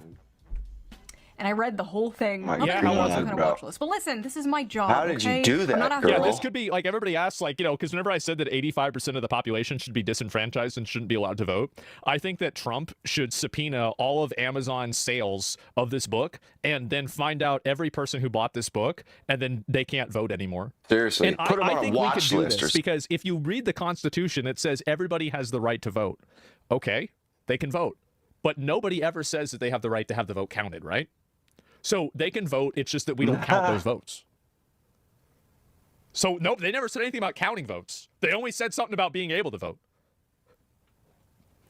So why not, right? It's a loophole, silly yeah. feet pics or something. What I do is far more dignified and normal. Yeah. Now, let's take a look at some of these notes I wrote. Let's see. Big dick and balls. At one point, she says the term, and I quote. Pull it up. Oh. Camera back on. Fuck. The seam of his sack. So I'm reading this, and the whole time I'm thinking, like, okay, he probably has, like, a human head, right? He probably like, looks something like this. Like, you know, just a dude. No. What the hell, man? With, like, horns. Then I see the official artwork. Seam? That's a... Postmodernism is so evil, man. It's so evil, my dude. That's the official I wouldn't make it a paragraph either. cow. That's a cow. Bro is a cow. Bro is a Dude. straight up That's cow. it, yeah. In a few parts, they're being intimate, and it will be What like, the f- his hooves clip-clopped. My hooves will tear up your sheets. And it's like... Oh my... It's not even good. I'm sorry, his what? At one point, she describes kissing him. And I swear to God, it was more disgusting than anything else described in this book. She's like describing how big and wide his mouth is and how big and like slimy his tongue is. She's like describing this shit and you're just like, that's a cow. I mean, we are at a solid 5.5 on the Barbo. This is, yeah, you're right. I mean, this is a lot monster fucker spectrum. See, this is the old one. See, like you used to have, this was an old one. Furry chart. Fucking devious. Yeah, this was it. Let me see. I'll pull it up, and you guys can see it. Okay, dude. And so now they have a new degenerate. one. I guess this is the one for the new generation. But this was the old one that everybody remembers back from 3,000 years ago. And blame Twilight. I think Twilight was the icebreaker for this. You're right about that. Yeah, and that's you go what I back and just you watch said. Twilight, and that's pretty fucking I mean, normal that's compared what to it this. was, man. It started with This is dangerous vampires and territory. werewolves. She also... And what's funny, I remember when they were first started happening with Twilight, and then all of a sudden, I guess they did like, you know, and 50 Shades of Grey came out, but they did some sort of like poll and found that women, for some reason, like that they preferred books with powerful figures that, you know, masculine men. And then at some point, like somebody grabbed them by the nose and started leading them over to this, you know, and at first it started with vampires and werewolves because they're human.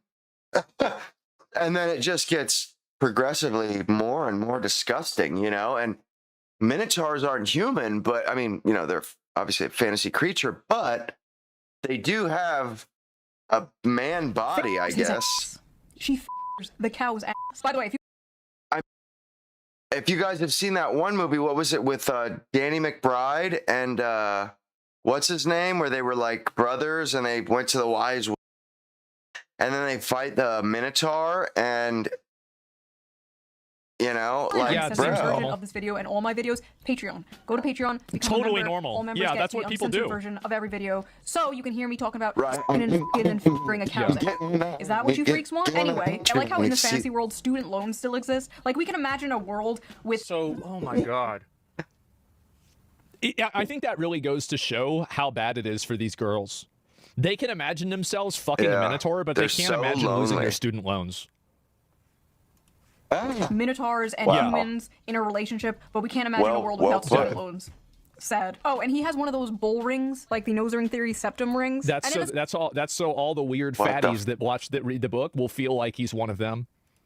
World that means like you're married, but apparently he's divorced. The man is divorced. This is a divorced cow with a cow ex-wife. The lore is deep. How do you know it's a cow ex-wife? The funniest part is though, that has to be part of the when they book? go on a date. I need to just read this to you. When the bill arrived, she attempted to pull a handful of carefully folded bills from her wristlet. Whoa, wait! Like, I mean, so wait, hold up, wait a minute. So she goes to like a restaurant with a cow. What the fuck is going on? Husband Gold, he's rich sometimes, man. He really does. Before he stopped her. He really does do the outrage thing. Not really yeah, well. probably wasn't a steakhouse, was it? It's a fantasy world. I hope so. Put that away. She'd not thought about it until the day after their first dinner together, realizing that in mortification that she ought to have attempted to pay her half. What kind of feminist are you? She asked. There he is. Oh my God. Whoa. So the 19th Amendment. That's it. That's the one, huh? Yeah, that's all we. Is that all we got to do? Let's do it.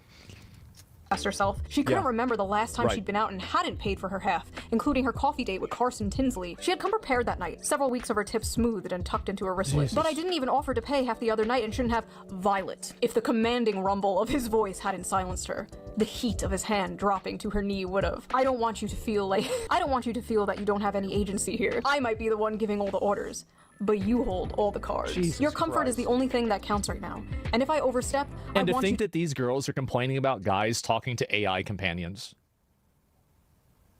And to think, bro, how do they read this? Well, I think maybe in a year I might be able to answer that question, okay? Like, we're not far enough to where I could answer that question and not get in trouble. to know you can tell me so, but that's not happening. Don't think I'm unaware we're at different points in our careers. You can say no, With you can one say you hand? don't want to Yeah. see me again. You can tell me to stop coming to the farm when you're working. It's dinner, not a down payment of your time. But I'm in a position to comfortably spoil someone. So when you're with me, I'm spoiling you. End of story. Man. She was a good What feminist, the she told hell, herself. dude? And This she is definitely could have been disgusting, bald. But if he bro. had suggested at that moment Filthy, just some filthy. So the female fucking filthy fantasy is to, it's all ego. Everything about it is ego. This is insane to me. Yeah, it's a id. self-insert. I mean, what do you the think? They all bronze. are like this. Yeah, reject. Yeah. And how does a cow get money? Like, what about that? I mean, I guess that that he would have appreciated a blowjob, she would have fallen How does face a first cow on his get money, cock with an bro? open Come mouth on, that without is a shred of hilarious, bro. hesitation. Inside every woman, there are two Oh bowls. my God. Or two bowls. The strong, independent girl boss and the submissive, doting housewife. Yeah. And in the presence of a masculine man, or a farm animal, she will it fall is like shameless. a cow. a chair and instantly Right. return to factory settings. It's dinner, not a down payment for your time. She's reading. Oh God. But I'm in a position to comfortably spoil someone. So when you're with me, I'm spoiling you. End of story. I said, okay, I highlighted that paragraph for myself.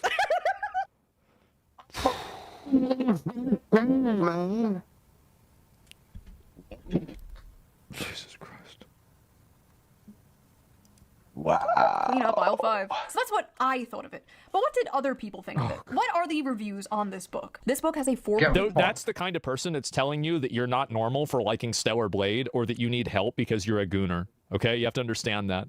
That's the person that's telling you that there's something wrong with you because you like women with, like whatever preference that you have. That's the one. So a 4.1K, a 3.6, 59,000 ratings. Millions of people bought this book. I guarantee it. Dude. One of five on Amazon with 21,000 ratings, Yeah. and a 3.6 on Goodreads with nearly 60,000 ratings. Let's just read some random. So does it just get, hear me out. Hear me out, and it's fuck. A milking good time. Sweet and creamy. The What? spice is spicing. I was very leery of starting this because I thought it was just going to be boring. The plot is pretty good. Jesus Christ. Plot? Oh my Please. This is like God. the new, I read Bro, I Playboy have for no articles Yeah. like, sure you do. Humans This book could kill a Victorian anymore. child. 5 This is I'll never look at a jug of. what? I'll be right back. I'm not gonna jug of milk the same now. We got a real situation, boys. Oh man.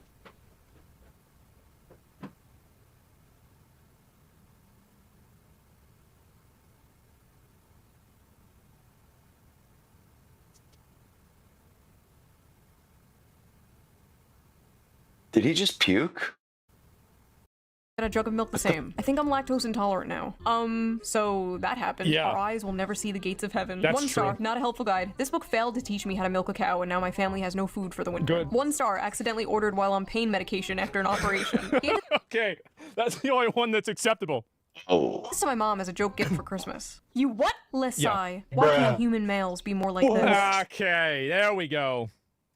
Tall, rich, and handsome are no longer enough, No. boys. Now you have to be a 9-foot tall creature from Greek mythology with a 13-inch dick. I never want to hear from another Only person about having 13? read 100 books in a year if this is the kind of slop they are consuming. Yeah. Well, Ronald, man detected, Yeah. this isn't for you. This is for women. So take your ass back to Nice Barely slop. Legal Babysitter 5 or whatever the f you watch that is so morally superior than this. Let him who is without sin cast the first stone, okay? God Yeah, bless I mean, a America. lot of guys, I mean, you had guys pre-ordering the Beans Little from Tay OnlyFans for 7 years. When she turned 18, you do the math, right?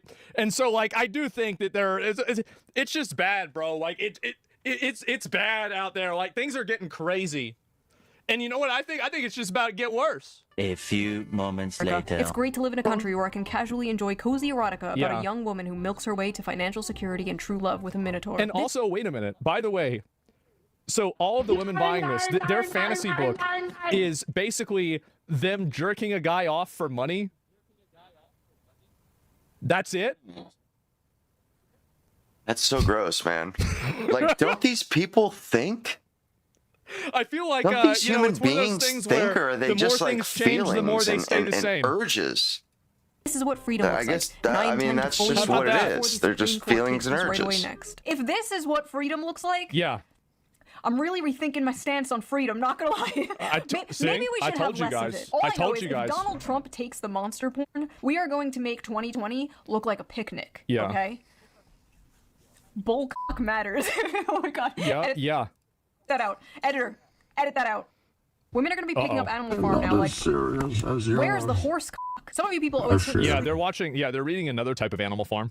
an apology because this book has way too many 5 stars. Some of you are lying. So after buying this book, Amazon has given me a few interesting recommendations. Would you like to see them? No. I accidentally summoned a demon. Dude. Oh, God. Oh, he paused it. I thought I did. That's some filthy moolah. How now, brown cow? Moolah. Appetite of souls. It's a cow, man. That's so. Oh. Moolah. Young moolah, baby. Young moolah, baby. Oh, I did pause it. Motherfucker. Fuck you. And boyfriend. That time I got drunk and saved Dude, the demon. look at this. Gentling the beast. Cupcakes Look, for they my were both orc enemy. black women on Main the of my front. existence. Bro. Oh my Bro. God. It's because. Oh my The God. gargoyle and the spinster. The widow and the Bruh. orc. No. Courted by the dragon. Dude. That's literally, but that's not You know even. what this says to me, man? They're playing too many games. We should have never let these cunts play World of Warcraft. Now all of a sudden, all they can think about is getting fucked by fantasy animals and fantasy fucking humanoids. That's not even Greek mythology. That's literally just a dragon. It's not even like a guy with horns or any. It's just that's a lizard.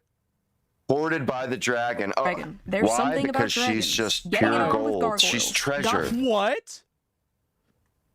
Gargoyles? Book 1. Dude. Oh no. There's more than one of these.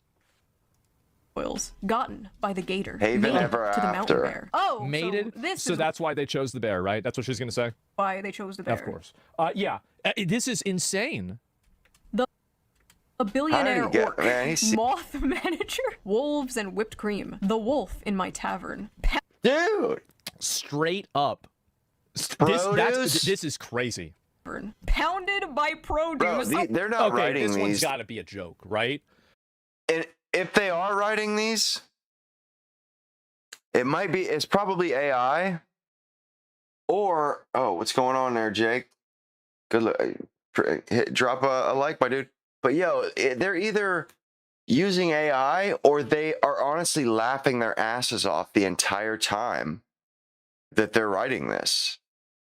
I mean, bro, I just don't see how it could be any other way. I mean, like, this has got to be a joke. Like, there's no way, guys.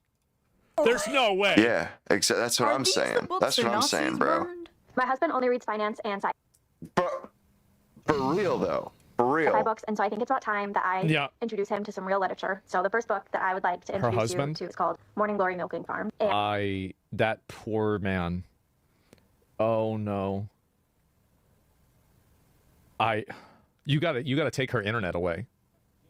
You got to get her back to like making butter or something like that, right? Like taking care of chickens.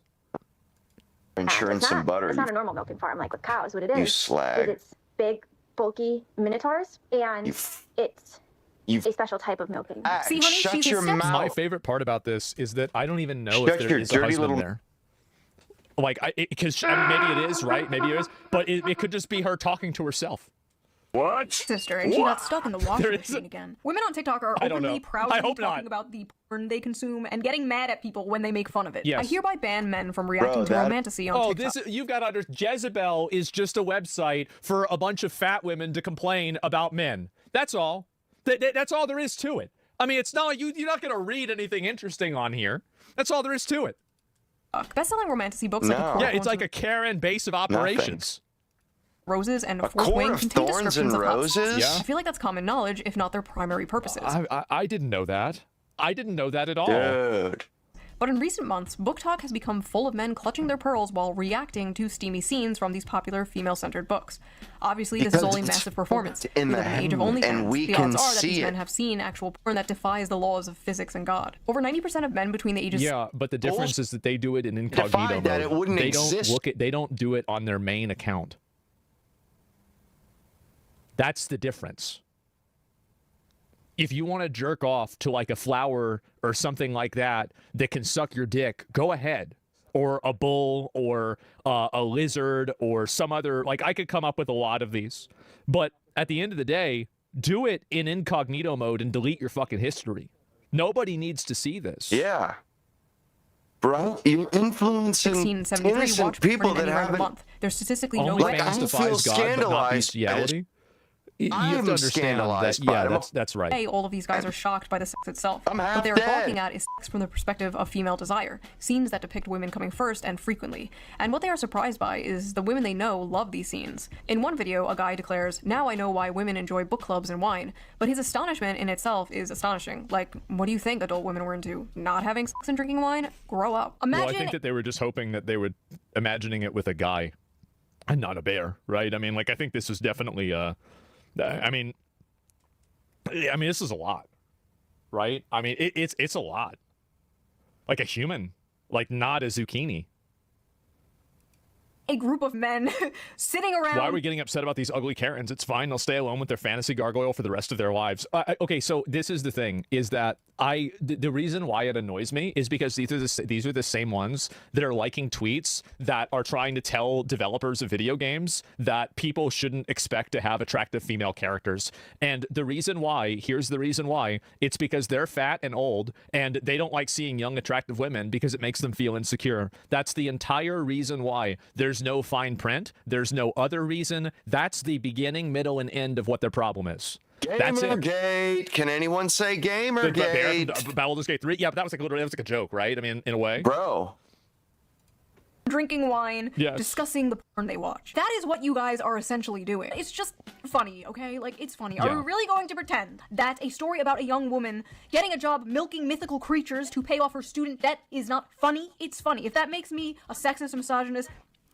I just think that the funniest thing is that, you know, you've come full circle horseshoe theory with feminism here, right? Where women are such feminists and they care so much about equality that their idea of a fantasy is sucking a dude's dick for money. Dude, it's so...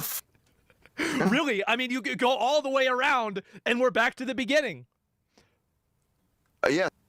You got me. You act like you were so different and above for money. other That's gooners. true. It's just, it's silly. I'm sorry, but you are no different than Joe Schmo jorking it to fat booty Latinas in Space 12. I You're think sitting there, all it's high and mighty, one hand on the book, acting like You're you're so worse superior than because you that. can perfectly envision a horse spinning 360 degrees in your mind. Wow. I'm not impressed. Wow. The scenes these men are reading, to many people, myself included, are insanely sexy. But purely in terms of the acts being described, they aren't all that lurid. And as many of the comments on these videos point out, there's much wilder stuff out there. For example, these men have clearly not yet discovered nodding, a popular term in romantasy right now that involves werewolves whose penises get so swollen after sex they have to stay inside their partners until the swelling subsides. I'm going to be honest. I didn't know about that. That's impressive. I learned something today. No, and I've never heard of that before. Really? No, I never have. That's the first time. Oh. That's from Canines. All furries know it. That would be why. That's pretty tame. Well, it's not that crazy, no. What? But like, I'd never heard of it. Oh, honey, that's not a popular trend in romantasy. That's just a thing real dogs do. Oh, you Wait, just don't what? get it. You don't know what not What? is. What are these women reading, bro? What happened to that like stupid fucking corny Hallmark So it's furry vocabulary. Okay, got it. Understood. thing, going home for Christmas to your hometown and falling in love with a cute farmer boy? What happened to that? We used to Well, make it's not the farmer boy, it's the farmer animals. fun of that. We truly did not know what we had. It's not that until much it was different, gone. right? Now women out here fantasizing about getting their asses clapped by demons and werewolves and goblins and Yes. ghouls. I remember when 50 Shades of Grey came out and people were like, oh my god, this is so crazy. Women are crazy. 50 Shades of Grey looks like It's missionaries nothing. through a Yeah. bedsheet for the sole purpose of procreation compared to the average woman on TikTok Yeah. is reading. Fucking At least nuts. Christian Grey was a human man and not a fucking dog. Shit. You fantasize about dating the quiet, She's shy, cooking, nerdy bro. girl. Yeah. You know, she's innocent, she's pure, she's not like those other girls like going out clubbing and hooking Right. up with Not random those men. hoes. No, she's at home, curled up by the fire in a blanket, reading a book. Except that hook your book boy is up about with a being half like man, and a half bull. subscribe, Let me let you know. man. I don't know what the hell is I going would on. appreciate Like, it. this is bad. It's Yeah. forever in It's your a debt. lot. Can we agree this is demonic, my fellow Christians? Hey, guys, I've been hearing a lot about another set of the Crusades. I've been hearing about people talking about that a lot recently. A little secret. The quiet, nerdy girl is way more of a freak than the average hoe. Are you kidding me? It's not even close. The average hoe might have a body. Nah, this is true. There was this one girl that I was talking to, and I introduced her to a game called The Coffin of Andy and Laylee. And 3 days later, I mean, we were still friends at this point, I thought, but she decided that we were more than that. And she sent me like a fucking, like, 7 pages of like some erotica story that she wrote about the two characters. I was like, what the fuck? Oh my god. That's a lot. Count of like 15 or so, but the quiet, nerdy girl is fantasizing about That's getting long, back yeah. shots from It's the Cthulhu. first draft. That is at least 100 bodies. Now listen, there's Oh, nothing. but that's a pretty pretty like common thing. So the guy that did this right here, he also did paintings and artistry of women being pleasured by an octopus. What? So this has been going on for a while. It really is. Inherently wrong with fantasizing, okay? Oh, There's yeah. nothing wrong Release with the role Kraken. play. You know, fiction is fiction. That means something different, okay? Right? You know, you're not actually going to bang your stepsister, right? Yeah. These women are not actually going to bang a cow, or at least I hope not. Well, I don't know about I that. hope I not. think that there's, I mean, like, why would you say that? I mean, like, really, you? I mean, like, Pretty why sure would you women say have that? let horses and cows. I mean, there was that girl Or at in least my Warcraft horses. guild. Pretty I mean, sure. fuck, like, I feel like it's There's a term called the donkey like. show. What, I wonder what this is. Oh God, this is. I'm not even going to ask the question. I wonder what the Man, probability women are is that people do weird shit in like the this with their head, pets. man. This is I wonder, why like, what is the percentage? the Is it internet 3%? Is it 0.3%? cannot just Is be it left wide 15%? open. I don't want to know, but I'm curious. This is I what bet it's happens higher when than you you think. take the guardrails off. The training wheels. But we all know there is a difference between fantasy and reality. Well, what happens when they try Our to face bring and scrape fantasy half of into it off. reality? Well, you get Sinners and Stardust. What? Do you want your biggest dreams to become a reality? What is this? Well, that guy was What kind in the eyes wide? He's a fucking legend. What is that? What is going on here? What? Sinners and Stardust was Oh. supposed to be a dark romance ball Mhm. for romantasy authors and fans alike. So what's the big deal? Seems like a fun, sexy time, right? Maybe, if you're a woman. If you're a man, Yeah. the night may have gone a little differently for you. Uh-huh. All right, y'all. It appears I have to make a post that I'm frankly Oh, pretty goddamn no. upset I have to Oh, make. Jesus. This post is for the readers who don't understand consent and boundaries only. A lot of you may know my good friend Animus. He's attended a signing of mine in the past and obviously is a musical Yeah. artist. This past weekend, he attended Sinners and Stardust and probably had one of the most heartbreaking experiences. So Right. listen, he's a man, right? But do we think that means it's okay to put your hands all over him without consent? Or to put your Discord, kid. This is what people do. They do this. This is super common, by the way. It's extremely common. Like, you go to a convention, people will touch you in all kinds of ways. Like, I've had this happen even to me. Like, people have done this. I think it's probably been like maybe 3 or 4 times, something like that, as people have inappropriately like and touched me subscribe, at a dudes. convention. And Hook- nobody hook a cares. I brother hate being up. touched. I mean, I don't really say this a lot, right? Because it's not a big, like, I don't like encouraging it because I don't really like it. But I really mean this. I don't care. It doesn't matter to me. Bro. Like, it's not like if somebody touches me in a certain way, it's going to make me gay, right? So, like, I don't really give a shit. But, like, you're not supposed to do it, right? You're not supposed to do this. Gage? Yeah, are you sure? Yeah, I'm actually like, it literally like, whenever it happened, I was just like, okay, well, all right. Well, anyway, I'll see you later. And I was like, well, do you want to get a hot dog? Like, I didn't even think about it. Like, straight up, I never even thought about it. Yeah, I never even considered it. And it's, I don't know, like, maybe I'm a weird guy, but like, yeah, no, there's a lot of inappropriate touching that happens at all kinds of conventions like this. Like, it's super, super common.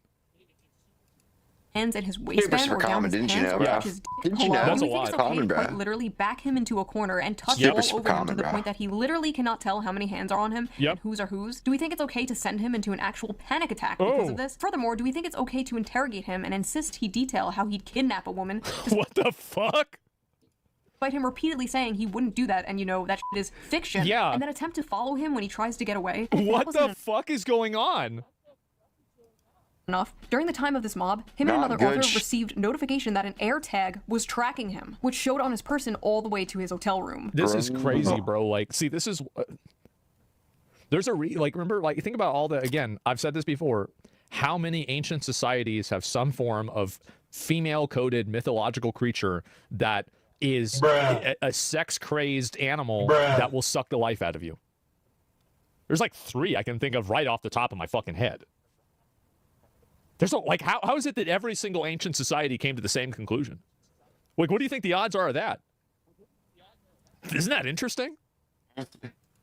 They molested this guy until he passed out from anxiety. Yeah. And then they put a f***ing tracker on him in order to stalk him back to his hotel. Of course. This poor guy dressed like a character in one of the romantasy books Yes. at this romantasy convention full of women. That is Of like course. throwing roast beef into a pit of wolves. It's like throwing roast beef into a pit of roast beef.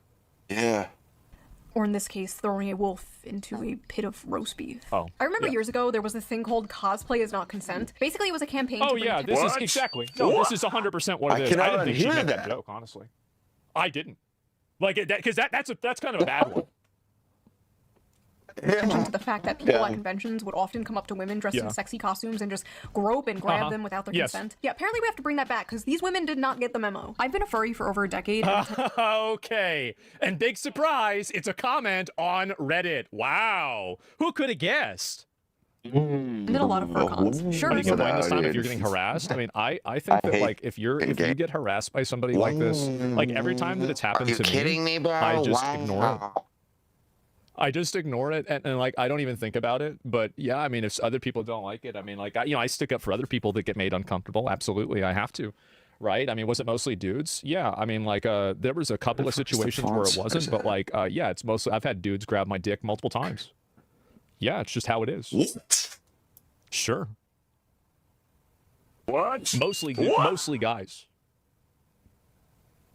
Dude. I'm just saying that's how it. That's what you being dead ass. Yeah. I guess if you say so, no, my dude.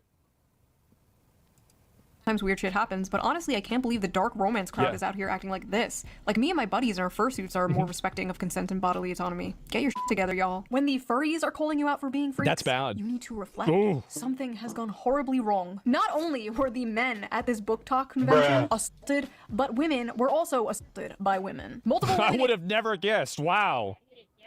including a performer, reported being assaulted there as well. Even an author there said she was groped and dragged away from her friends and said no matter how many times she said no, quote, my words did nothing. May I remind you, this is a book convention, okay? For yeah, I guess not.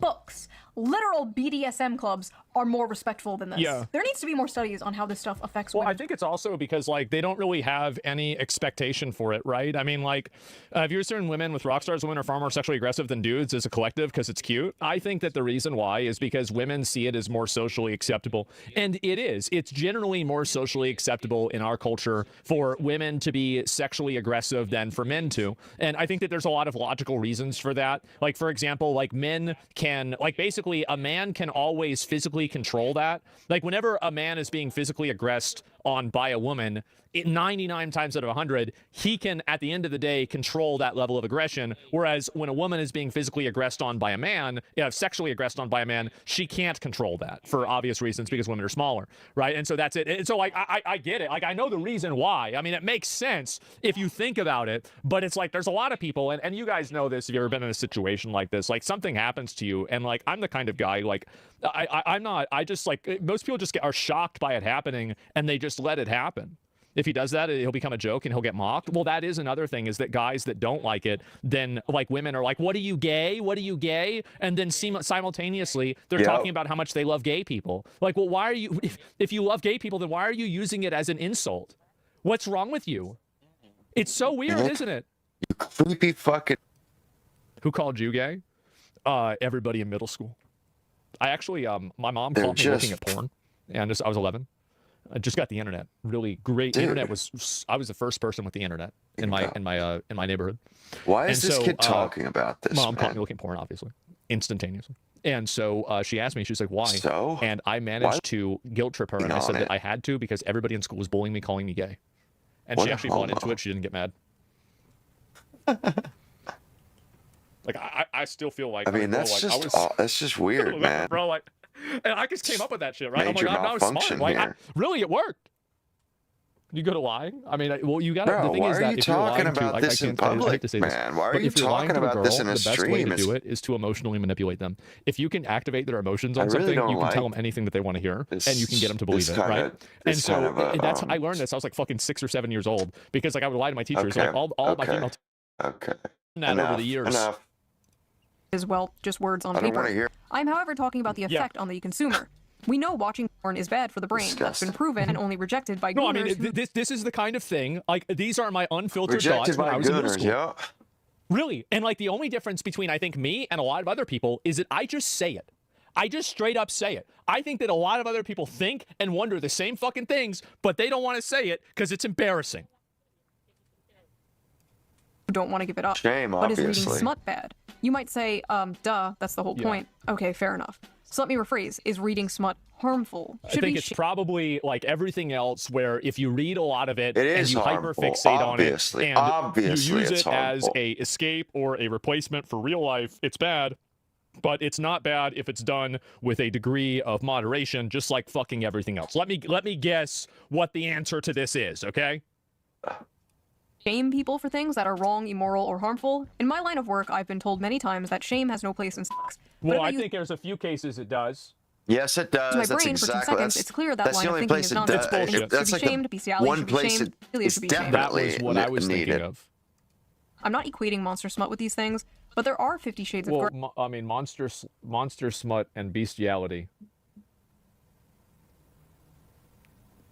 Really, what really is the difference here? How different? How big? I mean, jump is like this is like 6.5 dozen. It's you just it's not you smut. just changed the name. It's demonic. Like, it's so what are we doing it's, here? It's witchcraft. So to speak, along the This is- spectrum of harmful. this is Conditioning your what brain they and body burn to women associate at the pleasure with monsters, slavery, for, or sexual man. violence is not Like, healthy. Basically, they're straight cooked. up, Like, dude. Women are cooked. And they They're deserve frying it, their brains too. with this stuff. Yeah. It's a pipeline, right? It's like the infamous evil alt-right pipeline. You know, you start watching Shoe on Head, owning the feminists in 2015, and then in 2025, you're hailing Hitler, right? You know, Oh, I was gonna say you're watching me, but yeah, there could be that too. all-right pipeline. And this one's like Right. you're reading Morning Yeah. Glory Milking Farm, and the next thing you know, you're Mrs. Hands, right? Just say no. What? Man, I bet there's like 50 What? people in this chat What? that knows what she's talking about, and I am one of them. I don't know we what she's watched that, talking me about. And Dylan Thank God. and my friend David and my other friend Dylan. I remember we watched that in a Thank chemistry God class I've whenever never we were in watched it. 11th grade. It was a video of a man that let a horse fuck him so hard it killed him. Dude, what? Yep. He died. What? Yeah. High school was crazy. What's your we had a lot of fun in high deal, school, bro? man. What's your Like, major I'll tell you that. shit, Good man? times, yeah. It's incredible. Just say no to monster porn. But why is monster smut so popular with women in particular? Like, you rarely see the opposite, and when you do, it's just like... I think you do. I think you see a lot of the same thing. I think that there's a lot of guys that like the, like there's a lot of like weird stuff that guys are into with women, but it's also, I think the reason, well, I'll see her reason. Like, I think the reason is the inner, like the anonymity kind of it. a girl with cat ears and fangs, or like a 10-foot tall dommy mommy vampire. Yeah, that's a good one. Titties. Meanwhile, women are like, that. I want to the pollution monster from Fern Gully. So okay, people I mean, there you go. on Reddit asked this very question. Let's see the responses. Why do you guys like monster romances? Asking for a friend. Yeah, Several sure. reasons. One, human men are quite often terrible. Romance books with human men are already partly fantasy, but monsters just takes the fantasy bit further. Two, it's sort of human nature to imagine relationships with paranormal beings and creatures. We've been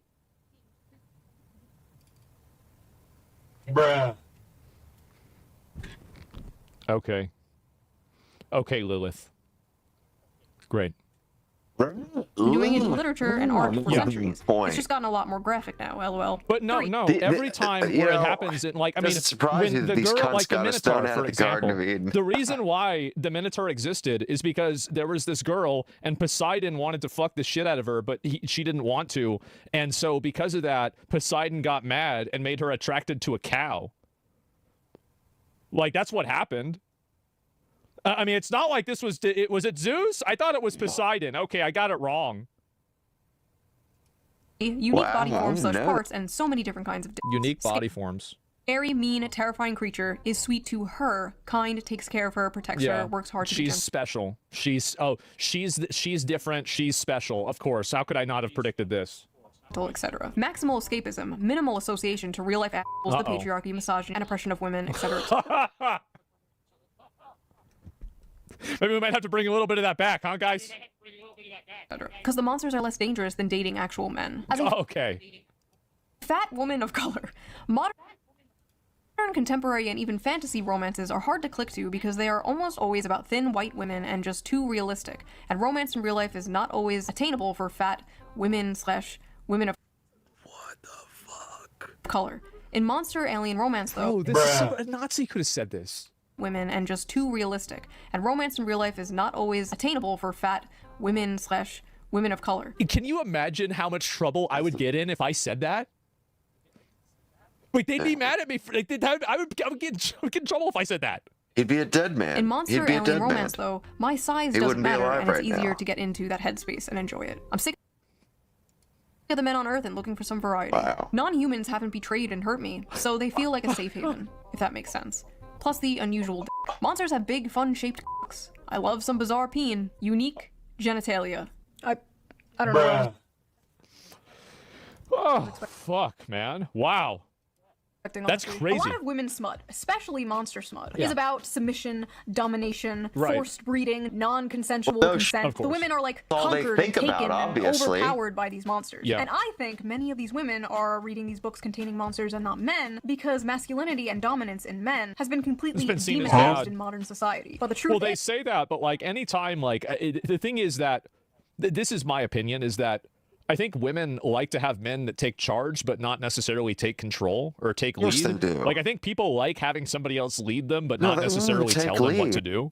And I think there's a lot of people that either do both or neither. Then I got a bridge to sell you. Still crave it. You see, monsters in these stories have those like dominant masculine traits that women like so much, but they're not human men. They have all these traits women desire. No, somebody brought up a good point. See, remember, like in Mario, it's like, how is it that Princess Peach always keeps getting captured by Bowser? Like, what are the odds of that?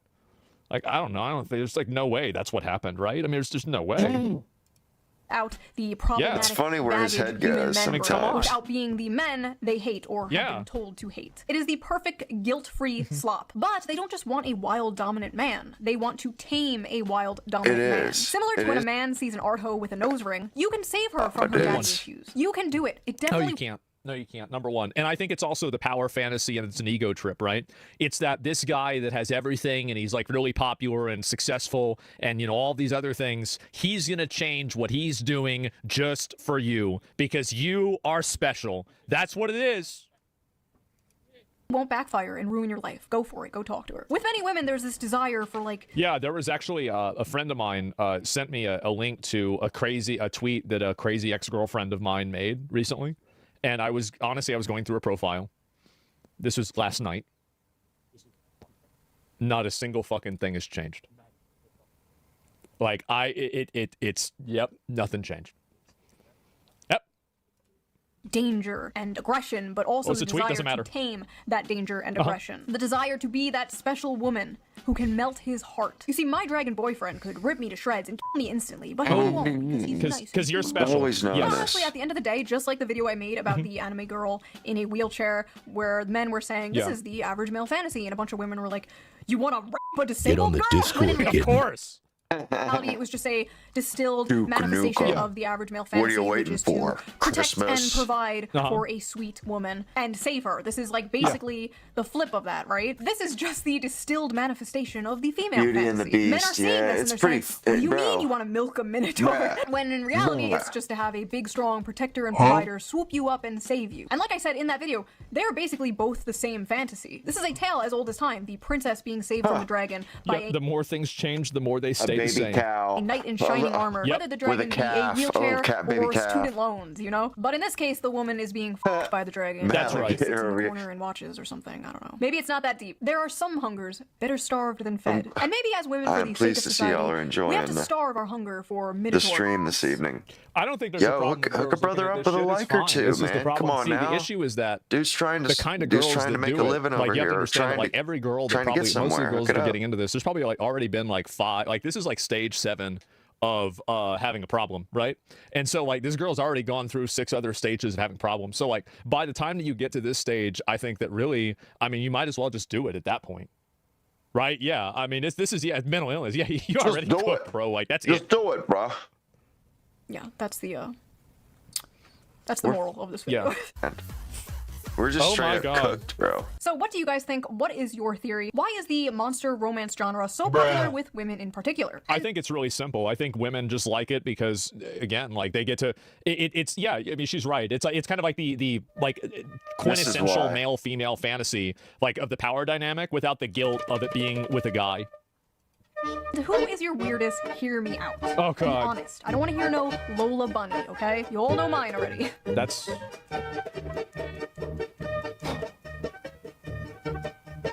Remember what I said. That's crazy. It's not that he's a fish, okay? He has an energy, okay? He has a vibe. Right. You know what? Never mind. How And does I'll see she you guys have one again of those really stupid soon with a new video. The e-girls wear when they stream? Man, I don't get that. Like, how special. do you own one of those for Really? real? Like, that's crazy. Oh, wow. Wow. Shit.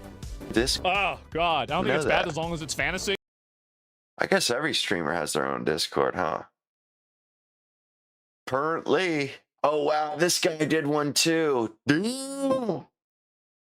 Everybody said the same shit. Like, yo, fuck this. This shit is. Gorvidal confessed to somebody once that his idea of heaven was to be on an endless talk show, being asked questions throughout eternity. 91, man. He doesn't even look like he's a day older. Controversial novelist, and like perhaps 20-something years later, homeboy looks his like lacerating wit is nothing short of legendary. And when I was in Italy a while back, I called him from Rome, and he invited me to visit when I was in his Italy, villa on the beautiful Amalfi Coast. When I was in Tuscany last season, cameras are welcome. It was wonderful on the French Riviera. Anyway, here I think is a treat for you. Gorvidal at home and in his usual rare form. Nice to see you, sir. Good to see you. Up here on the cliff. We're I call this place. He's got the cravat, or what is it? The meters above the sea. What the hell is? And here we are at the end of the road. The scarf thing, the neckerchief. Aside from the fact of your tremendous popularity, ascot. He's got the ascot. Are you on anybody's enemies list these days? We all remember years ago when a lot of us were. Well, I think probably always. You know. Funny thing about being a writer is it's the one thing, I suppose movie stars are the same, but you're international. And if your reputation is sagging in your native land, if Americans, my fellow countrymen, are not buying Hollywood, my last novel, I get a wonderful report from Brazil. I'm a bestseller in Brazil. And always, I'm a bestseller, the strangest places that I've never been to. I'm a bestseller in the Soviet Union. And the only common denominator I can see is each has a currency which is non-convertible. So I have in each place, I have cruzeros or whatever they call it in Brazil. Fear of sensitivity. I have rubles in Russia. What the hell is an Meanwhile, fear? I'm unknown in Germany, where the mark is powerful. I could buy up half the country. Would they but read? But I'd have to agree with you there. Yeah. I mean, whatever it is, sounds about right. I'd bring it right back to that question which you had forgotten, but I remembered. That's why you're so admired. So admired that no matter how he rambles, it was always boring, and it always comes back to point one. I think I'm a permanent enemy like of the Trump. corporate ruling class of the United States. He must have learned the Voltaire and his... What does Trump call it? Such a great man, was a critic of his the weave? And he lived rather wisely. Trump learned the weave from Vidal, French system, from Mr. Friend Gore. of Frederick the Great, friend of Catherine the Great, critical of both their empires. He lived on the border between France and Switzerland, just in case. Any trouble came, he would just cross his kitchen and he would be out into safe Switzerland from the French police. So I sort of live here part of the year, and I feel safe. I'm on the margin of the American empire now crumbling, but this place was absolutely on the fighting line certainly during the 70s, when there were all kinds of problems here in Italy, mostly caused by our CIA defending Italy from the Soviet hordes. So I sort of like being here on the edge of the old empire, and in the heart of the really old empire, which was the Roman Empire. So I would say, to answer your question briefly, is that yes, I think I'm permanently on the enemy's list of Mr. Bush, any Kennedy, and I would suppose anybody that He only does a couple years. Not in a personal way, but for what they have done to my native land. Not that great of a president as it is. The Republic, when I was young and growing up, in whose armies I served in the Second War, quite proudly has become an empire that is absolutely pointless. One of greed. I gotta look that orbit fear. At war with somebody. Good one, man. That's a nice. That's a good. Good on enemies list and very vocab drop. Nice $2 word. You know, $2 word you got going on there for sure. Into anti-Americanism when you open your mouth to speak in your original language. Well, one thing about Western Europe, particularly now that Western Europe is far past the United That's States not a word, my dude. And in education, I spend a lot of time. That is not a word. Delicately explaining that Americans are not stupid. They're convinced, as we don't know any languages, no history, no geography, no nothing, and we can't sell goods anymore. And I said, no, we're not stupid. Americans are as bright or brighter than anybody else, but we're ignorant, from the Latin meaning not knowing. We're not taught anything in our schools. I mean, I'm not talking about just the ordinary people, because there hasn't been public education for about 40 years for anybody, but I'm talking about people like George Bush, who had an expensive education, similar to my own. But he knows no geography. He hasn't a clue what he's doing half the time. I suppose by now he knows it's the Persian Gulf and not the Gulf of Mexico. I think he thought it was that. You know, this Persian thing was an extension of Panama. Come on, guys. The ignorance Damn bone and hit the like button. Is very dangerous, and the Europeans comment on it. The Italians are very nice. They like Americans. Others do not like them, and the first thing they say, well, they're so dumb. And I have to say, no, we're not dumb. Just because we can't speak your languages and we don't know who Dante and Michelangelo are doesn't mean we're not pretty good. We can learn it. So you can convince them that we're educable? Well, I try. It's always telling people the difference between educable. You know, it's funny. I don't know why you hadn't taught what other people think. Why the fuck? You know how they feel. You know what if they think we're barbarians, this and that. The fact of the matter is, their whole standard of living. The only reason why they have it is because of us. In one way or another, is because of us. The only reason why they even live in whatever semi-free society they have is because of us. I mean, like all of the luxuries that they enjoy are because of America. And yet, and you know, they know all this special, read all these books, but what did it get them? Like, what's his name? Sugar. If it all brought you to this point, then what was the point of the? You know, what's the point of learning all that? About mathematics, but once he learned it, he was rather good at it. He may have been ignorant. Doubt anyway. And he probably was. Lived in Germany.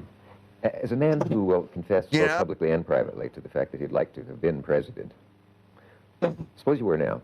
I should think that anybody who wants to return to the principles of the old republic would absolutely get rid of the American empire.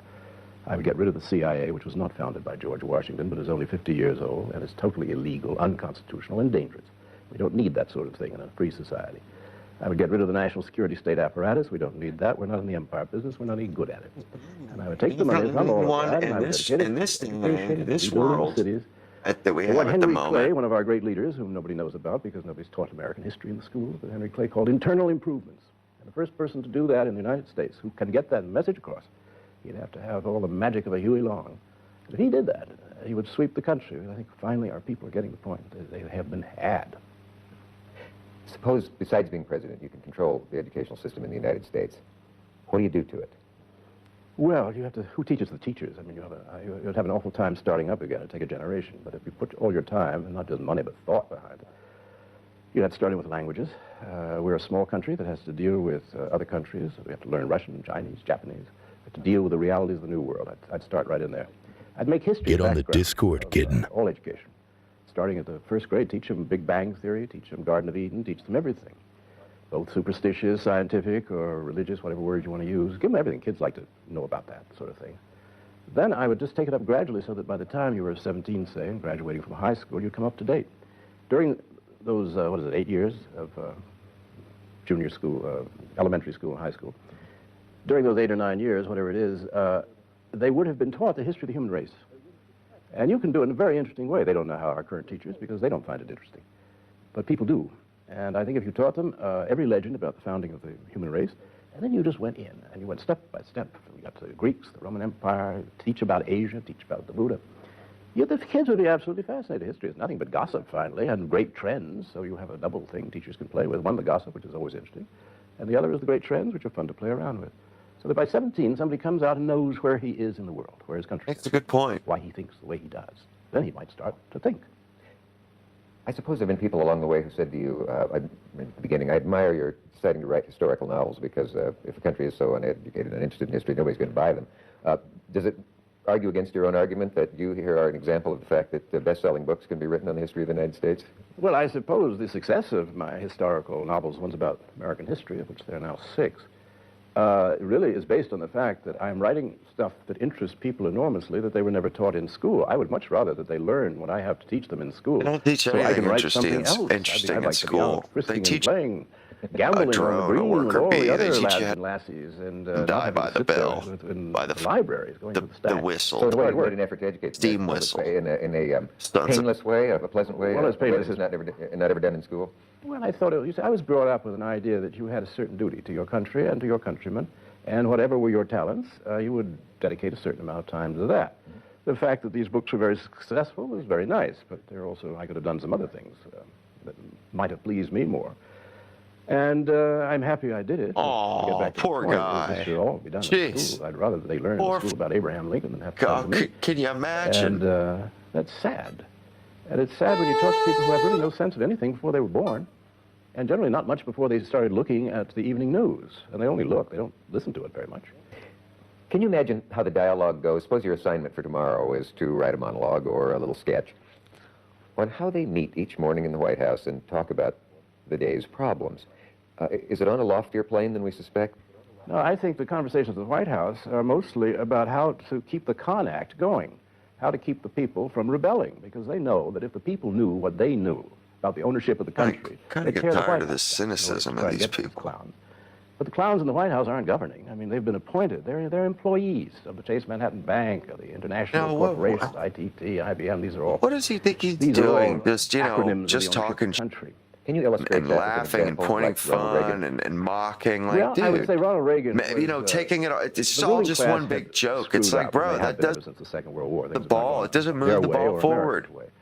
And I mean, I'm sure it feels good.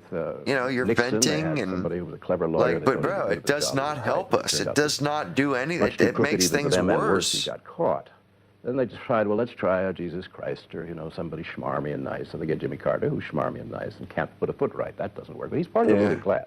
He's not an outsider, as he pretended. Then they decide, oh, the hell with it. Let's just get a good actor. Somebody who can impersonate plausibly a president, because now most presidents can't act the part.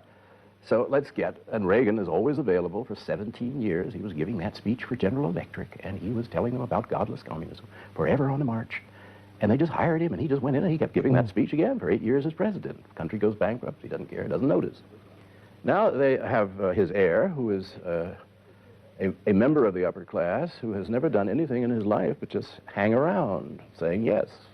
He's never lasted. I was looking at his resume recently, and he's never been more than about a year in any job, UN, CIA, China. He's kind of right. If you were writing this as a scene, who are these they who sit around and decide, do we want Reagan now or do we want Brian Hearn? Who do we want for president? Well, they don't do much meeting because they all think alike.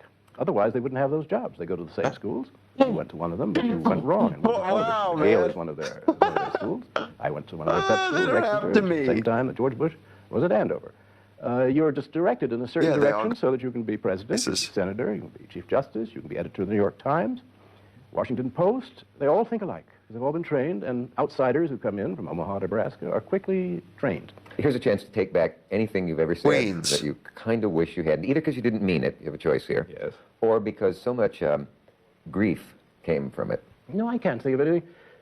I try to be never ad hominem in the sense that I'm attacking somebody because of what he or she has done or said. If I attacked Lyndon Johnson or George Bush or something, it's nothing personal. It's what they represent, it's what they're doing. And what they do, I noticed lately, people always come, oh, you have such a vicious tongue. And I always say, well, what have I ever said that was vicious? Can you think of anything? Let's see. Now, funny, we'll just say, what is vicious? Vicious really means something that's out to damage somebody. Vicious, I suppose, means... It's malicious with wicked intent to do somebody real harm. When's the last time you piloted a plane? Last time I piloted a plane was probably 1936. When aged 10, I've got some footage of it now. I've got the Pathé newsreel of me flying a plane at the age of 10 with my father, who was director of Air Commerce. He was trying to promote a flivver plane. He thought that everybody, he was imitating Henry Ford, and everybody should have their own airplane. He was trying to get one that would sell for $750, something like that. So he had about 8 prototypes, came to Washington.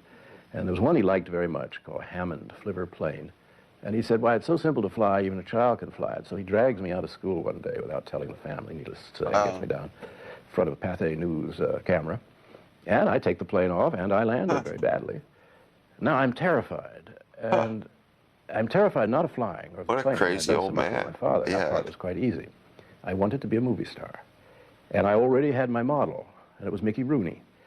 And I had seen Mickey Rooney the previous year playing the part of Puck in Midsummer Night's Dream. And I just saw it the other night, and it's just as wonderful as I remembered it from 50 years ago. I wanted to be Mickey Rooney. And here was my big chance. My father only got me to fly this plane because he said there will be newsreel cameras. Here is your chance to be a movie star. You too would be on celluloid. Well, not only on celluloid, and I was quite different from what I later became. I had golden curls and a little snub nose. I think I'm a changeling. I think when I was about 12, I was switched. Teach a person how to learn and how to ask questions. Very Mickey Rooney-ish, in fact. That's what it is, critical thinking, you know. It's not teaching them knowledge, it's teaching them how to pursue knowledge, how to... My father greets me, and... You know, how to cultivate an intellect, how to cultivate well, boy, I was up there in that plane. I said, well... You know, a body of knowledge. And I froze right on camera. And you can see that at the end of the Pathé newsreel, I had suddenly gone into my Mickey Rooney grin, which I thought was extremely enchanting. And I looked like Peter Lorre in M, just before he attacks a small girl. Not so much a grin as a rictus. Oh, man, that's such a good movie. Anyway, that was the end of my flying, and I fear the end of my Such a good movie. Are you, in any sense, attracted by that sort of thing, a dangerous... I don't know if you're having any dangerous tendencies toward skydiving or piloting since... Oh, I have probably the most dangerous of all. Writing. Yeah. That's I'm on the edge, out of town. The edge of the knife with that every time. It's your brink, your tight wire. It's a tight wire. And when you're trying to explain something that people have been misled about, like how the country is run and who is telling them lies and where the money has gone to. Well, that's it. They tell them what to think. You got it, man. That's exactly how it goes. Not only the anger of the rulers, but remember they control every newspaper. That's all they do is teach them what to think, not how to think. Of either trivializing. And half the videos I watch show it, you know. Or they have the power of it shows somebody that knows how to critically question, and I've experienced all three. And the people that have, you know, all these degrees, they're just silence. Speechless, you know. They're just work out hemming and hawing, which suits them, so that no one will really take what you say seriously. And they have to be held by the hand. They have to be taken by the hand. Like what's the little kid's name who worked for and Bill walked Moyer, the little kid. very carefully to the he'd watched me on, I don't know, to the point. You know, it's pathetic. He called me to say what a brilliant, he thought, analysis I had done. And could he interview me for whatever he was working for then, whatever network? And I said, sure. So, and then you know, I got it's like a call from him much later. And jeez, it's like taking away an addict's drugs or something. What you say is so marvelous and so succinct, so exactly right. But, you know, we can't do it because you're you. And I said, what do you mean you can't do it because I am me? He said, well, yes, you know. He sort of stammered around. And I assume he meant because I don't hold office. I am not head of a think tank, paid for by heaven knows who. And I'm not a professor. I am a writer, which is already a dangerous, dicey category. And I'm known to be controversial. And I was always very struck by that. Well, everything you say is right, but it isn't right because it's you. Well, maybe you could get one of the people who is in one of those categories to say these things for you, then would it help? Well, if I paid Kissinger enough, he would. He certainly can be bought for his firm to say anything. Yes, I suppose you could. You could wind up a politician, I guess, to say them. But if he said them too often, said things that they don't want the people to know about, then he would be in great trouble. He would not be reelected. Was there a time when you suspected that someone had to say, gee, Gore, I'd love to have you, but you know how they are upstairs? Well, sure. I had that with Peter Jennings at ABC. Peter was around, just sort of starting out in 1968 when William Buckley and I were the stars of ABC, and we the two of us, our debates, at least made ABC #1. You know, I think you're right, because honestly, he looked familiar to me. I never saw him before tonight. I barely remember him. He was a kid. And I have kind of a thing, you know, and I've seen so many. Later, I'd see him around occasionally, and he said... pretty good with faces. He did come off first time. familiar, as though I'd seen him and before. And then a second one, and each time he said, well, let's get Gore on. And each time, no. Gattaca sounds about right, because he looked, in my mind, he's an old guy like that. I said, well, what did they say this time? Oh, they said he'll just be outrageous. And I said, you ask him what they meant by it? Ethan Hawke. So, since the Uma Buckley debate, Thurman. which I believe I did fairly well, I just don't find her I said attractive, something in the man. first debate which was not acceptable to the ownership of the country, which owns the media. I said that there is no difference between the two parties. Now, this is something you see already, I can tell you. Your eyes have glazed over. Oh, goodness. Cut. You can't say that. And everybody, I mean, that's not something, it's not like a special every network show from then on. knowledge that's not already out there, or a special couldn't do it. To comment, as an angle that nobody's liberal expressed. Poor Arthur Schlesinger or poor Ken Galbraith, and they honk away, and then you get Buckley or somebody like that on the other side honking away. No information of any kind is afforded to the viewer.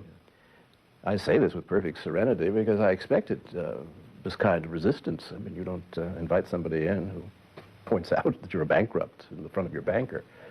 I hope this isn't betraying the office of an overnight guest, but you mentioned the Kennedys earlier. In front of your banker. You know, for some reason, that just doesn't sound right to me, because photograph from Mrs. Onassis. The banker? You mean the banker is telling the client that the bank is going under and that they have no money anymore. That's more analogous to this situation. Yeah, I was looking for collar stays when you caught me. I'm wondering if you find the public so gullible, Mr. Vidal, that you're expecting those people to believe that if you were, say, a guest of Miss Lauren Bacall, went to her room to get something and found her diary lying by the bedside table, you would do the manly thing and not read it. Oh, I'd rather die really? than look at it. Interesting trait. And how many of us can say that? And if I have ever been in a position where picking up a phone, let's say, in somebody's house, and the people are talking, and if they're talking about me, which most people would be very interested to see hear what other people have to say, but I can't listen. I even have trouble reading stuff about myself or watching myself on television. I don't certainly read about other people and friends, but I don't know what it is. But I don't want to be involved. I don't want to know. And my curiosity doesn't work along those lines.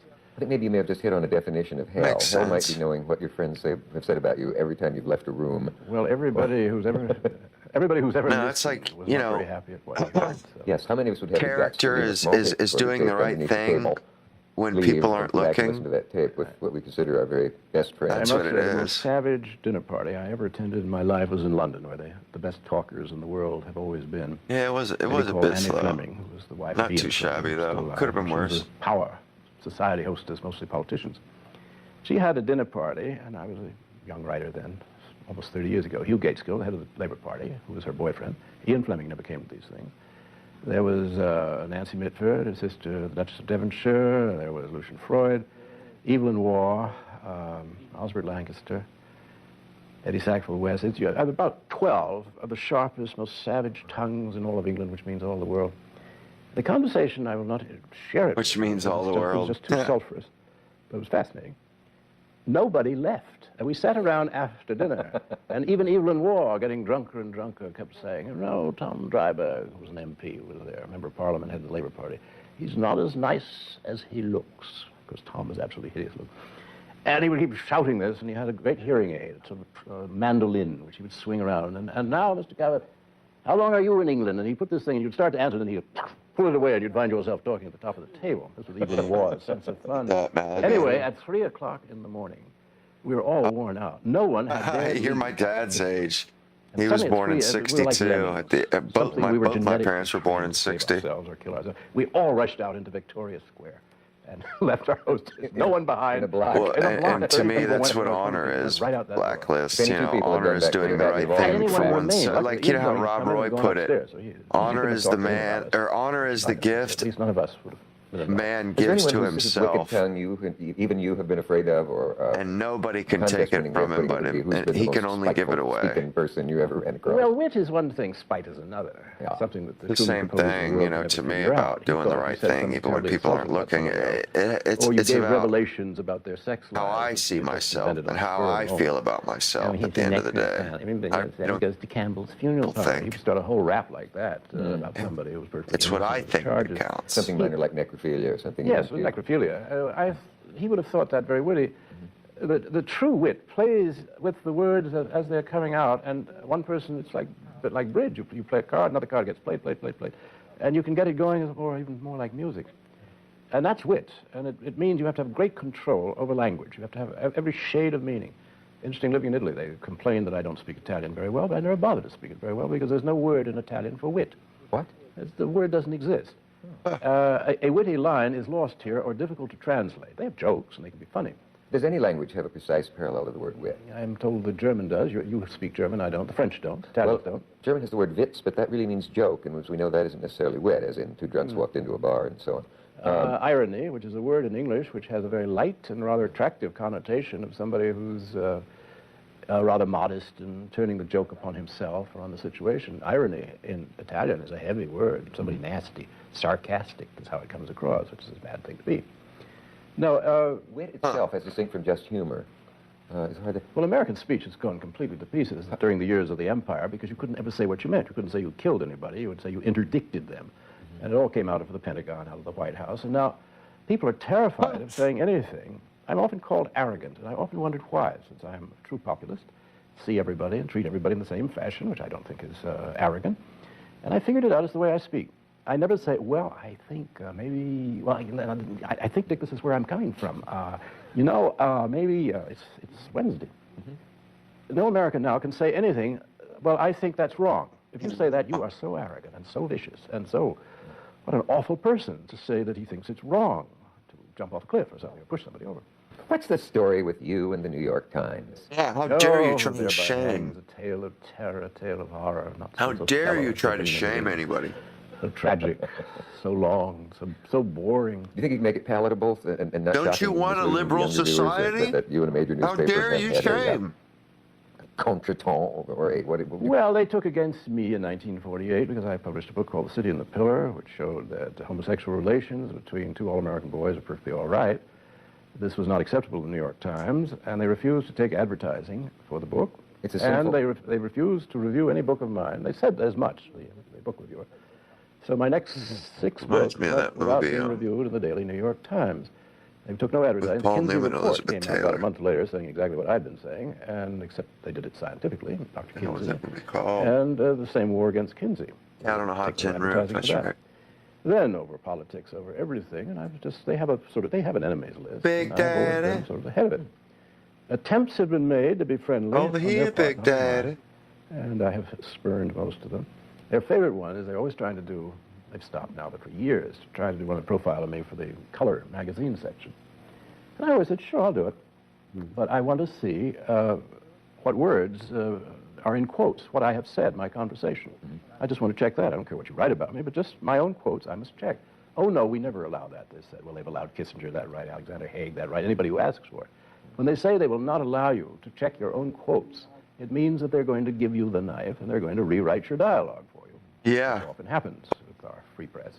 No, the Times is it's an establishment newspaper, and it represents... there's really, when it comes to anyone who cares about the country and its institutions, the New York Times is always there to shoot them down in the interest of the national security state. They've all along been very much in favor of the Pentagon, the CIA, and so forth, the American empire, in short, and they're a part of it. And critics... We're not allowed to make value judgments, you see, don't you know? I hope not. Thing is good and bad, or evil and good, light and dark. Those are all just constructs that were invented by social. They're just social constructs. Social constructs are evil, and they serve no purpose, don't you know? You said that we in America are already the yellow. They're like laws, you know, those pesky laws. They serve no purpose. You know, why don't we just get rid of them? I made it up in public. And I was really giving sort of a review of our situation in the United States. And I said that we had the previous year been passed by Japan economically, and we were the #1 debtor nation, they were the #1 creditor nation. I said also, yeah, now look at remember them. that the white race, at the beginning of the next century, is only going to be about 16 to 18% of the population of the world. And let us hope that the Oriental peoples, who are far more numerous than we are, and the other races on the globe will not treat us as badly as we treated them. What to do? I said it is, and this is where I really got in trouble. If they do, I said it is inevitable. they're just going to end up living in grass huts with dirt floors. We're neighbors in the Northern Hemisphere. I think I referred to us as the two klutzes of the Northern Hemisphere. Neither one of us can make a car that anybody wants to drive, and it is inevitable that we will not only unite ourselves, but we will be, you can't use the word race without being called a racist, so I shall be called a racist, we'll be a sort of last redoubt of the white race against the Oriental peoples who have really taken over the world economically.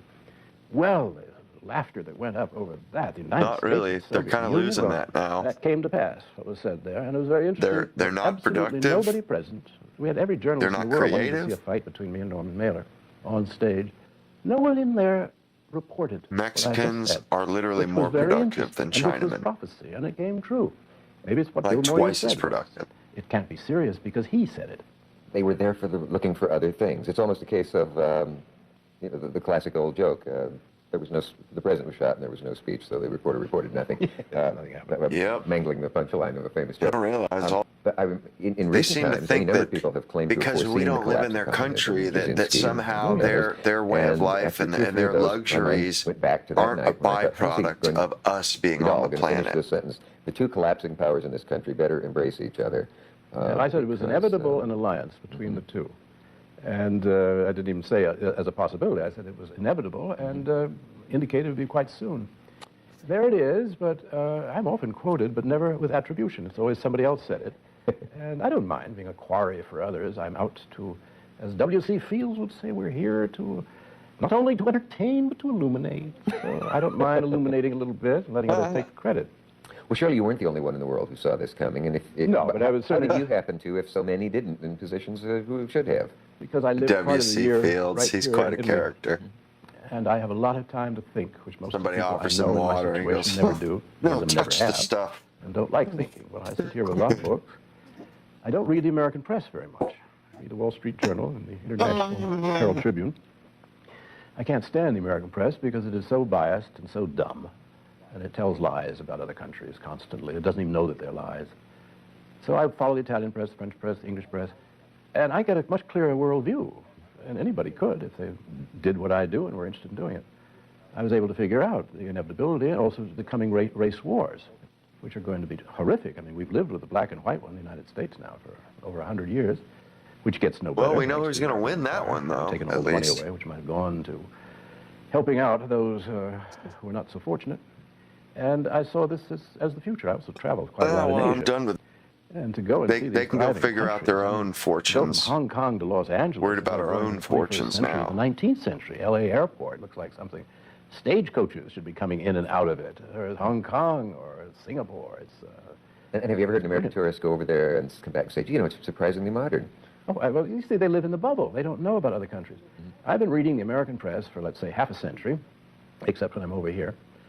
And I have never, in a half century, read a story in the American press that was favorable to another country. They'll say, yes, the Amalfi Coast is very beautiful, and there's wonderful fish here, and there's a wonderful holiday Why would it be? But they're just talk about the society. Yes, in Sweden, for us. Better education They're system like in the United States, and they live longer. vacuums for dollars. Daycare centers That's for children, all for working any mothers, other country is, except our direct enemies that we don't just hand over pallets of which we do that too. Everybody in the United States has been conditioned to believe the United States is #1 when it's about number 17 in the world, that everybody wants to live there, man. And that every country is backward. And every country we didn't even know about these of life. And they can only compare it to, they see these poor people coming over the hires, man. And this guy's a bit pompous, to be honest. Yes, but I mean, apparently he's just, man, he knows everything ever was to know. Who do you turn to as a writer when you want to laugh? Whom do I want to turn to is what you mean to say. I want to bear you out in your comments about American education, and so I said, who do you turn to? Well, whom do I turn to? I wonder if he's got stones enough to turn that sharp wit on himself. She said. Great lady that she was. Got 50% on that. I don't turn to nobody. No? No. Student asks you, Mr. Vidal, what successful comic novels have there been in your time? P.G. Wodehouse, okay. I would say was the greatest comic novelist of my time, or any time, really. Most fun. There are certain people that you read that you get immediately a kind of shock of recognition. You get a charge of energy from them. Not many. It's very nice when you see it in somebody new that you don't know about has come along, and suddenly... It's very easy to be a critic if you're interested in the subject. Most of the people who become critics or reviewers are not interested, and so they can't tell whether anything is good or not because they're not plugged into it. If you really care about literature or ideas, let us say, then it's like a current of electricity when you meet a text that's really good. Yeah. And the same thing with the novels. I don't read many novels, but I've been reading a few lately, and there's a girl in England, I call her a girl, I suppose she's in her late 20s. Man, Jeanette Winterson, Sexing the Cherry. Baked beans, really. And Oranges Are Not the Only Fruit, which was made into I'm told, a very good BBC miniseries. She's just brilliant. She's wildly funny, very lyric as well, very sexy. Reading her, I thought, oh my heavens, this is writing. This is somebody. And most writing is just blah. You just sit there and you know that the people who did it don't care, the people who published it don't care, the people, and you don't care as you face the text. This does not answer whom I turn to. But what do you care about, Mr. Vidal? Mention her name again for people who wish they had written it down. What do you care about? Because you're coming off mighty myopic, my dude. And she has got about 4 or 5 books she's published. All before mighty myopic. And they're short and they're wildly funny and they're very strange. Are you saying that you can't recall a time when you've thrown your head back and laughed out loud reading anything since what, Mark Twain, Benchley, any? Oh, I suppose that's a big question, Dick. I'm sorry. Try to keep them small. I'd rather have small questions about, okay. I mean, anything Richard Nixon said used to break me up, no matter, particularly when he was really serious. Hilariously funny. Bush is pretty funny. He makes me laugh. But, no, there are no writers. There's somebody called now that I quite like, David Barry, who appears in the Herald Tribune. He's a columnist, and they collect his little pieces in books, and they sell them. And I've only read about 10 of them in the Tribune over here, and they're wildly funny. He was writing recently about how the public has turned against politicians, incumbents and outcumbents as well. And he said, why, a 2-term governor of Oklahoma was defeated by an unaffiliated jar of mayonnaise. Well, I must say, I fell to the floor on that one, so I did think. Now, he'd have to say mayonnaise for people like me from Nebraska, but I would probably tell him that. So mayonnaise. Embarrass himself in Nebraska. Are there actors you could enjoy hanging out with in your days in Hollywood? Oh, yeah. This company? In fact, actors are very often the best company in the world. They have the best stories, they know how to tell them. Mm-hmm. And if an actor is slightly literary, you really sometimes can be very interesting. Alec Guinness, for instance, is a wonderfully witty man, in a very sly Alec Guinness is excellent. Dirk Bogarde, curious enough. I was just watching that Fall of the Roman Empire the other day. Civilized. Again, movie. Very good company. Our team, Jose Ferrer. James Mason, Alec Guinness. His Life and Times. What's his name? He was just as funny as you know in real life. Richard Chamberlain? No.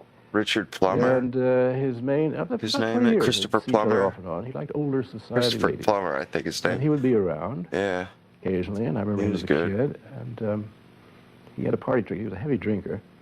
And one of his party tricks, after a certain amount of alcohol, he had all false teeth. And he had some kind of weird peg, and he would loosen the peg, and then he'd shake his head, and they would all go like dice.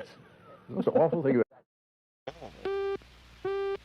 That's gross. Because this is merely an introduction. I call it objectivism. All right. Meaning. God, that's an ugly woman right there. Objective reality. Let me explain it as briefly as I can. Ugly. First, my philosophy is based Good Lord, on man. the concept that reality exists as an objective absolute. That man's mind, reason, is his means of perceiving it. Dude, she looks straight out of Hansel and Gretel, man.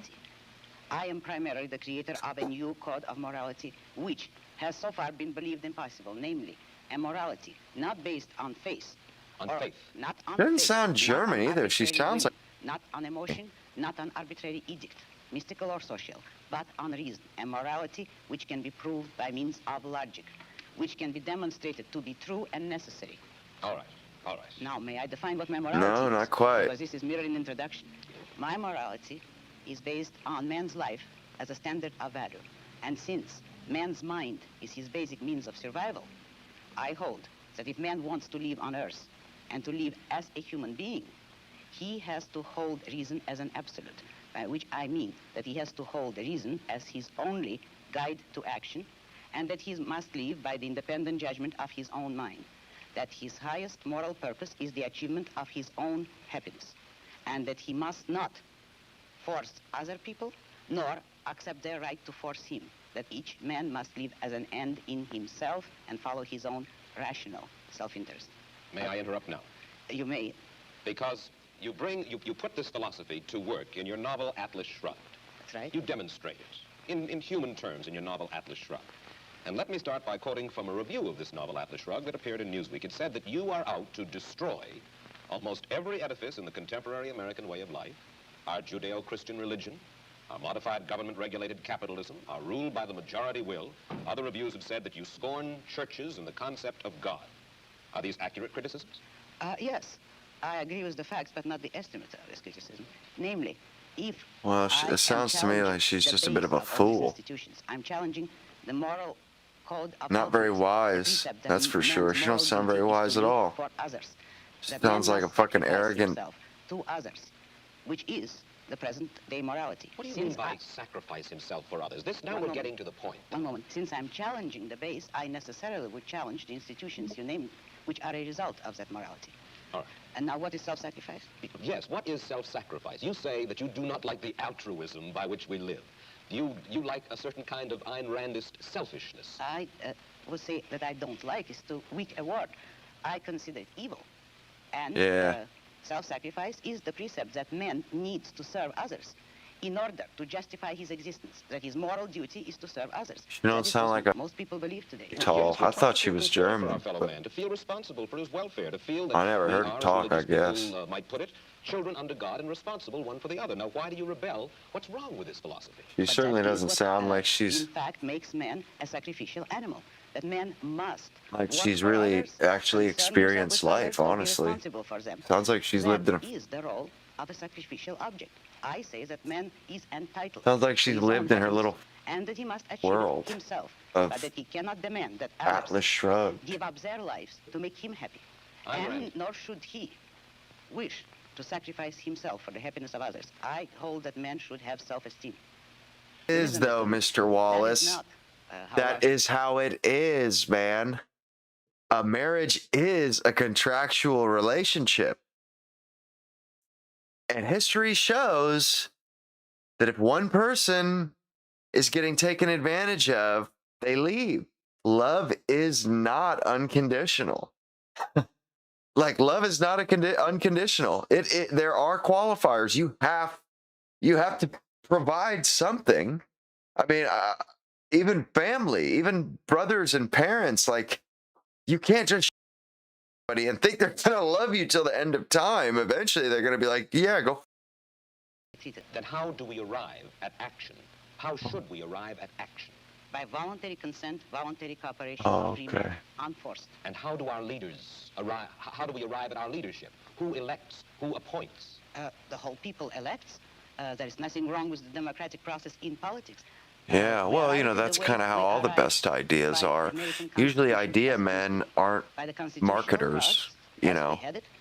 Usually people come up with a good idea and then somebody who knows how to sell that idea, like McDonald's. You know, somebody comes up with a good idea and then a person with a good eye for what sells or whatever, they end up, you know, coming around seeing the opportunity or the potential, and they're the ones that make the money off of it. I mean, that almost always happens. I mean, that's what investing is. When you say take the property of others, I imagine that you're talking now about taxes. Yes, I am. And you believe that there should be no right by the government to tax. You believe that there should be no such thing as welfare legislation, unemployment compensation, regulation during times of stress. Yeah, she is a dime. I would say that's a pretty good, that is a pretty good way of putting it. You know, a dime store. Free, unregulated.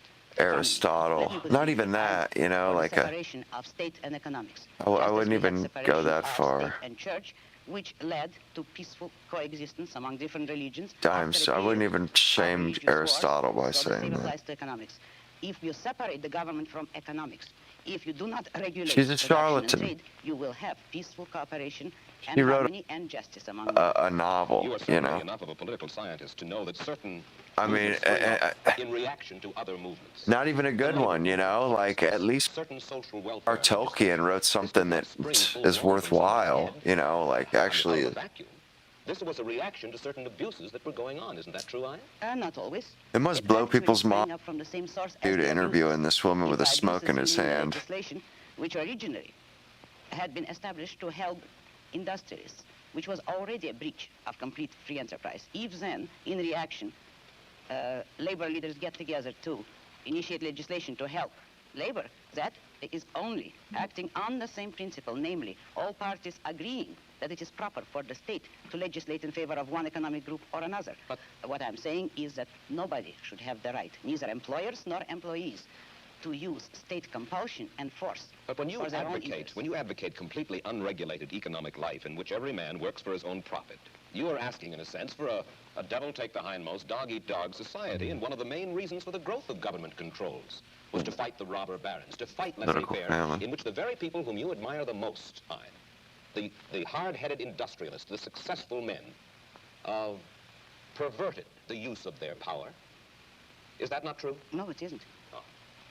This country was made not by robber barons, but by independent men, by industrialists who succeeded on sheer ability. And by ability, I mean without political force, help, or compulsion. But at the same time, there were men, industrialists, who did use government power as a club to help them against competitors. They were the original collectivists. Today, the liberals believe that that same compulsion should be used against the industrialists for the sake of workers. But the basic principle there is, should there be any compulsion? And the regulations are creating robber barons. They are creating capitalists with government help, which is the worst of all economic phenomena. Of course, they're making it corporatists. You do not have a good deal of respect for the society in which you and I currently live. You think that we're going downhill fairly fast. Now, I would like you to think about this question, and you'll have a minute intermission to ponder. I mean, she wasn't wrong in her dictatorship and economic in her if we continue on our present diagnosis. I think she was wrong about and we'll get Ayn Rand's answer. The medicine. And now back to our story. All right, Ayn Rand, what I'd like to know is this. Since you describe it as happening in your novel Atlas Shrugged, do you actually predict dictatorship and economic so weird, however, for the United States? Palmated their hair up back then like that. Continues. If the present anti-reason philosophy continues, yes, that is the way the country is going. But I do not believe in historical determinism, and I do not believe that people have to go that way. Men have the free will to choose and to think. If they change their thinking, we do not have... What's up with all the I believe? How can you expect to reverse this trend when, as you've said, the country is run by majority rule through ballot, and that majority seems to prefer to vote for this modified welfare state? Oh, I don't believe that. You know as well as I do that the majority today has no choice. What do you mean? The majority has never been offered a choice between controls and freedom. How do you account for the fact that an almost overwhelming majority of the people who are regarded as our leading intellectuals and our leading industrialists, the men whom you seem to admire the most, the men with the muscle and the money, favor the modified capitalism that we have today? I just... because it is an intellectual issue. Since they all anything that comes out of a woman's mouth, man, But the majority of the people has never been given a choice. You know that both parties today are for socialism, in effect, for controls, and there is no party. There are no voices to offer an actual pro-capitalist, laissez-faire economic freedom and individualism. That is what this country needs today. Isn't it possible that we all believe in it because we are all basically lonely people and we all understand that we are basically all keepers? You couldn't say that you really understand it because there is no way in which you could justify it. Nobody has ever given a reason why men should be brothers keepers, and you've had every example, and you see the examples around you of men perishing. I mean, even though she's talking about this laughing at our civilization, laughing at our way of life, just saying it's garbage, this and that, and it's like, yeah, well, what way of life has anybody else produced? What way of life have your people produced? You come over here and talk shit to us with your fucking ugly ass, like, born in Russia? Yes. Came here? Oh, about 30 years God, ago. the balls on this ugly bitch. Out of my own mind. with the sole acknowledgement of a debt to Aristotle, who is the only philosopher my that ever sphincter, influenced me. I devised diarrhea. the rest of my philosophy myself. Your parents, did they die in Russia, or did they come here to the United States? No, I came here alone, and I don't know. I have no way of finding out whether they died or not. I'm still alone, too. I have a cat. I love it very much. I'm going to live with it till I die. And My does he live from his painting? Study painting. I was a designer before. Is he supported in his efforts by the You see? state? No, certainly not. I was involved in this before. No, by his own work, actually, in the past. Well, I know. By me, if necessary, but that isn't quite necessary. And there is no contradiction here, in that you help him. No, because you see, I am in love with him selfishly. It is to my own interest to help him if he ever needed it. I would not call that a sacrifice because I take selfish pleasure in it. Let me put one specific case to you. Suppose under your... She's disgusting, to be honest with you. Not because of what she's saying, but like the way she's saying it, her affect is very, it's very subhuman, you know? It's kind of like, I'm getting a very, you know, juicy, if you look at economics, and a very juicy feeling from her, you know? Have been established I don't know what it with is. government help, with the help of franchises, subsidies, or any kind of government privileges. In free competition, no one could corner the market. For sure, man. She's got to be a... History will support me. There is a deposit of uranium in Nevada. He's got to be a juice man, for sure. And for self-defense, we need this. OJ the juice man over here. The state is able to command that. And a kind of a strange man of strange beliefs got hold of this uranium and said, I will not sell this uranium to my government. He should not be able to be forced by the government, according to your philosophy, to sell that uranium. But you realize that you are setting up an impossible fantasy. That is, if you're talking of any natural resource that is vitally needed, it could not become vitally needed if it were that scarce. Not scarce to the point where one man could control all of it. So long as, I'm using your example, if a natural resource exists in more than one place in the world, no one man is going to control it. All right, let's take another. That's ridiculous. That's ridiculous. Literally, Gilda was about that. That's literally what Gilda was about. Glenn Ford and Rita Hayworth. And what's his name with the scar on his face that was in Paths to Glory. That's literally what that was about, that he got control of the world by getting a hold of the tungsten supply because there was only one mine. There was like one tungsten supply on the planet during World War II. And, you know, he tricked these guys into going into a cartel with him. And then he, they were Germans. He went into the cartel, got a hold of the rights to it, and then locked them out. Schools.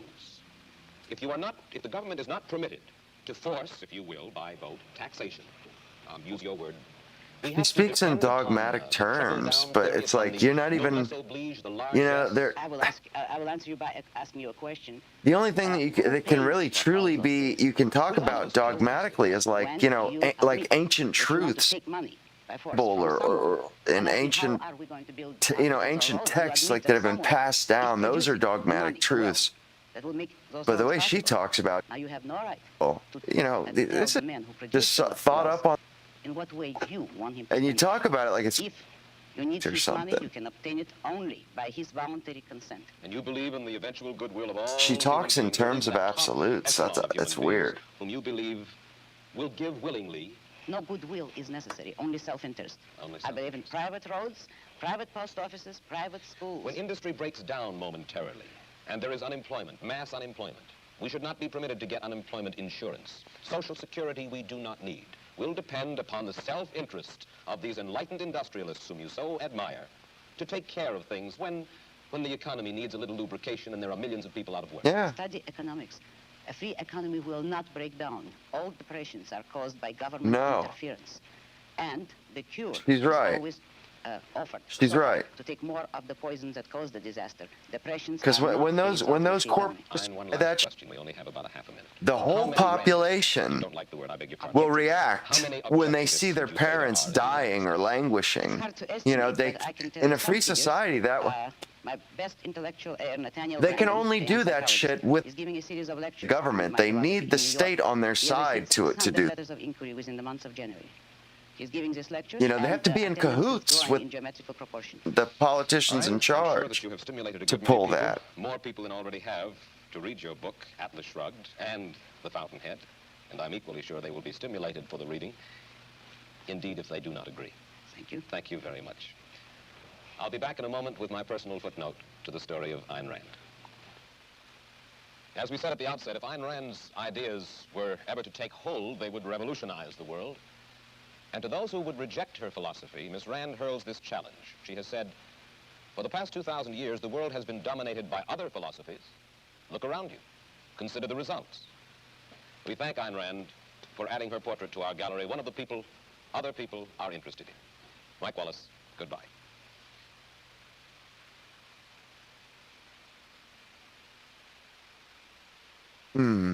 Indeed. Well, for me, guys, I think I'm gonna duck out and hit the hay for the evening. I appreciate y'all joining me and, learning something or trying to, and, back and forth and what have you. I'll be back on tomorrow, I'm sure.